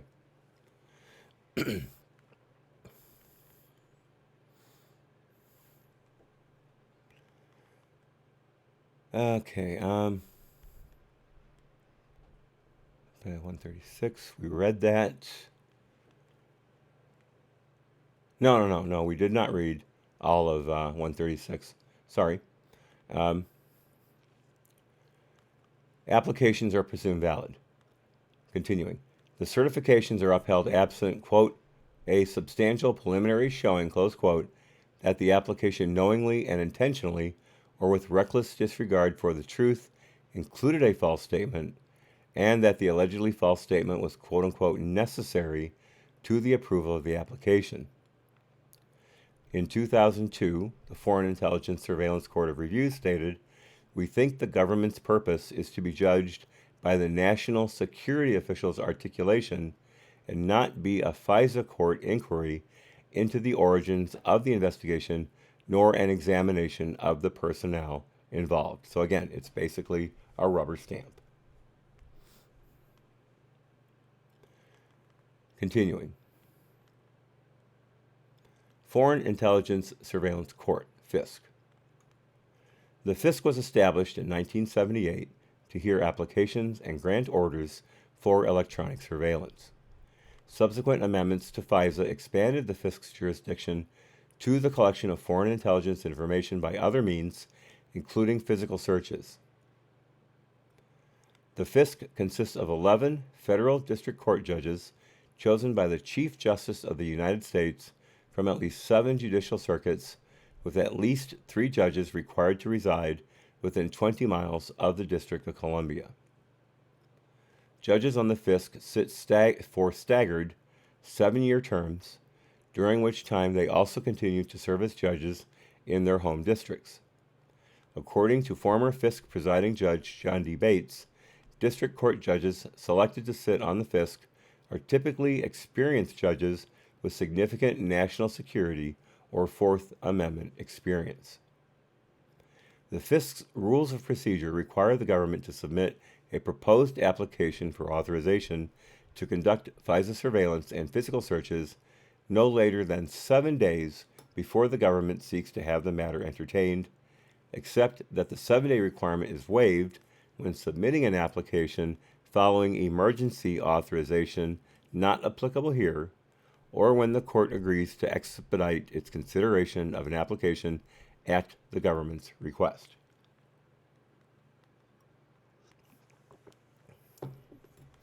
That's footnote 142. Okay. The FISC rules specifically address emergency authorizations, but do not address expedited applications. However, Rule 9A states that the 7-day requirement does not apply to emergency authorizations or, quote, as otherwise permitted by the court, close quote. According to NSD, in instances where the government seeks the court's expedited consideration of a FISA application and the court is able to do so, the court will rely upon, quote, as otherwise permitted by the court, close quote, to waive the 7-day requirement. That's 142. Continuing, the proposed application typically is referred to as the quote-unquote read copy, which is prepared by an attorney in NSD's Office of Intelligence, OI, based upon information provided by the FBI. The FISC will review the read copy, evaluate whether it meets the requirements of the statute, and, through a legal advisor, discuss with the assigned OI attorney any issues the legal advisor or judge identified. The read copy allows FISC legal advisors to have an informal interaction with OI to convey any questions, concerns, or requests for additional information from the legal advisor or judge before a final application is filed. How often does that actually happen, I wonder? That's footnote 143. According to a 2013 letter explaining how the FISC operates, FISC legal advisors interact with NSD on a daily basis. Okay, so now I know. All right, then it references an article or a judgment. I'm sorry, no, an article. It's in the FISC uscourts.gov URL. All right, let's see, that was 143. That is right there. Continuing, the OI attorney then works with the FBI to provide additional information to the FISC legal advisor and makes any necessary revisions before submitting the final application to the FISC. So you have to wonder if these legal advisors, even informally, deal with OI about the FISA application. Again, they're going by the assumption that everything they're being told in that application is accurate. So, what are they actually talking to the OI about? Structure, perhaps whether or not a particular item is germane to the application or not. I'm curious to know. Continuing. The OI attorney then works with the FBI to provide additional information to the FISC legal advisor and makes any necessary revisions before submitting the final application to the FISC. Once a final application is submitted, the judge may request that the OI attorney present it at a scheduled hearing or may approve the application based on the written submission footnote 145. If the judge denies the final application, he or she is required to draft a statement of reasons explaining the basis for the denial. Denials of applications for electronic surveillance or physical searches may be appealed to the Foreign Intelligence Surveillance Court of Review. Alternatively, if the judge indicates that he or she will deny a proposed or final application, NSD may decide not to submit a final application or may withdraw a final application after submission. That was 145. That puts us right there.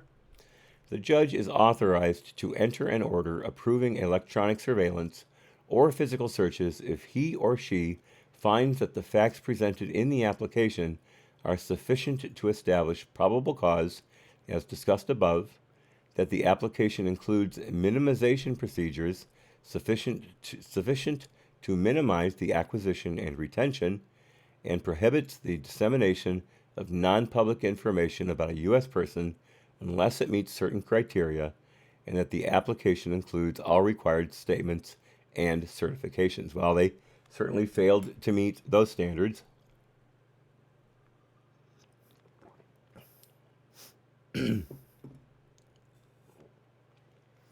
Ray, I doubt AOC had ever even poured an Italian wine. But speaking of AOC, did you all hear about how Facebook, not Facebook, Amazon is going to be putting in a office space for advertising and I think it's advertising and legal employees, most of whom already live in New York. I guess it's something like 6,000 jobs in total. It's not going in AOC's district, and they are getting a bigger sweetheart deal as far as taxes and whatnot is concerned on a dollar per dollar basis than the original HQ2 that was going in Ocasio's district. And she is claiming that as a win. She cost her district 25,000 jobs, millions of dollars in extra revenue for support shops like bodegas, sandwich shops, restaurants, bars, stores, clothing stores, whatever. She ruined all of that because she doesn't understand what a tax break is. And then she crows about how successful she is to get something like 12% of the jobs she would have had in her district in another district, and getting more benefits from the state and the city than the project she scuttled. Did you see the picture that she took?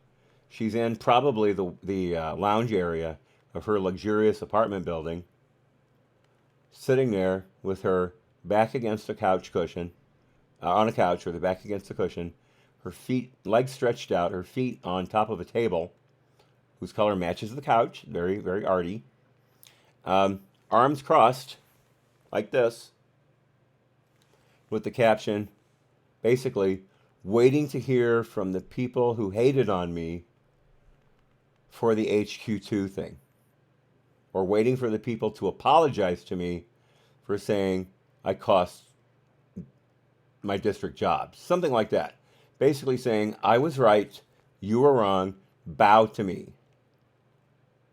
Remember that video clip of her saying, yeah, I'm the boss. I'm the boss. That's what that picture was about. That's what that caption was about. She is so incredibly clueless that if she's reelected, her district deserves to be bombed into rubble because it is a waste of oxygen and a waste of real estate in Minecraft. Thank you, HB.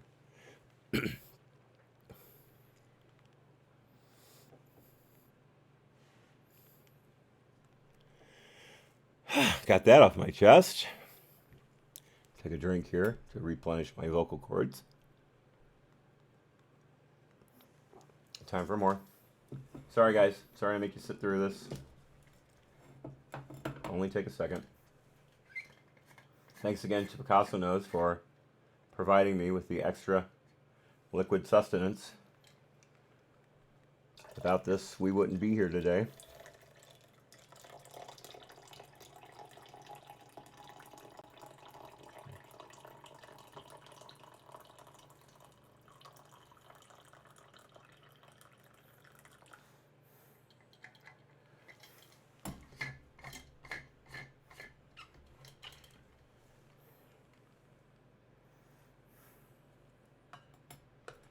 It's amazing I'm not swollen up like the blueberry girl from Willy Wonka and the Chocolate Factory. What was her name? Salt. Something Salt. Like Letitia? Veronica? Something like that.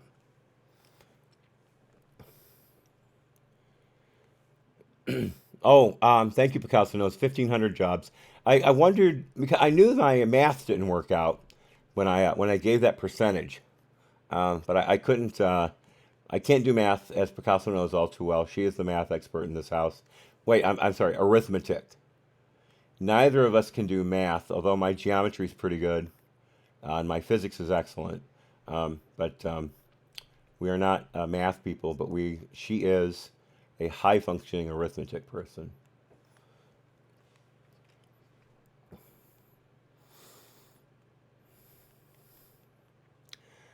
Let's see here. That was 144. Okay, so continuing. Once a final application is submitted, the judge may request that the OI attorney present it at a scheduled hearing or may approve the application based on the written submission, footnote 145. If the judge denies a final application, he or she is required to draft a statement of reasons explaining the basis for the denial. Denials of applications for electronic surveillance or physical service searches may be appealed to the Foreign Intelligence Surveillance Court of Review. Alternatively, if the judge indicates that he or she will deny a proposed or final application, NSD may decide not to submit a final application or may withdraw a final application after submission. So, if he denies it, or if they deny it, they have to write up why. It can be appealed. But if the judge just indicates that they will deny a application, then the NSD can retract it or decide not to submit. How will the judge know whether or not they'll rule favorably on it if the final application hasn't even been filed yet?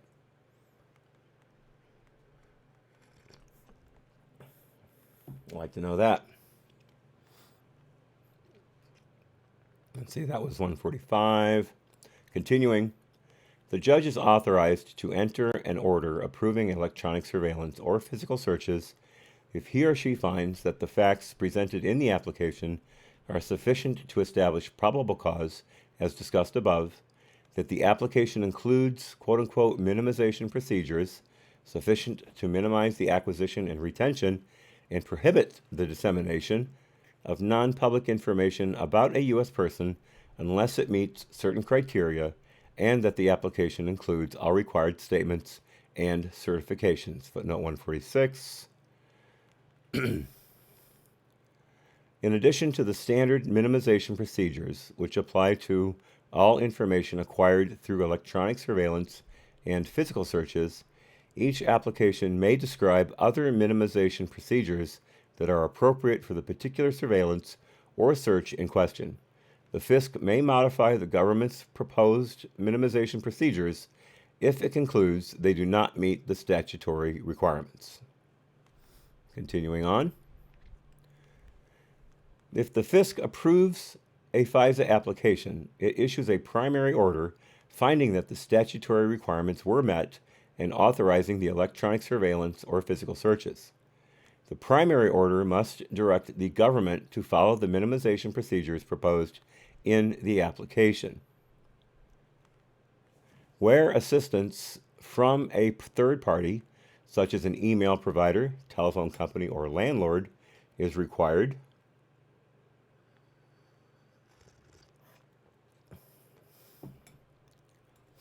the FISC also issues a secondary order directing the third party to, quote, furnish all information, facilities, or technical assistance necessary, close quote, to accomplish the search or surveillance, quote, in such a manner as will protect its secrecy and produce a minimum of interference, close quote.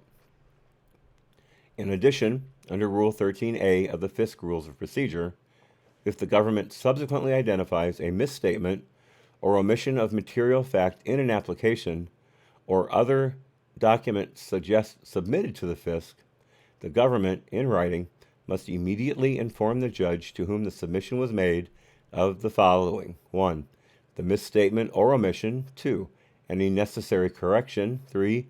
The facts and circumstances of the misstatement or omission; 4. Any modifications the government has made or proposes to make to how it will implement any authority or approval granted by the FISC; and 5. The government's proposal for disposal of or treatment of any information obtained as a result of the misstatement or omission. Okay, well, here's the thing, that last part, they never got anything from Page that was actionable. If there was, they would have used it.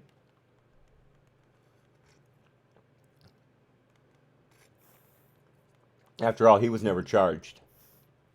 It's kind of ironic that the person who was investigated the most, who had the FBI crawl up and down his life for almost a year, didn't have any charges as a result of it. But they interview Papadopoulos twice. He goes to jail. I'm sorry, he goes to federal prison. They interview General Michael Flynn once. He's in court right now fighting for his life. Yeah, makes perfect sense. And both Papadopoulos and Flynn were illegally spied upon. We know that for a fact. That's going to come out in the Durham report. Remember, Flynn was unmasked illegally. No one should have ever known that he was on the phone with Kislyak, which was perfectly legal. Flynn broke 0 laws. There was no predicate for him being questioned by the FBI. That was complete and utter perjury trap. It was designed specifically to ruin his life. Because as I said yesterday, he was going to cut a huge section out of the intelligence community to make it actually responsive, as opposed to just a sinecure for people who thought they were experts. So he had to be taken out. He had a target on his back ever since he left the Obama administration, if not before. And they got him. They got him. They ruined his life. That's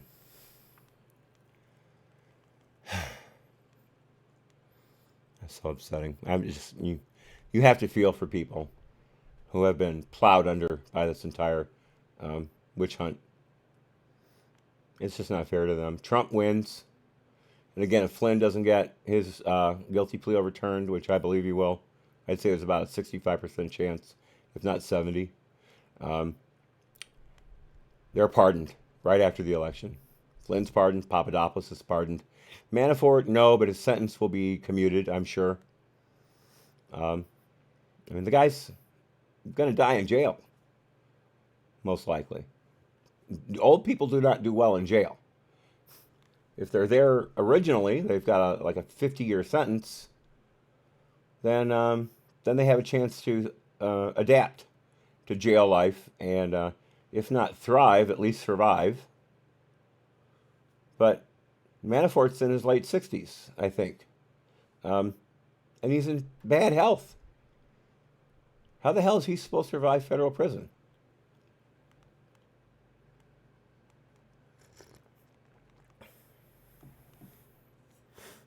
It's so unfair. It's so unfair. All right, minimum of interference. Sorry about that. Oh, those are all references. Uncle Bobbity says the return of Flynn will be epic. Well capitalized, by the way. Yes, I completely look forward to his complete vindication. And again, I think the only fair thing for him would be to be reinstated as the National Security Advisor, or at least as deputy, if the current one is still doing a good job. That's the only reasonable outcome for him to show vindication, in my opinion. Veruca Salt. Thank you, H. Sunset. Yes, Veruca. Well played. Well played.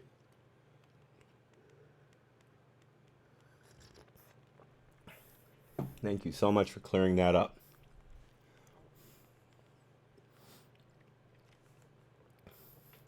Sometimes I look at the chat at the right time. Sometimes. And sometimes I even get it on the first try. Let's see. So, continuing.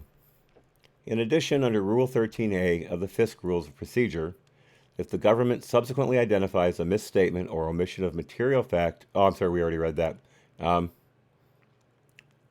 Yeah, so that section that I just read basically is saying that the FBI was supposed to go back to the FISA court and say, the FISC, and say, we got it wrong. The information we presented was incorrect. And we need to reverse the surveillance.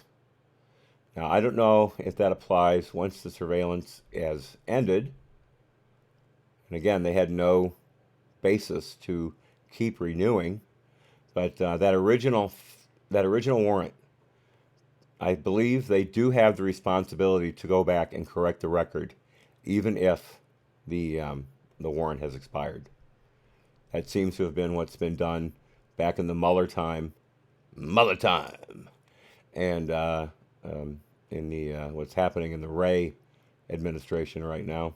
I don't know that for a fact, but that's what seems to be happening. Let's see, Section B, FBI and Department FISA Procedures, Subsection 1.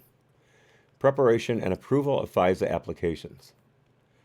The FBI's policies and procedures for the preparation and approval of applications for authorization to conduct electronic surveillance or physical searches under FISA are contained in the FBI's online FISA management system, FISAMS, the FISA verification form described below, the DIOG, and the FISA SMPPG. We will describe the typical preparation and approval process below. The preparation and approval process taken with respect to the 4 Carter page FISA applications including steps that were taken in addition to the steps typically completed during the FISA process, are discussed in chapters 5 and 7. The FBI's FISA process is initiated when a case agent begins drafting a FISA request form for submission to OI. The FISA request form requires that the case agent provide specific categories of information to OI, the most important of which is a description of the facts and circumstances that the agent views as establishing probable cause to believe the target of the application is a foreign power or an agent of a foreign power. In particular, the FISA request form states that the case agent should provide a complete description of all material facts regarding a target to justify FISA authority, or in case of renewals, to justify continued FISA coverage. Okay, well, right there it shows that the original FISA was unlawful. Description of all material facts regarding a target.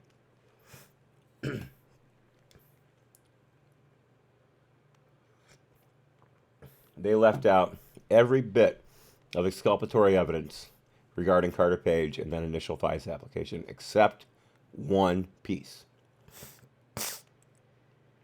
We went over that yesterday. Excuse me, damn nose, excuse me.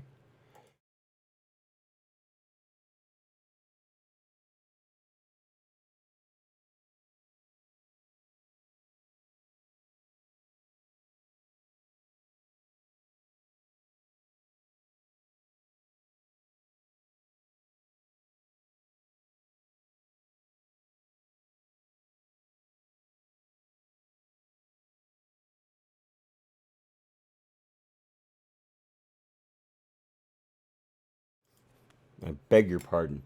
I have no idea what's going on here. It makes no sense whatsoever. The only times my nose ever runs that badly is when my eyes are watering. You know, your tear ducts drain into your sinus cavity. And then it just, flows. Sorry to be so graphic, but that's the only time I ever have issues like this. I have zero clue what's going on. I don't have a fever. I do have a scratchy throat, but that's because of something that was going on this weekend that caused me to be clearing my throat quite a bit. It's not due to sinus drainage. I don't know. I do apologize, though, for all these interruptions. It's not normal of me to do that, and it's not fair to you guys. Continuing. In the case of FISA renewals, the form also asks the case agent to describe in detail any previous information that requires modification. Excuse me.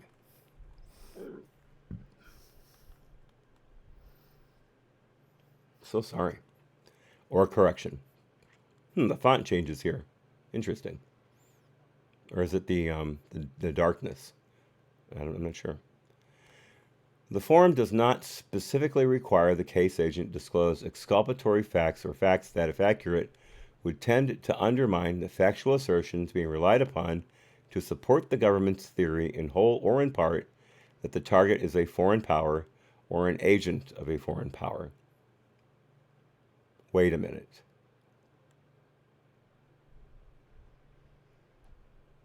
Wait a minute. I thought you had to include exculpatory information. That's what was said in the executive summary, that they never provided it except for one small piece in the initial application.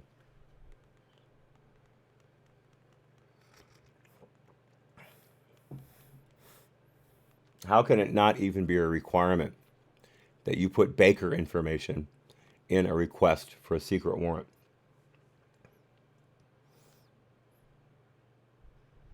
Let me read that again, just to make sure that I understand it correctly and that I'm not spinning it to you guys improperly. One more time. It's just 4 sentences.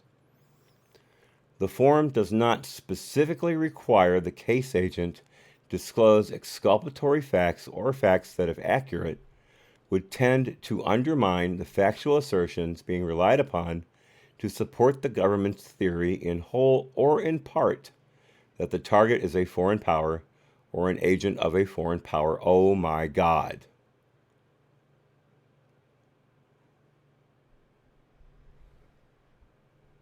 Oh my God. Once again, this is J. Edgar Hoover stuff. This is allowing the FBI to completely hide information that would show that their basic assertion is in fact false, or at least severely undermined by other facts.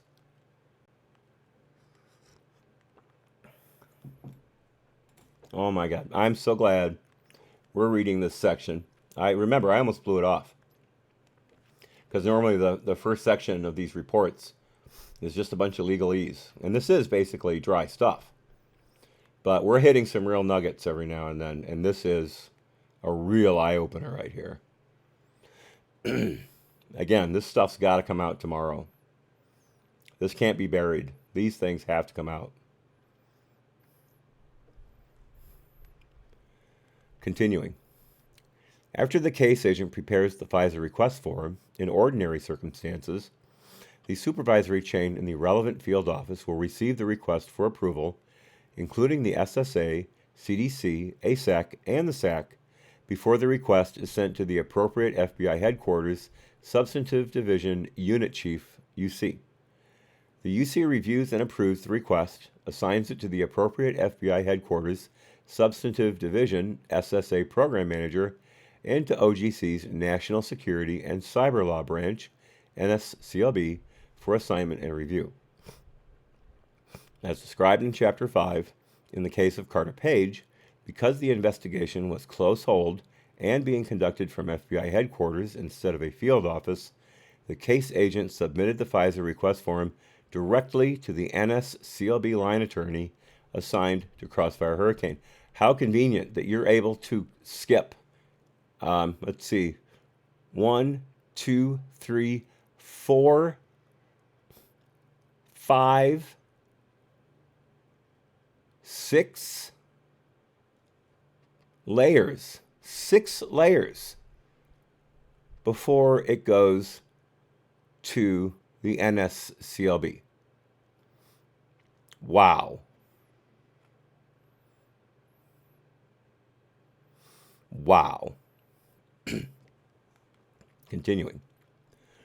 Once the FISA request form is submitted to NSCLB, an NSCLB line attorney reviews the request and provides feedback to the case agent. In the case before, we're talking about Evans. Again, maybe his name is Sunset. I don't remember. Oh, H. Sunset, be well. Be well. Thank you for coming. I hope to see you tomorrow morning. And King James, thank you again for coming. Thank you for your kind comment in the comment section earlier. It's very much appreciated.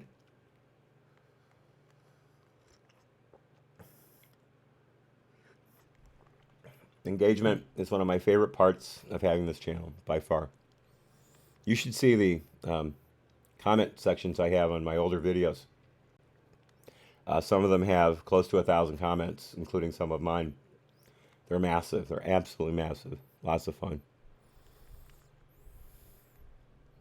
I'm still getting as much satisfaction from this as I did from those, though. I tell you, even though the audience is 100th of what I was doing before, I mean, really. In some instances, this gives me so much joy and satisfaction, especially having people like you here. I wouldn't have it any other way, I tell you. If I get 150 views on one of these videos, I'm ecstatic. It means the world to me. All right, thank you, King James. And bye again, H. Sunset. I really appreciate your coming. And thanks for the Veruca Salt pickup. That really filled a hole in my brain. Okay.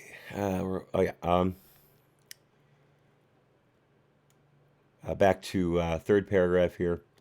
Second sentence.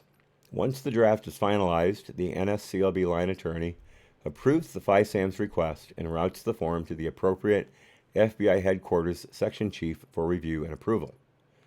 The FBI headquarters section chief reviews the request and, if approved, submits the request to the appropriate Deputy Assistant Director, DAD, for approval in the case of an expedited request, or, if not, directly to OI. Once in OI, the request is then assigned to an OI line attorney from one of 3 units within OI's operations section: the Counterintelligence Unit, the Counterterrorism Unit, or the Special Operations Unit. In this instance, an OI attorney in the Counterintelligence Unit was assigned to the Carter Page FISA request. I wonder if they used the same personnel for all 4 warrants.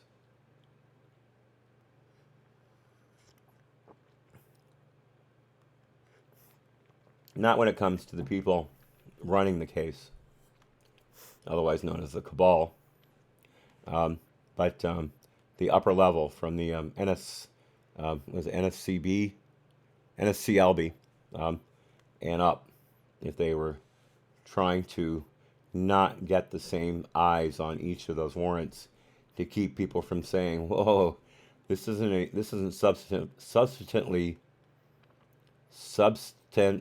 substantively, whatever, you know what I'm trying to say, different than the previous one.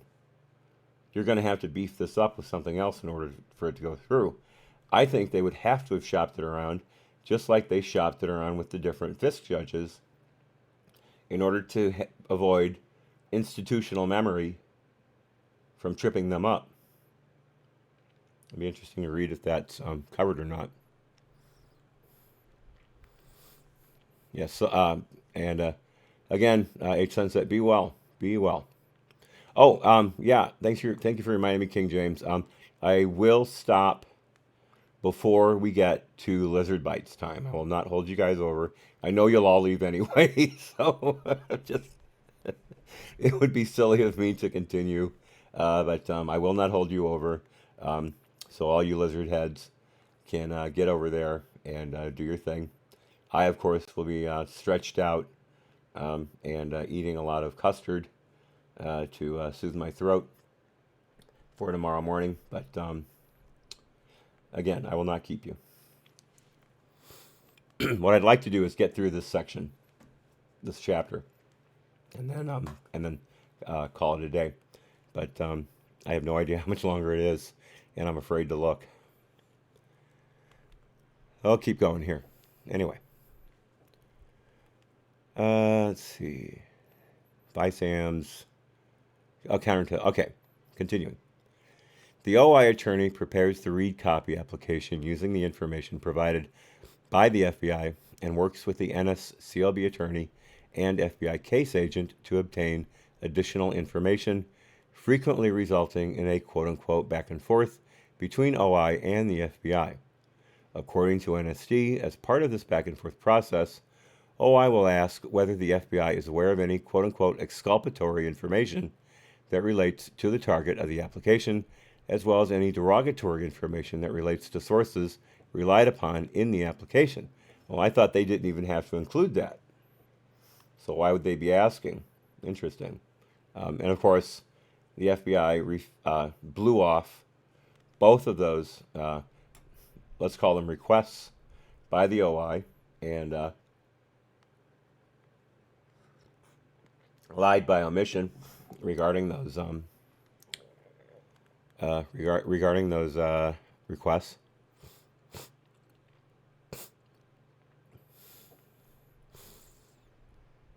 Continuing. An OI supervisor, usually the relevant unit chief or deputy unit chief, then reviews the draft read copy. Neither the FISA statute nor FISC procedures dictate who in the department must approve the read copy before it is submitted to the FISC. Why not? In most instances, once the FBI case agent affirms the accuracy of the information in the read copy, the OI supervisor conducts the final review and approval before a read copy is submitted with the FISC. However, in some cases, multiple OI supervisors or even senior NSD leadership may review the read copy, particularly if it presents a novel or complicated issue or otherwise has been flagged by the OI supervisor for further review. Damn it. Excuse me.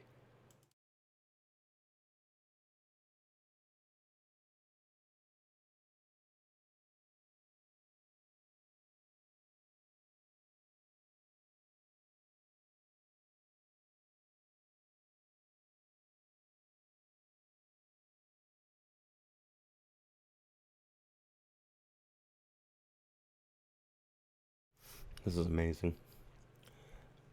Continuing.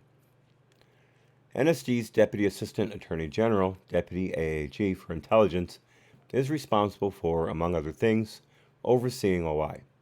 According to the Deputy AAG for Intelligence at the time of the Carter Page FISA applications and renewals, not all FISA requests from the FBI culminate in the filing of an application with the FISC.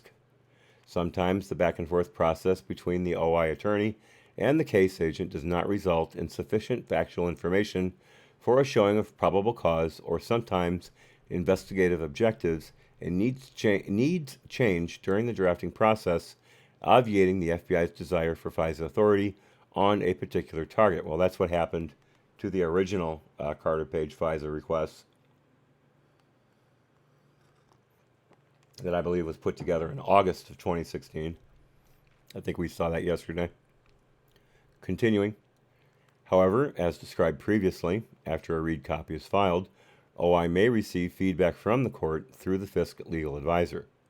The OI attorney will then work with the case agent to address any issues raised by the legal advisor, such as by providing additional information to the FISC legal advisor and making any requested revisions before preparing the final application.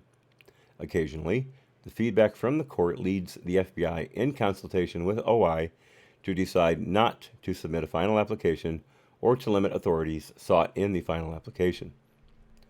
At the same time the read copy is filed with the FISC, OI sends the completed FISA application, referred to as the quote-unquote FISA certification copy or quote-unquote cert copy, and a one-page cover memorandum, cert memo, signed by the OI supervisor to the case agent for the final review within the FBI.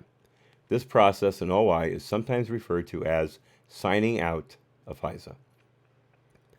After receiving the cert copy and cert memo, an FBI agent, not necessarily the case agent, is assigned to complete an accuracy review of the application, which is discussed in more detail in Section 3B2 below. That would probably be the Woods file.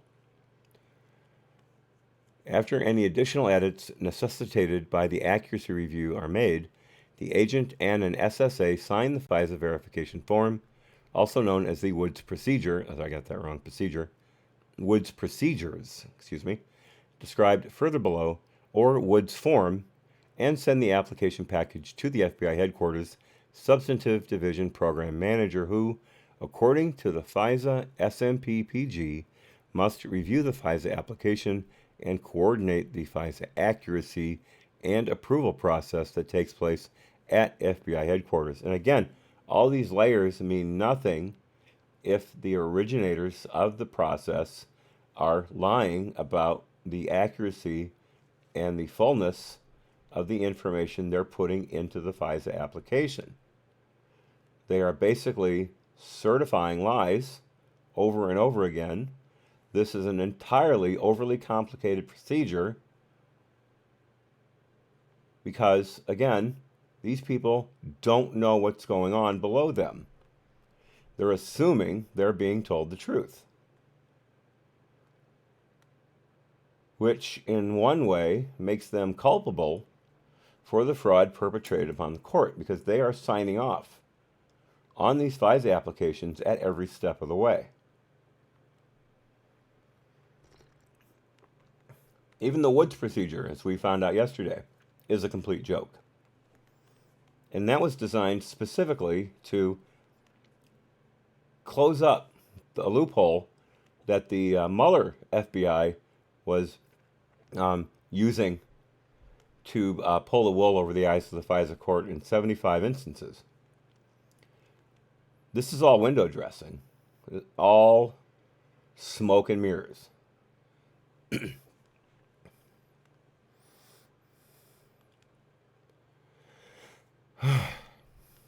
Continuing.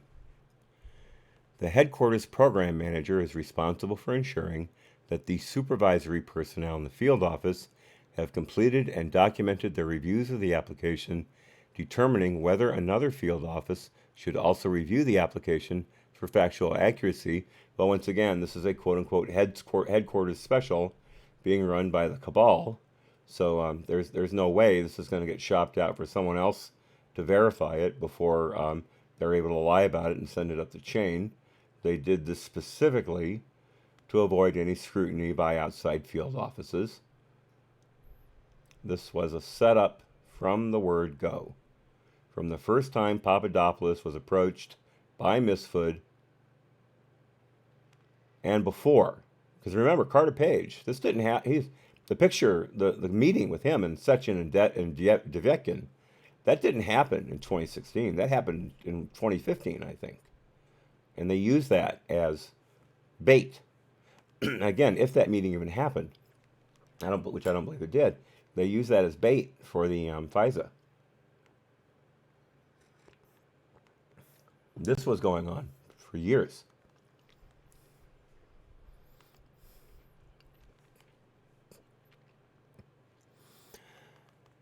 Let's see. Determining whether, continuing, another field office should also review the application for factual accuracy, verifying and providing documentation for any factual assertions identified by the field office as requiring headquarters verification, and notifying OI and NSCLB of any factual assertions in the application that could not be verified so that the necessary action is taken to remove the unverified information from the declaration. Little fat chance. If all factual assertions have been verified and documented, the headquarters program manager will sign the affidavit in the application declaring under penalty of perjury that the information in the application is true and correct. The program manager then submits the application package to NSCLB for final legal review and approval by an NSCLB line attorney and senior executive service level supervisor. Witnesses told us that usually the senior executive service level supervisor is an NSCLB section chief or a deputy general counsel, but that on occasion the role is delegated to a GS-15 unit chief. FBI procedures do not specify what steps must be taken during the final legal review. That's amazing. Here, do this. How? We don't know. Wow. Wow. Continuing. As described in Chapter 5, the FBI's deputy general counsel at the time of the Carter Page FISA applications told us that she typically reviewed the CERT memo and FISA verification form to determine whether the FISA application package was complete, all the steps of the Woods procedures were completed, the probable cause standard was met, and there were no outstanding issues. That sounds at least possibly thorough. Footnote 150, as described in Chapter 5, the then Deputy General Counsel told us that she would sometimes read the FISA application if she determined, based on the CERT memo or otherwise, that there was a reason to do so. So they didn't even have to read the application. It was up to them. Continuing. Ultimately, if the NSCLB line attorney and a senior executive service level supervisor approve the FISA CERT copy, they both sign the CERT memo, and the complete application package is then taken to the FBI Director's Office for review and approval. If the FBI Director signs the CERT copy, the paper copy of the signed application is delivered to OI. OI then provides the signed application package to the final signatory who, as discussed above, is usually the NSD-AAG, but can sometimes be the DAG or Attorney General.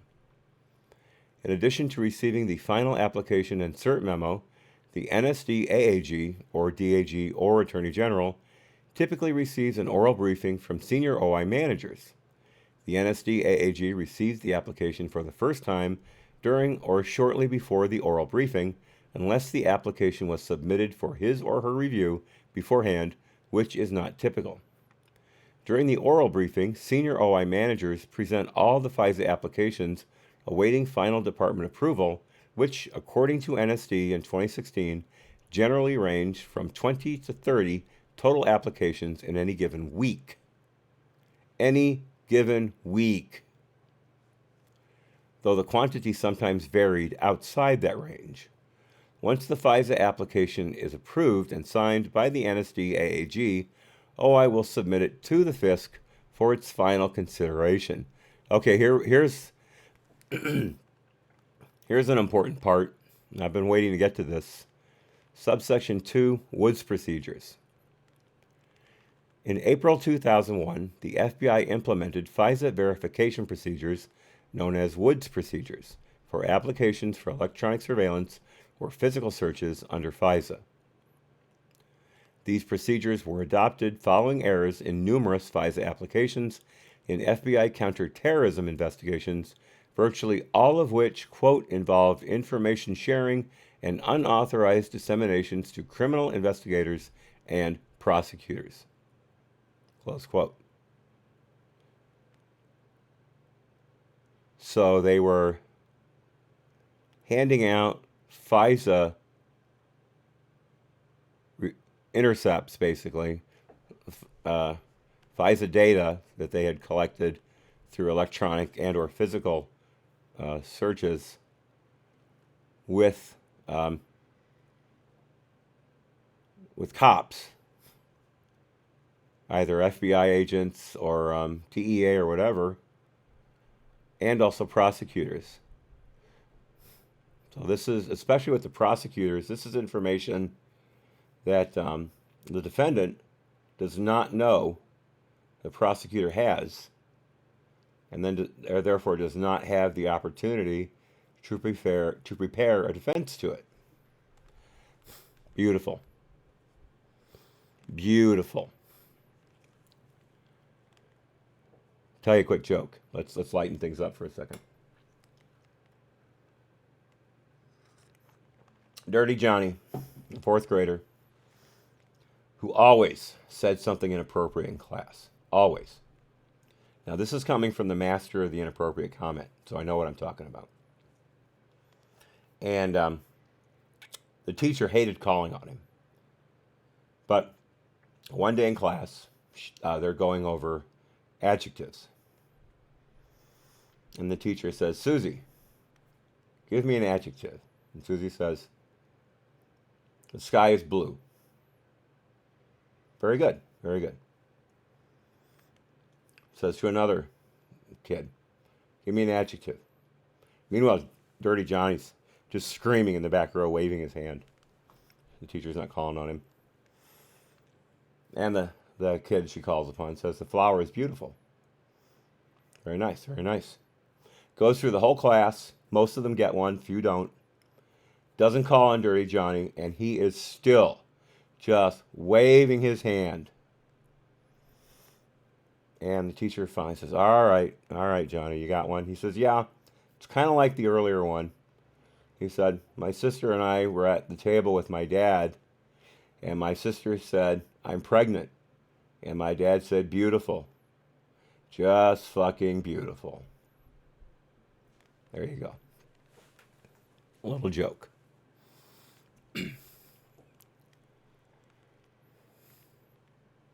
I know I screwed it up a little bit, but still, you can clean it up. You can fix my mistake.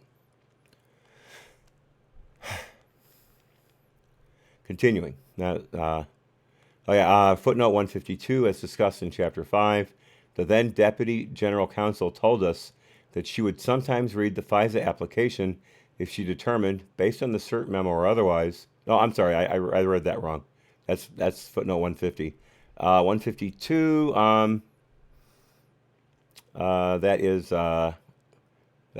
in relation to a FISA court ruling in 2002. My mistake. Sorry about that. Continuing. To address these concerns, the procedures focused on ensuring accuracy in three areas. 1, the specific factual information supporting probable cause. 2, the existence and nature of any related criminal investigations or prosecutions involving the target of the FISA authorization, and 3, the existence and nature of any ongoing asset relationship between the FISA target and the FBI. The procedures required FBI agents and supervisors to undertake specific steps before filing a FISA application, which included a determination of whether the target is the subject of a past or current criminal investigation, negative or positive search results in FBI databases on the target, and a review of the affidavit for factual accuracy. And you see here, the FBI can search its database on Carter Page and come up with nothing. But if they had access to his CIA file, they would know a ton about him, all of it good.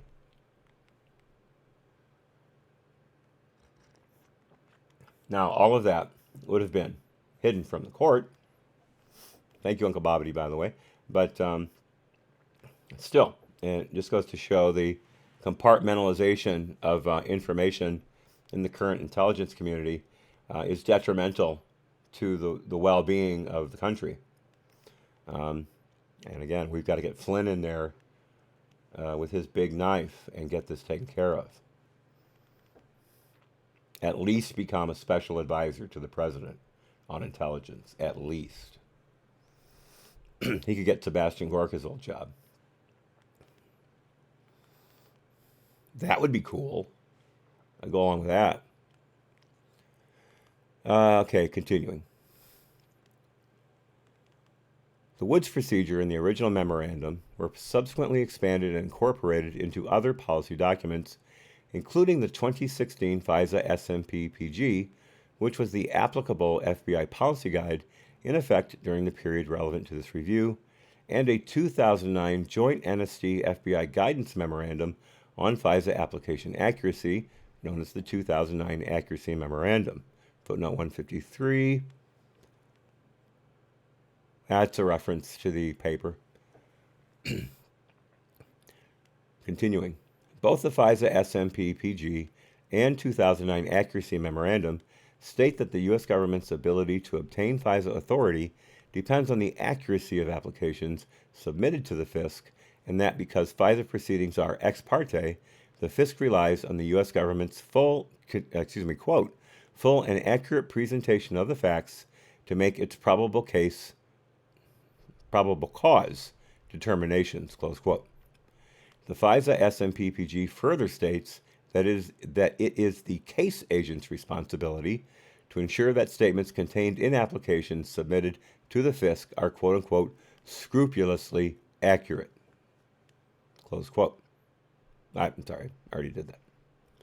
Little redaction here. Like the original procedures, the accuracy procedures in the FISA SMP-PG require relevant FBI personnel to conduct database searches, redacted, to identify any previous or ongoing criminal investigations, and to determine the target's immigration status, redacted, and identify the source of every fact asserted in a FISA application. Now here, identifying the source has nothing to do with accuracy. Just that what is said in the application is backed up by what that can be related to what the Woods file has, the Woods procedure has, the person running it. He's just backing up that what was said in the warrant application, that's the guy who said it. That's all it is. There's no verification of fact. It's just basically a verification of origin, I think is the best way to put it. Great. That helps a lot. Quote, continuing, the result of these steps must be documented in the FISA verification or Woods form and must be reviewed for accuracy and verified by relevant FBI personnel, with the results of the factual review documented and included in the final FISA package.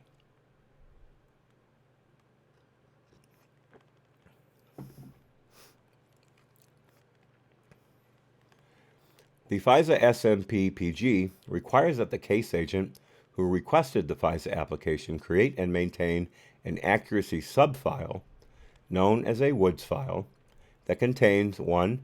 Supporting documentation for every factual assertion contained in a FISA application, and 2. Supporting documentation and the results of the required searches and verifications. So right there, supporting documentation. So you've got the Steele election report, or election, whatever, the freaking dossier, what the hell, screw Horowitz. You've got the Steele dossier being referenced, obviously heavily, in the FISA application. And instead of the Woods file saying, yeah, we've got verification that this is accurate, the Woods file is just saying, yes, the source of that claim is, in fact, the Steele dossier. Wow.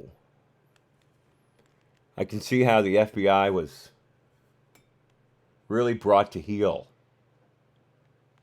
Remember, the whole problem with that FISA problem during the Mueller thing, as we just read, it wasn't that the applications were inaccurate. It was that the information from those FISA warrants were being leaked.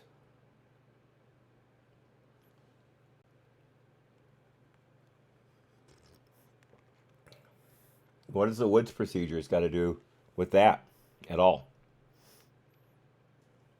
There must have been a lot of falsity going on with those applications too, which is what I understood, but that wasn't referenced above, so I'm a little confused now.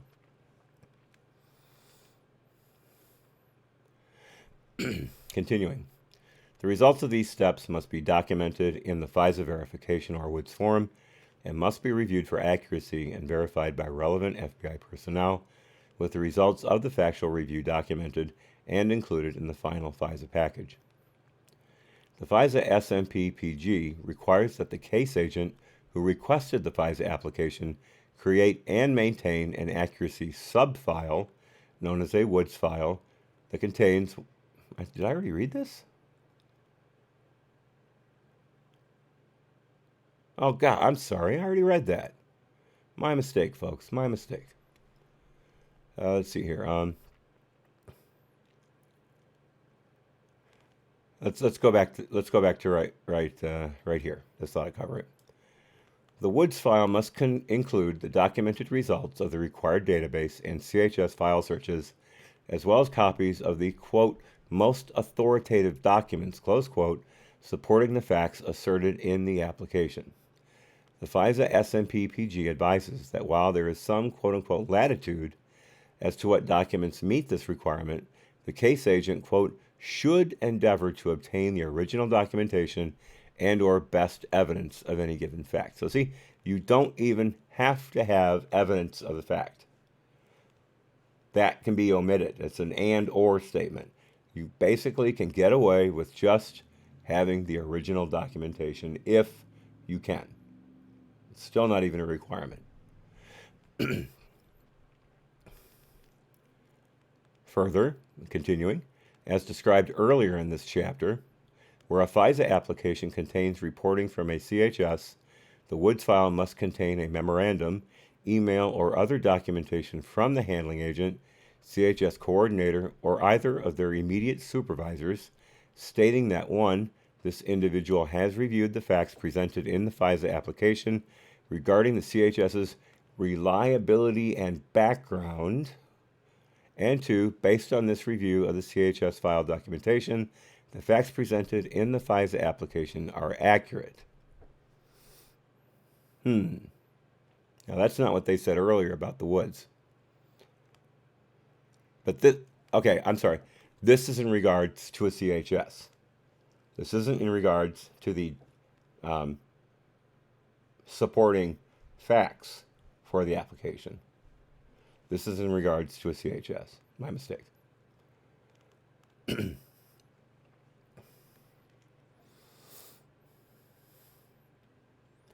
James, that's entirely correct. That's what I had read as well. And although, oh, wait, that's a little new, actually. I don't remember Barr saying that the FBI acted in bad faith. Interesting. Interesting. I just remember him earlier saying that Horowitz didn't have all the facts because he was stuck investigating only inside the DOJ and FBI. Thank you, King James. That is excellent information. I appreciate you putting it in there.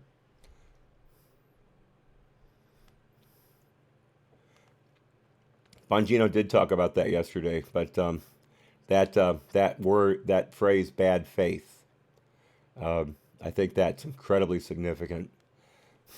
That really delineates what's going to happen to the FBI. Because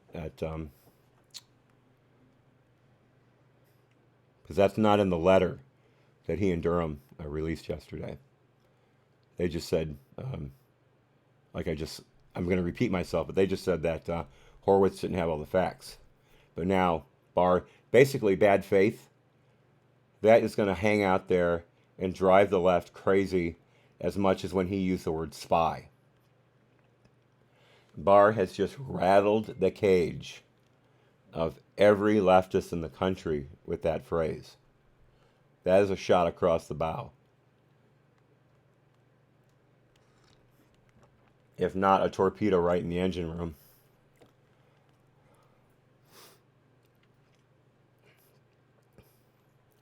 Sorry I missed that earlier, Laura. Thank you for putting that in as well. Um, okay. Anyway, I'm sorry. I'm really falling behind here. Um, Facts presented in the FISA. Okay, continuing. Common accuracy documentation for a CHS include, among other things, heavily redacted and reliability of the CHS. After the Woods file is created, the case agent is responsible for verifying each factual assertion in the FISA application and ensuring that the supporting documentation is in the Woods file. And again, that's supporting documentation. That is not verification. In the case of renewal applications, the case agent must re-verify the accuracy of each factual assertion that is carried over from the first application and also verify and obtain supporting documentation for any new factual assertions that are added. I can't wait to read what they had in the follow-ups, in the renewals. That stuff had better be in this report.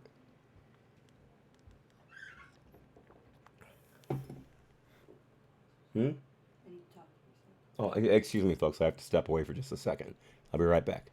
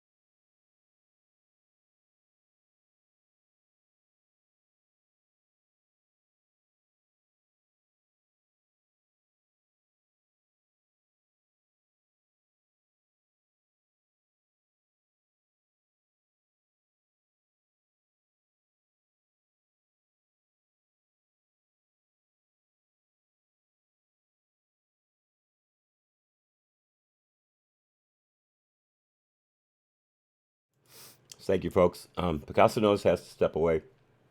She is picking up a handmade quilt for us.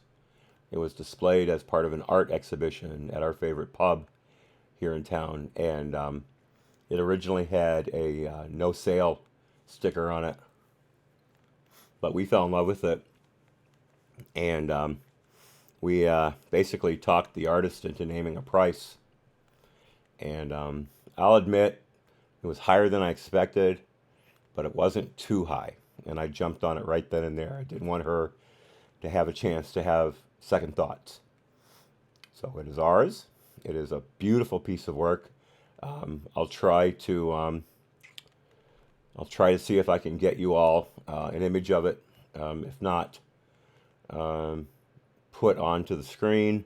I'll bring the camera over to it and give you a good look. Anyway, it is stunning. It's simple, but you know how effective simple can be, and that is exactly what it is. And she's also going to pick up some frozen custard for me,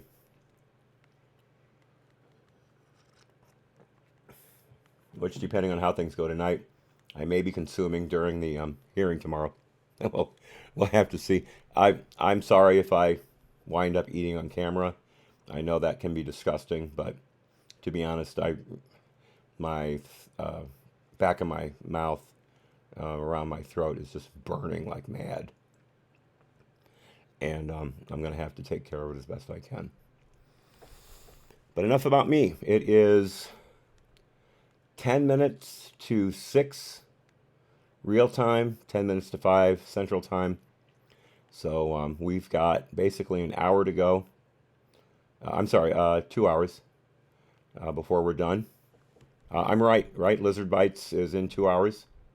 I'm not mistaken there. Because again, I'm not going to go so far that I'm going to make you guys, oops, froze up.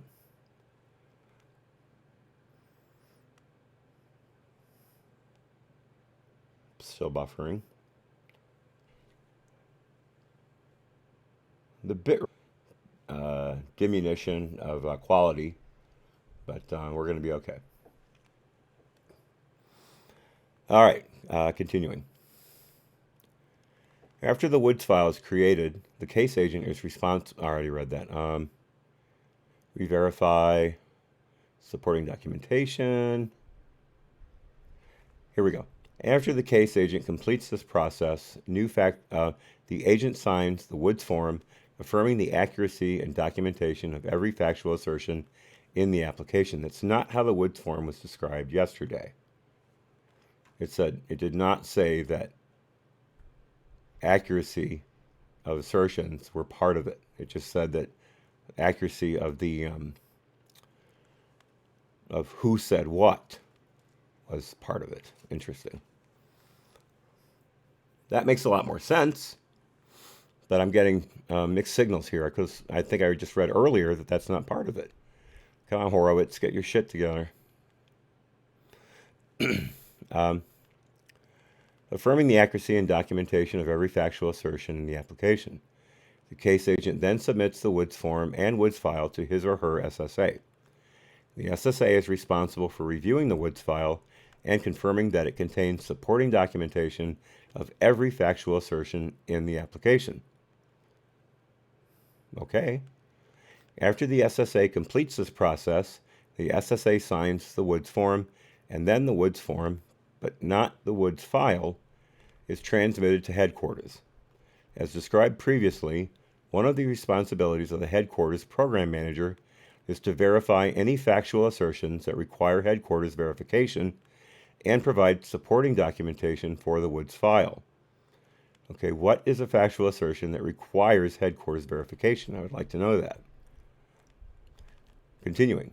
After doing so, the program manager signs the Woods form affirming that he or she has verified the accuracy of those factual assertions and has transmitted the necessary documentation to the field office for inclusion in the Woods file. Okay, all right. If this is the definitive description of the Woods procedure, the Woods file, and the Woods form, then again, the FBI lied to the FISA court in the initial FISA application for Carter Page in October of 2016.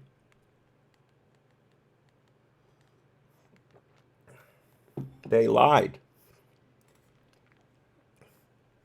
The Woods file, the Woods form, the Woods procedure was specifically designed to keep the FBI from putting fantasy in the application without having to verify it in a separate source. Again, this is not what we read yesterday, but as stated here, the FBI definitively lied in the opening FISA application, and of course every renewal then. There is no way you can give the FBI the benefit of the doubt and say that they had reasonable expectation of accuracy. I'm making that term up. I don't know if that would apply legally, but still, they would not have that in the information they provided to the FISC.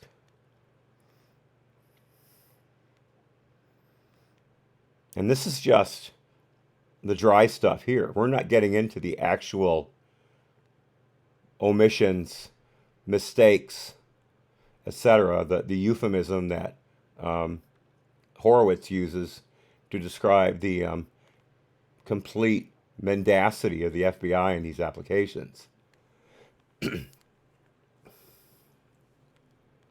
Skullcram says, oh, hello, Skullcram, by the way, welcome. Skullcram says, remember Comey said, FBI can lie, but you, sir, cannot lie to the FBI. Well, that's pretty much the course for all police activity since, there was a court ruling some years ago that the FBI, or excuse me, law enforcement is allowed to lie to suspects in order to try to elicit more information from them, more incriminating information, or perhaps an outright confession. I know it's very effective, and that technique has created innumerable convictions, but I'm a little queasy about it, to be honest. Not sure how I feel about that. Let me put it this way: if it were me in that chair being interviewed, I would consider it a breach of my civil rights for them to be able to lie to me about the information that they have and could incriminate me with. Maybe I'm too much of a libertarian. I don't know. I'm pretty much a law and order guy. But in that particular instance, again, it makes me queasy. I'm just not sure. Okay. Man, we're getting into the woods today. And again, this isn't the good stuff. This is just the dry stuff. Excuse me. Verify any factual information. Okay, so we got that paragraph. All right, continuing. According to FBI training materials, quote unquote, everyone in the FISA process relies on the case agent's signature on the Woods form, verifying that the factual assertions contained in the application are accurate. According to the FISA SMPPG, the headquarters program manager who signs the FISA application under penalty of perjury, certifying that the information in the application is true and correct, does not typically have the personal or programmatic knowledge of the factual information necessary for a FISA application, and therefore must rely on the field office for the accuracy of the information in the application. Let me clear my throat real quickly. Excuse me.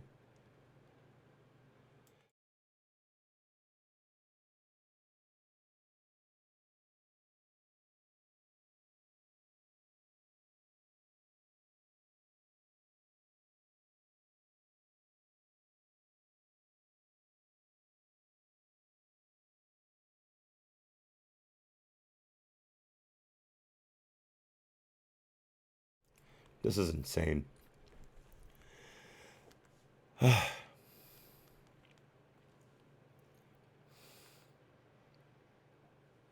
Okay, where was I? Oh yeah, and therefore must rely on the field office for the accuracy of the information in the application. So again, you've got people swearing to the fact that this information is true and verified, and they have no freaking clue. They're relying on the people below them to have certified it properly. And since the cabal lied and lied and lied and hid and omitted facts regarding the Carter Page FISA applications, These people are committing perjury. Now, can you be held liable for committing perjury when you were told that what you've said is true, when you have no way of verifying it?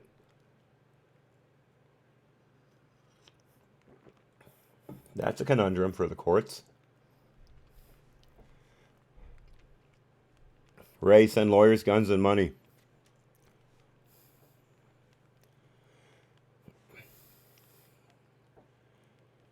The shit has hit the fan. Anyway. Continuing. The case agent's signature allows the program manager to sign and swear to the application and the director or deputy director to certify the application. Further, OI, NSD, the approving official, NSD, AAG, DAG, or Attorney General, and the FISC rely on the headquarters program manager or declarant that the application contains a complete and accurate recitation of the relevant facts.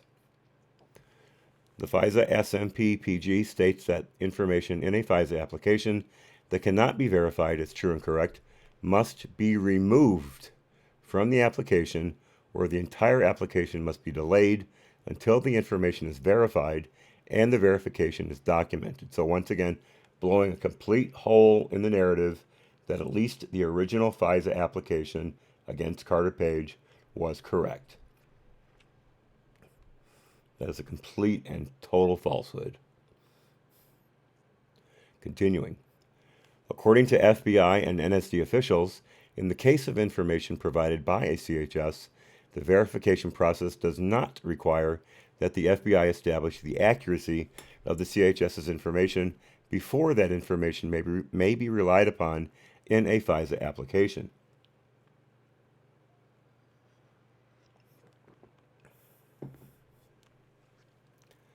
The OGC unit chief who supervised the attorney assigned to assist the Carter Page FISA applications told us that the Woods procedures require that the case agent identify documentation stating what the CHS told the FBI, but does not require the agent to corroborate the underlying accuracy of the information. Similarly, according to NSD supervisors, although the Woods procedures require that every factual assertions in a FISA application be quote-unquote verified, when a particular fact is attributed to a source, an agent must only verify that the fact came from the source and that the application accurately states what the source said. This is what we were told yesterday, or at least what was described yesterday. So, as I understand it from what we've previously read, these people didn't know shit about their proper procedures. They allowed themselves to filter down to the lowest level of verification and skate by.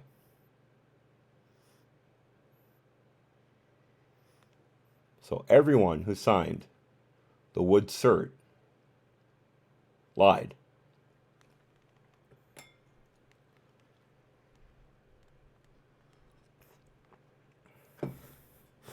Yep, this is a complete vindication of the FBI, folks.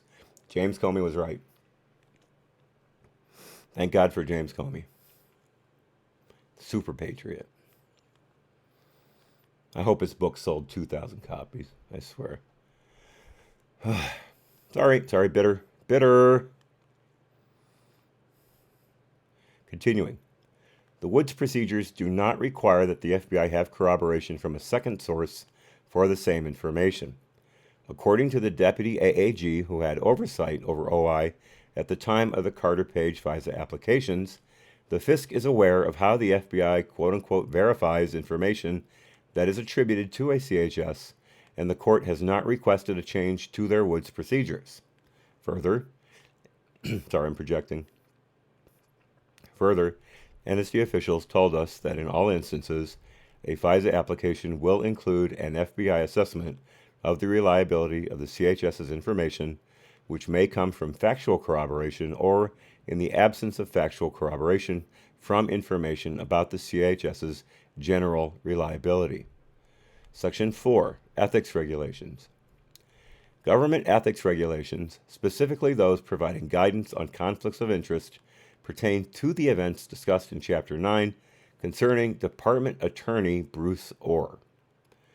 The standards of ethical conduct for employees of the executive branch, known as the Standards of Ethical Conduct, 5 CFR Section 2635, is a comprehensive set of regulations that set forth the principles of ethical conduct to which all executive branch employees must adhere. In addition to the basic obligations of public service, the regulations address such ethical issues as gifts from outside sources and impartiality in performing official duties. Specifically, 5 CFR Section 2635-502 seeks to avoid any appearance of the loss of impartiality in the performance of official government duties by an employee due to a financial interest that the employee may have. It applies in circumstances, internal quote here, where an employee knows that a particular matter involving specific parties is likely to have a direct and predictable effect on the financial interest of a member of his household. Financial interest in the member of his household. In other words, funneling Nellie Orr's research to the FBI as she's being paid by Glenn Simpson and Fusion GPS. Interesting. And continuing, and where the employee determines that the circumstances would cause a reasonable person with knowledge of the relevant facts to question his impartiality in the matter. Another portion of the regulations, 5 CFR Section 2635 402b1, defines, quote, direct and predictable effect, close quote, as a, quote, close causal link between any decision or action to be taken in the matter and any expected effect of the matter on the financial interest, close quote. Section 502 also includes a catch-all provision which states, internal quote, an employee who is concerned that circumstances other than those specifically described in this section would raise a question regarding his impartiality should use the process described in this section to determine whether he should or should not participate in a particular matter. And that's from 5 CFR Section 2635-502A2. The process referenced in this section is for the employee to describe the circumstances that would raise an impartiality question to a department ethics officer for the purpose of receiving guidance on how to address potential conflicts of interest, including whether the employee should be disqualified from participation, 5 CFR Section 2635-502C. Section 5. Examples of other department and FBI policies regulating investigative activity that could potentially impact civil liberties. On occasion, the department and the FBI investigate alleged illegal activity that is intertwined with or take investigative steps with the potential to implicate what is otherwise constitutionally protected activity. Examples include investigations of allegations of illegal campaign finance activity.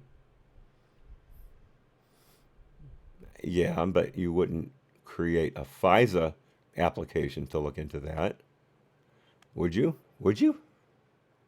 That wouldn't make sense. That would just be a straight up investigation. What's that phrase? Minimal, the least invasive technique. Doesn't have to do with terrorism. I suppose you can make a case for it. Blah, blah, blah, blah, blah. Continuing. Allegations of violations of the Foreign Agent Registration Act or the use of legal process to obtain information about the media or members of Congress. Well, that's Adam Schiff and the phone records that he got from AT&T and Verizon. I believe it was AT&T and Verizon. I know AT&T for a fact.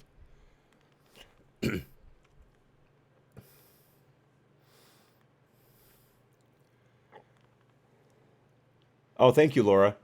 8 p.m. That's 8 p.m. real time, so gotcha. Good. I really appreciate your checking on that. Thank you very much.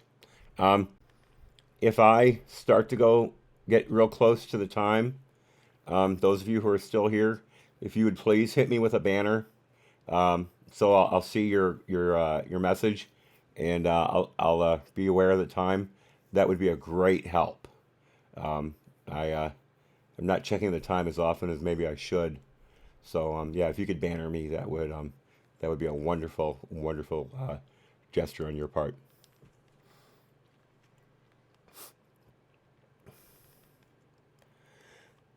Okay, where are we?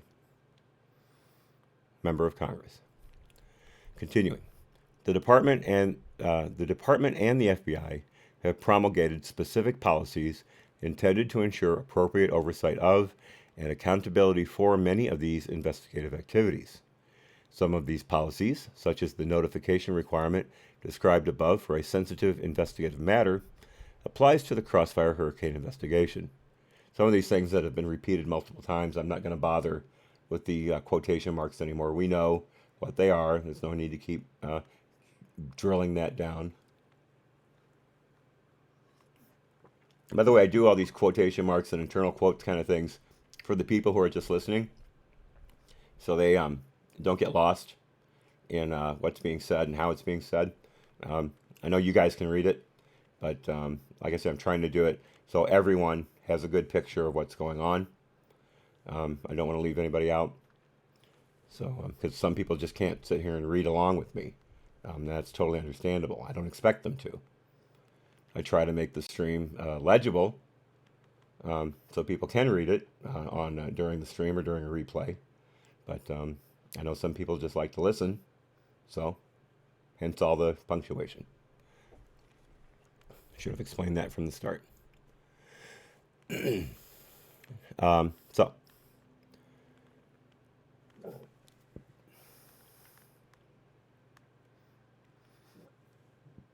excuse me. Let me get back to that again here.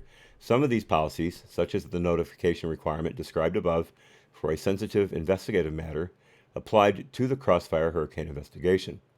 In this section, we provide examples of other department and FBI policies and procedures not applicable to the Crossfire Hurricane investigation that establish senior level approval requirements and other procedures to regulate certain investigative activity capable of implicating civil liberties and constitutional concerns. Subsection A, undisclosed participation. Undisclosed participation, UDP, takes place when anyone acting on behalf of the FBI, including a CHS, becomes a member of or participates in the activity of an organization on behalf of the U.S. government without disclosing their FBI affiliation to an appropriate official of the organization, which we found out yesterday in the executive summary happened on at least with two people in the Trump campaign. One of whom actually sent information from the campaign to their handler in the FBI. And as we well know, that information was then filed, probably breaking several laws.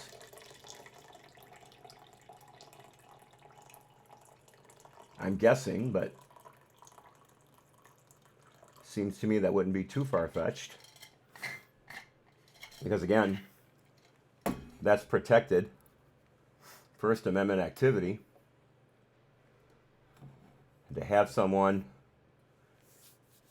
as the CHS relay it to the FBI, where it may have been confidential information for the campaign,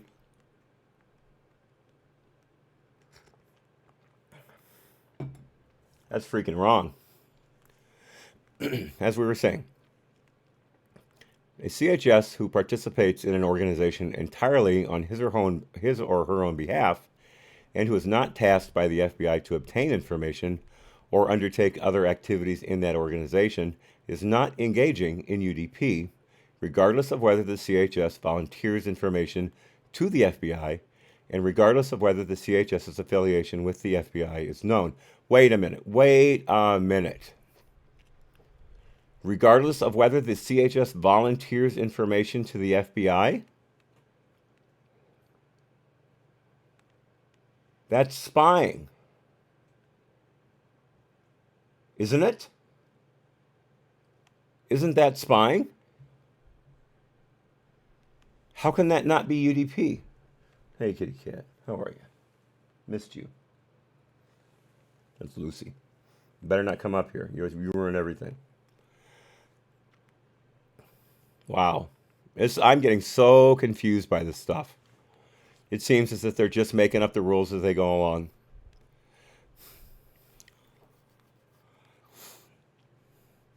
Continuing. However, if the CHS is tasked by the FBI to join an organization, COINTELPRO, or as I used to pronounce it, COINTELPRO, obtain specific information through participation in the organization, or take specific actions, those activities are on behalf of the FBI and require compliance with the UDP policies set forth in the DIOG. Huge redaction. In our review, we identified an FBI CHS who, months after the presidential campaign concluded, redacted to the FBI without being, so passed on information basically, without being tasked by the FBI to gather that information. Why did you bother redacting it when it's just probably identifying the specific information they passed along?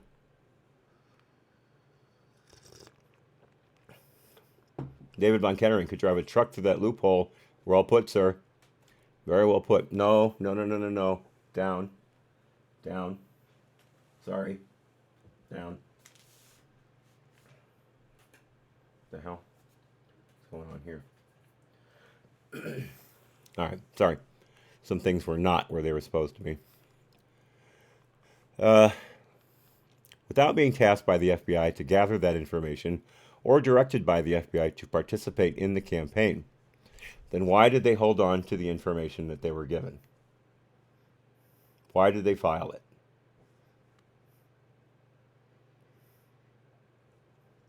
I want to know that answer. We know that Horowitz made them delete it.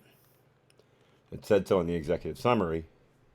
But I want to know what was going through their head when they created a folder for it and put it in there.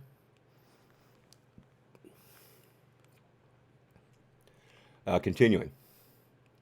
This type of voluntary activity does not meet the definition of UDP and therefore does not implicate the FBI's requirements for approval of UDP. I'm tired of saying this, but it's J. Edgar Hoover time. Over and over again. We didn't send you in to give us information. We didn't ask you to join the campaign. But since you gave us this information, thank you. We'll hold on to it with no legal reason whatsoever. That is a complete violation of First Amendment rights, and probably Fourth Amendment too. Whoever had that information taken from them deserves a thorough explanation.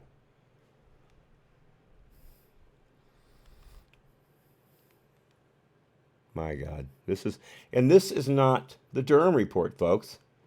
There's no fingers being set up for this person committed a crime, that person committed a crime, and I'm going to prosecute them, because Horowitz can't do that. He can just say, incomplete, mistake, omission.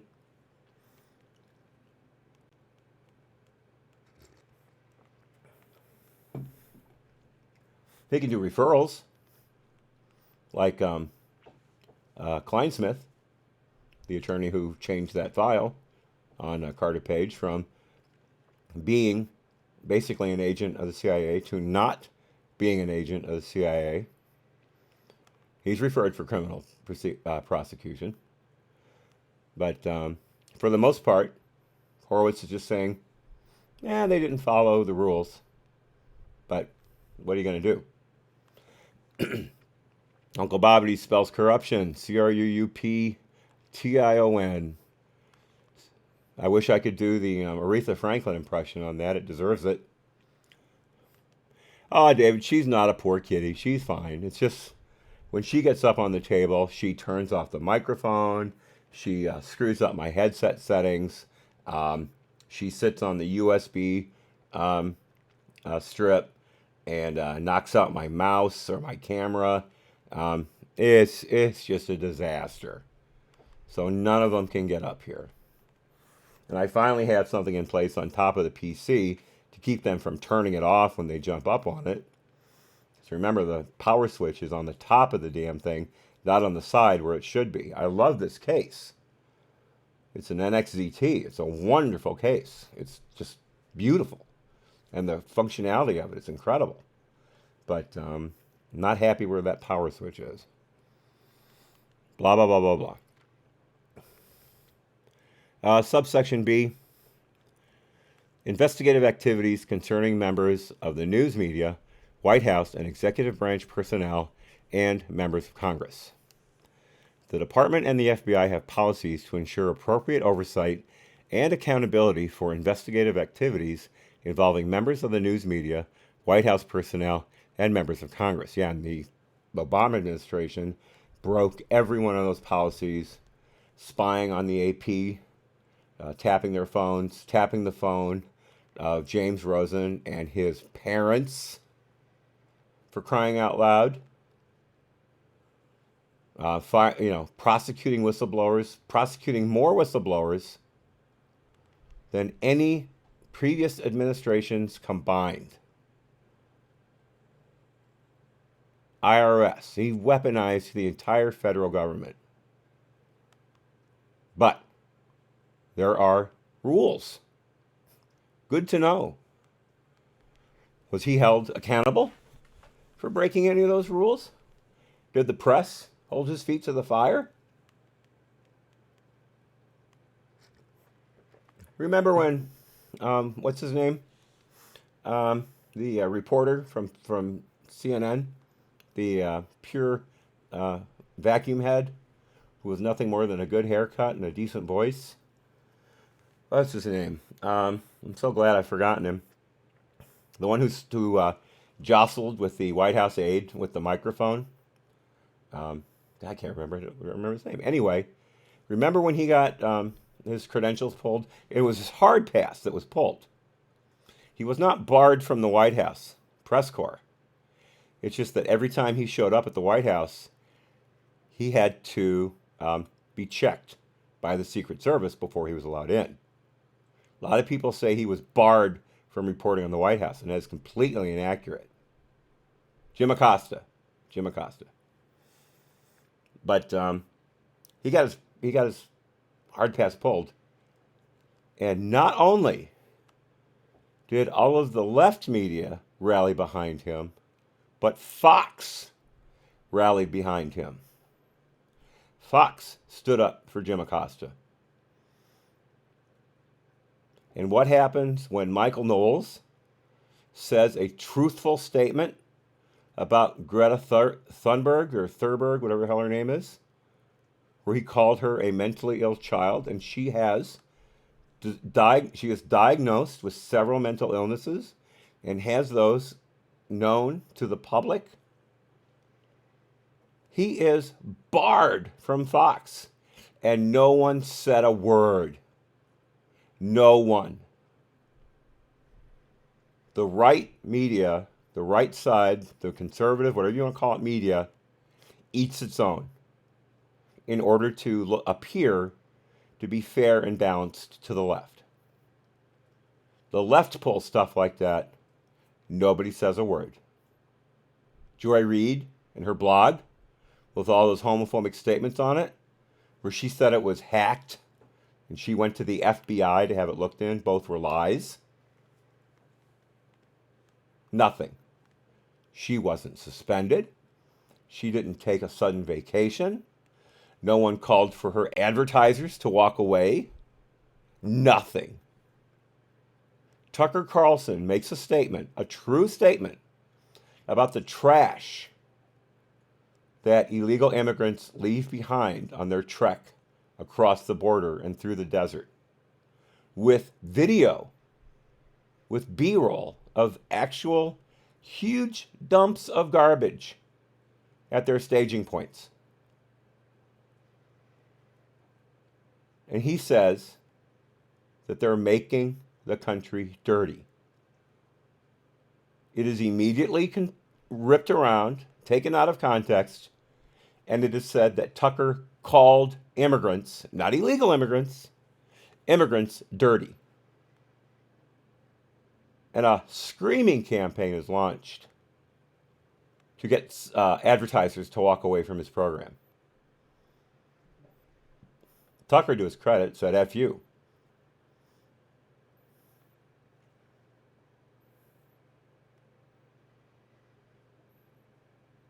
Unbelievable. Another soapbox. I'm sorry. Please forgive me. Okay. Members of the news media. Subsection 1. The Department and the FBI have numerous regulations and policies regarding investigations that involve members of the news media that relate to events arising from their profession. For example, 28 CFR Section 5010, 5010, and the Department's Justice Manual, Section 9 through 13, 400, govern obtaining information from or records of members of the news media and questioning, arresting, or charging members of the news media. The rules require, with certain exceptions, the Attorney General to approve subpoenas issued to members of the news media, warrants to search premises, properties, communications records, or business records of a member of the news media, and questioning, arresting, or charging members of the news media. So right there, Eric Holder had to sign off on those investigations into Rosen and the AP.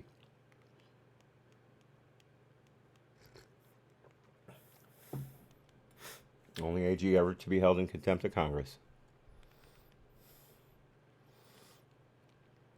Obama's wingman. Continuing.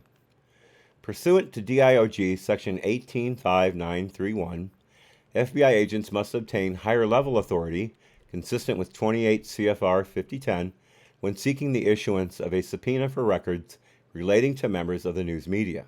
Similarly, DIOG Section 18644343 requires the FBI to obtain the Attorney General's approval when using an administrative subpoena directed to a telecommunications provider for toll records associated with members of the news media. So John Solomon's phone records were sucked up in that request that Schiff made. Did he have to get FBI approval? No.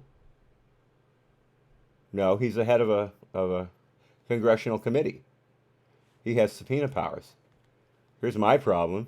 Why did the phone companies not challenge those subpoenas? Why did they just roll over and hand over all that stuff? Were they blinded by the number of numbers he had requested? Did he use a bunch of straw numbers to hide the ones he was really looking for? Because John Solomon was caught up in that whole thing. He is news media. So where are his protections?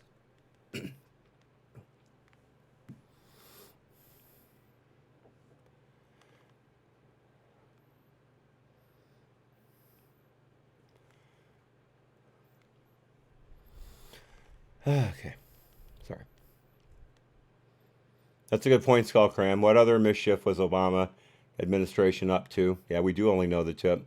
I mean, if you don't have the time for me to start naming stuff. I mean, my favorite though is the Iran deal, where what's his name, the director of White House strategy, the guy who used to be a failed author and was driving a bus for the Obama campaign at one time. I think his first name is Michael or David, something like that. He's the one who was filmed crying on the outside of the Hillary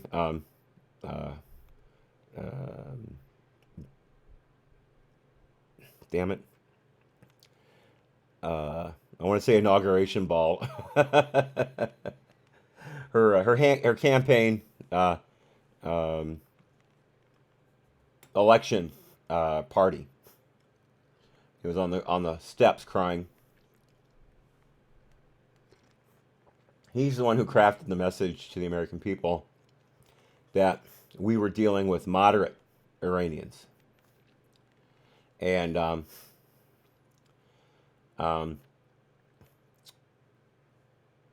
that we were going to help support a cooperative and just regime in Iran.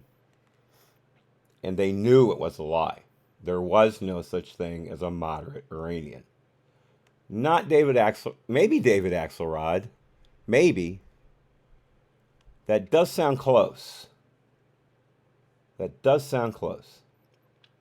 But he bragged about it after it was over. It was like Biden talking about him holding the Ukrainian economy hostage in order to get Shokin fired. He bragged about his role in blinding everyone and getting an illegal treaty through without getting Senate approval.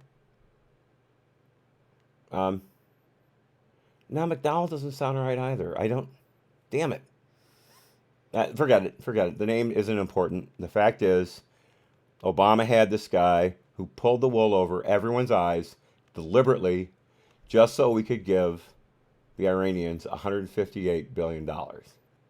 I know some of that was money that we had frozen when they took the embassy staff hostage, but you know what? Screw them. They've been screaming death to America and death to Israel ever since that day. I believe that was November 4th, 1978? 78, 79? Yeah. And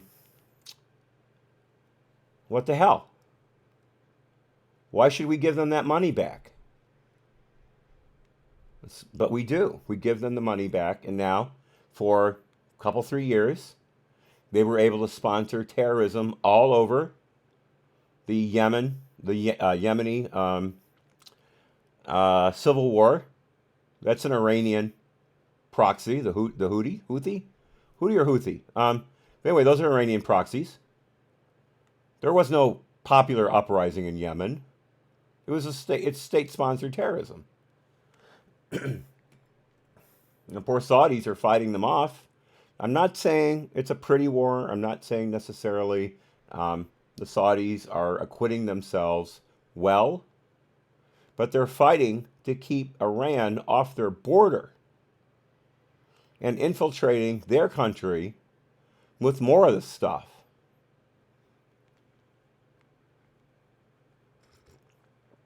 Don't give me that crap about bombing buses. That happened once.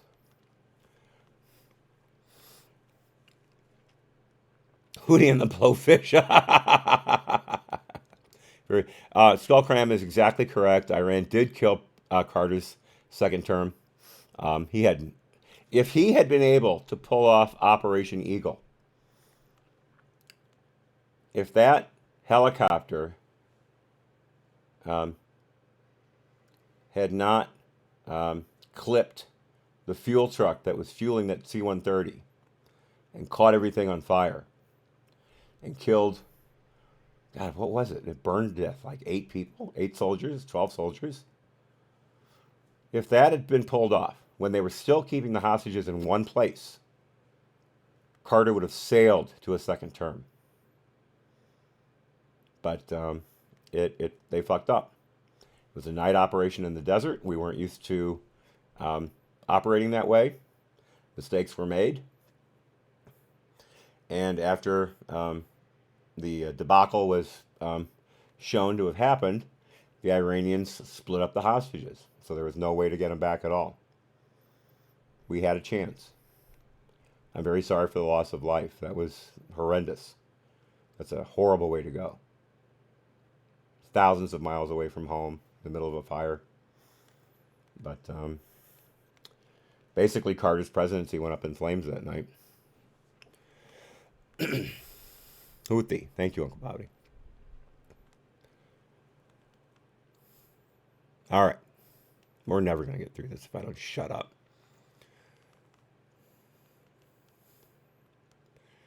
Let's see. Okay. 2. White House and executive branch personnel. The Department's Justice Manual states that any monitoring of oral communications without the consent of all parties, when it is known that the monitoring concerns an investigation into an allegation of misconduct committed by a senior member of the executive branch, must be approved by a deputy AAG from the Department's Criminal Division.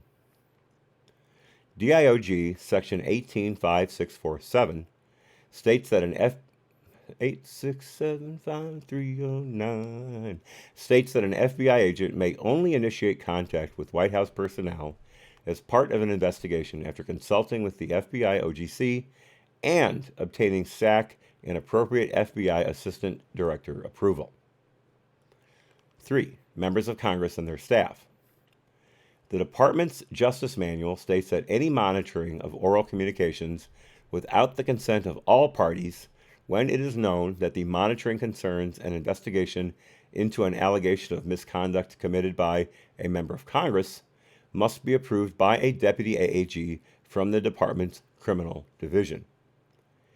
DIOG 185646 requires FBI agents to obtain SAC and appropriate FBI Assistant Director approval, along with notice to the AD for the Office of Congressional Affairs, when seeking to interview a member of Congress or congressional staff in connection with a public corruption matter or a foreign counterintelligence matter.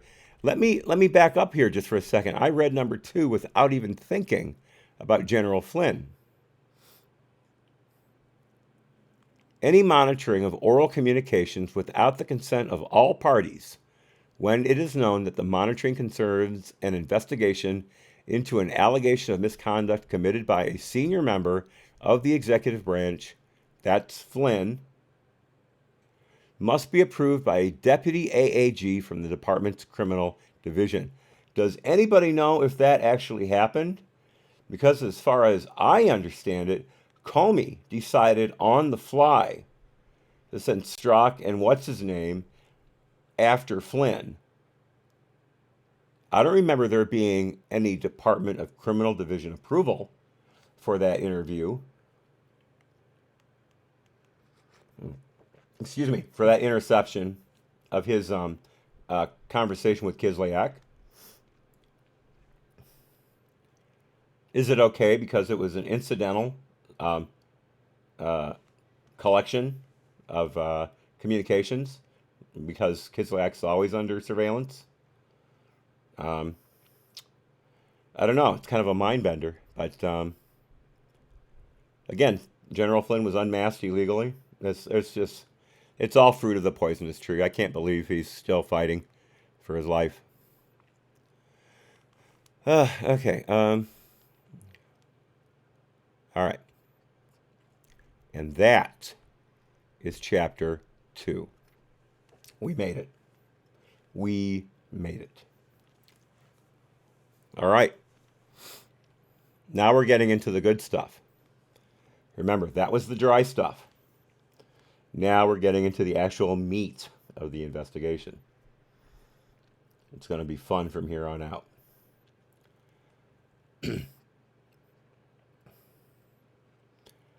So, now I'll leave this here, obviously. Tomorrow, does anybody know when the hearing starts? Let me see if I can find it. I have a computer. I can look things up. Let's see. Horowitz. Senate. Here we go.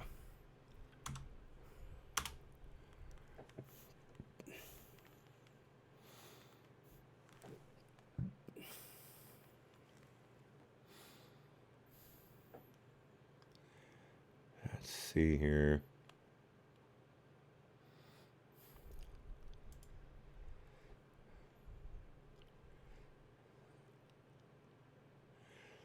Hey, Catherine Herridge. Check her out. I loved her on Fox. Man, she just nailed it. Whenever she was on the screen, you knew you were getting some good info. She was on top. I I'm sorry she's no longer at Fox, but she got a hell of a promotion to CBS, and I hope she's able to maintain her objectivity and keep from getting swept up into the lefty tidal wave. Catherine Herridge is top end reportage. Okay. All right. It is. It starts. Oh, it starts at 10 o'clock Eastern. So 10 o'clock Eastern, 9 a.m. Central. Yeah, Central Time, or as Laura likes me to say, 10 a.m. real time, 9 a.m. Central. So it's not as early as a day as I had originally thought. Um, I will be here no later than quarter till the start of the hearing. We'll be watching on C-SPAN. That way we can't get taken down for uh, copyright infringement, like we did during the debate um, replay. CNN, YouTube. T- Honestly, you're doing something that is obviously fair use. And what does YouTube do when someone complains about what you're doing? They immediately take the side of the complainant, as opposed to backing up their user, someone who has been on the channel for years and is providing a service to their viewers. And I'm not just talking about me. Anthony Brian Logan, Steven Crowder, big people getting their channel ripped apart just because someone says, "Hey, that's copyright. You can't use that." I've been in copyright battles before with the Australian Broadcasting Corporation, and I won. I won every one of them. But see, CNN just blocked me, blocked us. There was no copyright strike. There was no community violation, so there was nothing I could fight. I had to take the video down because no one could watch it.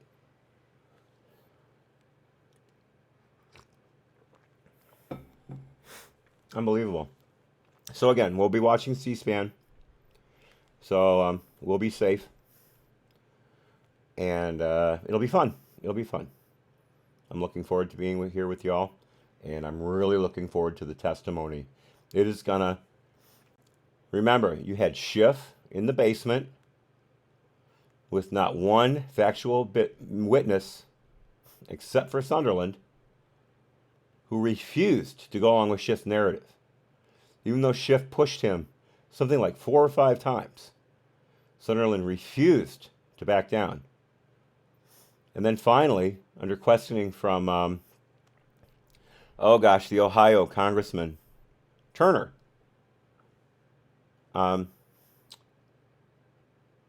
Sunderland finally said, Trump said he didn't want anything.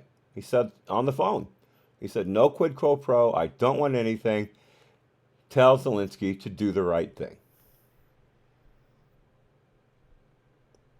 And they still come out and saying he's impeachable. And no one enjoyed those hearings. They were boring, except for Sunderland. So then you've got Nadler, who was the most inept committee chairman in history, was a lying sack of shit. If you look at his press conferences, his House speeches during the Clinton impeachment. Remember, Clinton was found by Starr to have committed 11 felonies. Were they all impeachable? I'm not going to say. I wasn't watching a lot of politics then, so I'm not going to give an uninformed opinion. But I do think that obstruction of justice and lying to a grand jury are pretty high up there on the list. But Nadler is talking about how, you can't do this. You're tearing the country apart. There's no bipartisan support for this. You're overturning an election, yada, yada, yada. Pelosi said the same thing.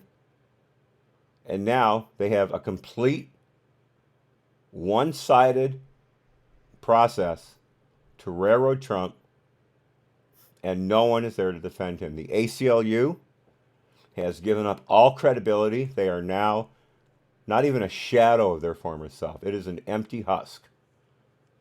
All the civil libertarian groups are completely silent.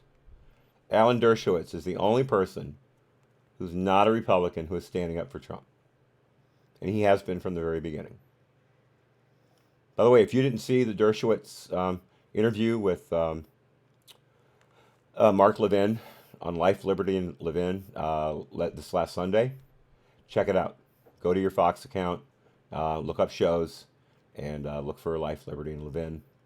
It was incredible. And they not only went over the impeachment hearings, they talked about Horowitz's book, Guilt by Accusation, and his Me Too nightmare with Virginia Giuffre Roberts.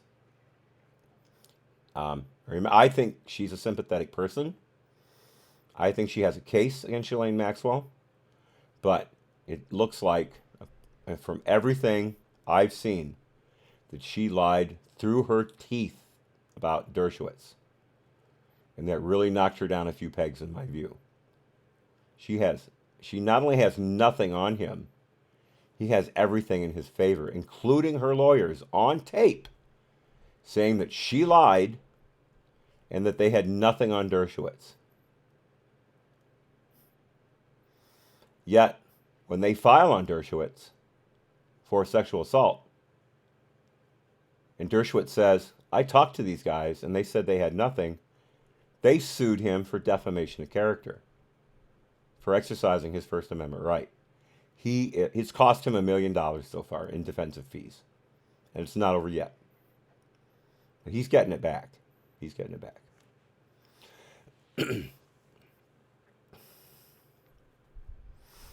Laura says, Pelosi admitted it yesterday. They've been working on this for 2.5 years. I wish I had seen that, but I know you are representing it accurately. I've never had any reason to think otherwise about you, Laura. So I'm glad you put that in the chat. I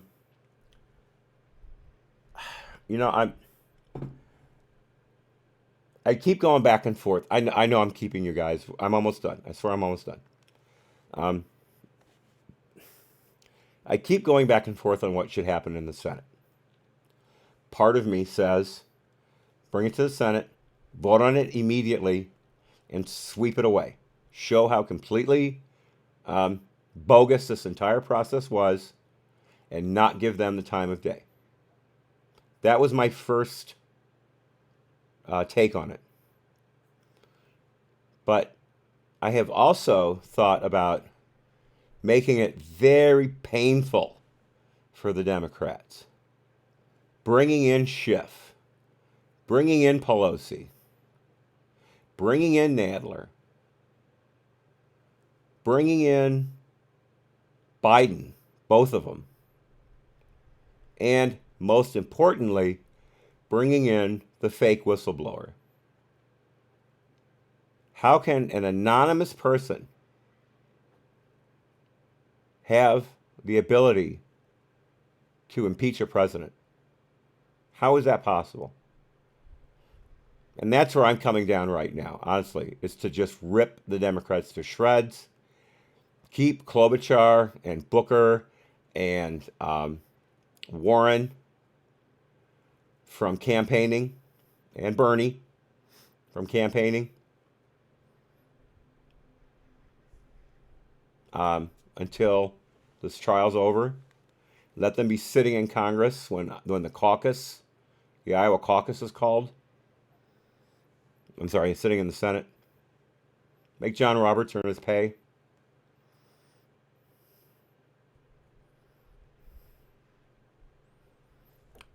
Deception Bites has the vid of Pelosi. Thank you, Laura. Thank you. I will check that out immediately upon our finishing up. I'll leave the chat up, and I'll check that immediately. Thank you. I'm looking forward to that. Thank you.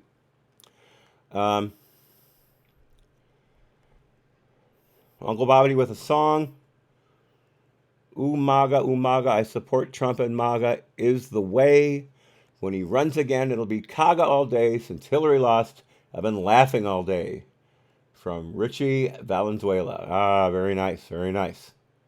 I wish I'd gotten the melody right. I apologize. It didn't come to me. But Uncle Bobby with the song, as always.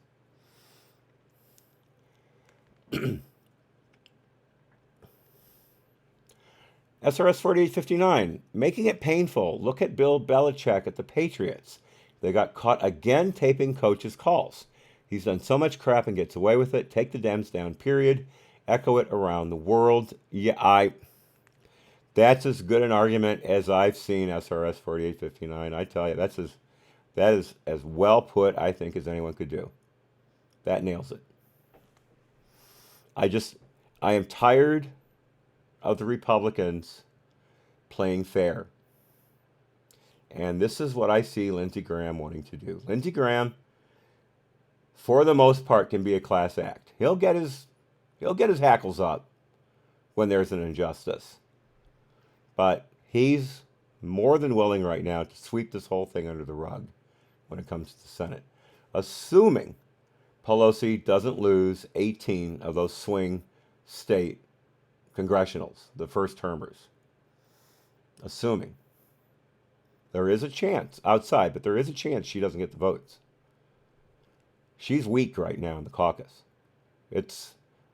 She's been weak ever since she took the speakership. She's been being pushed around by the squad and their lackeys the whole time. I mean, she barely won. She only won by a few votes. So, Mark Levin touts her as a political genius. If she's such a political genius, how has she already lost the House once and is running headlong into losing it again? I don't see that, as HB would put it, a lot of political acumen.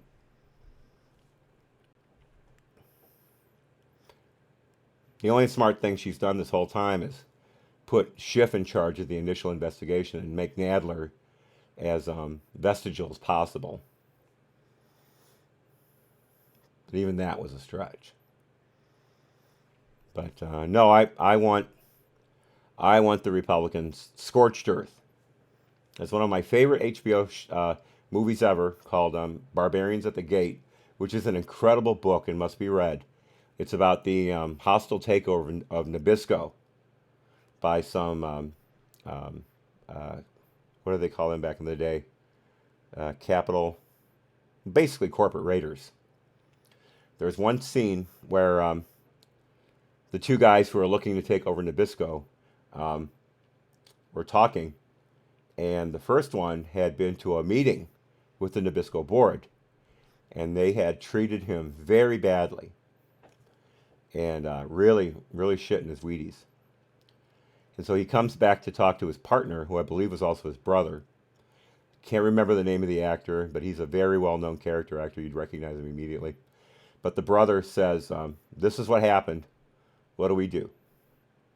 And the second brother just looks at him and says, napalm. I'll never forget that. One of the greatest one-line reads in history. The best by far is Jack Nicholson's The Joker, when he's yelling at Jack Palance about Palance sleeping with his girlfriend. And he says, you did this to me for a woman? A woman? I can't even come close. My apologies to the ladies in the audience, but come on. You got to appreciate that kind of vituperance. But anyway, I want to see the Dems crushed under our boots, and hear the lamentations of their women as they're driven before us. All right. Let's end it here. Tomorrow morning, 8:45 Eastern Time, 8:45 Central Time, I will be here. My throat will be rested. My back held up all day, so I'm not worried. That resting it on the footrest took care of everything. Took the tension off the side, that side of the back. And we will be hot to trot. So until tomorrow morning, be well. God bless. Happy trails. See you real soon. Bye-bye.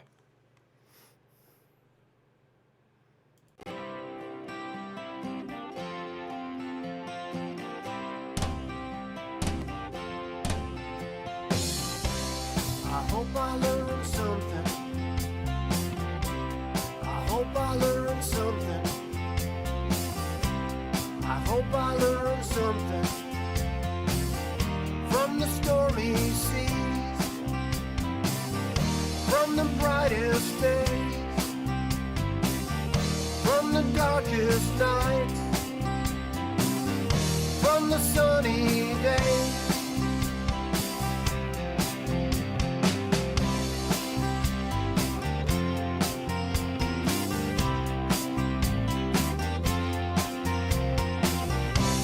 I hope you learned something.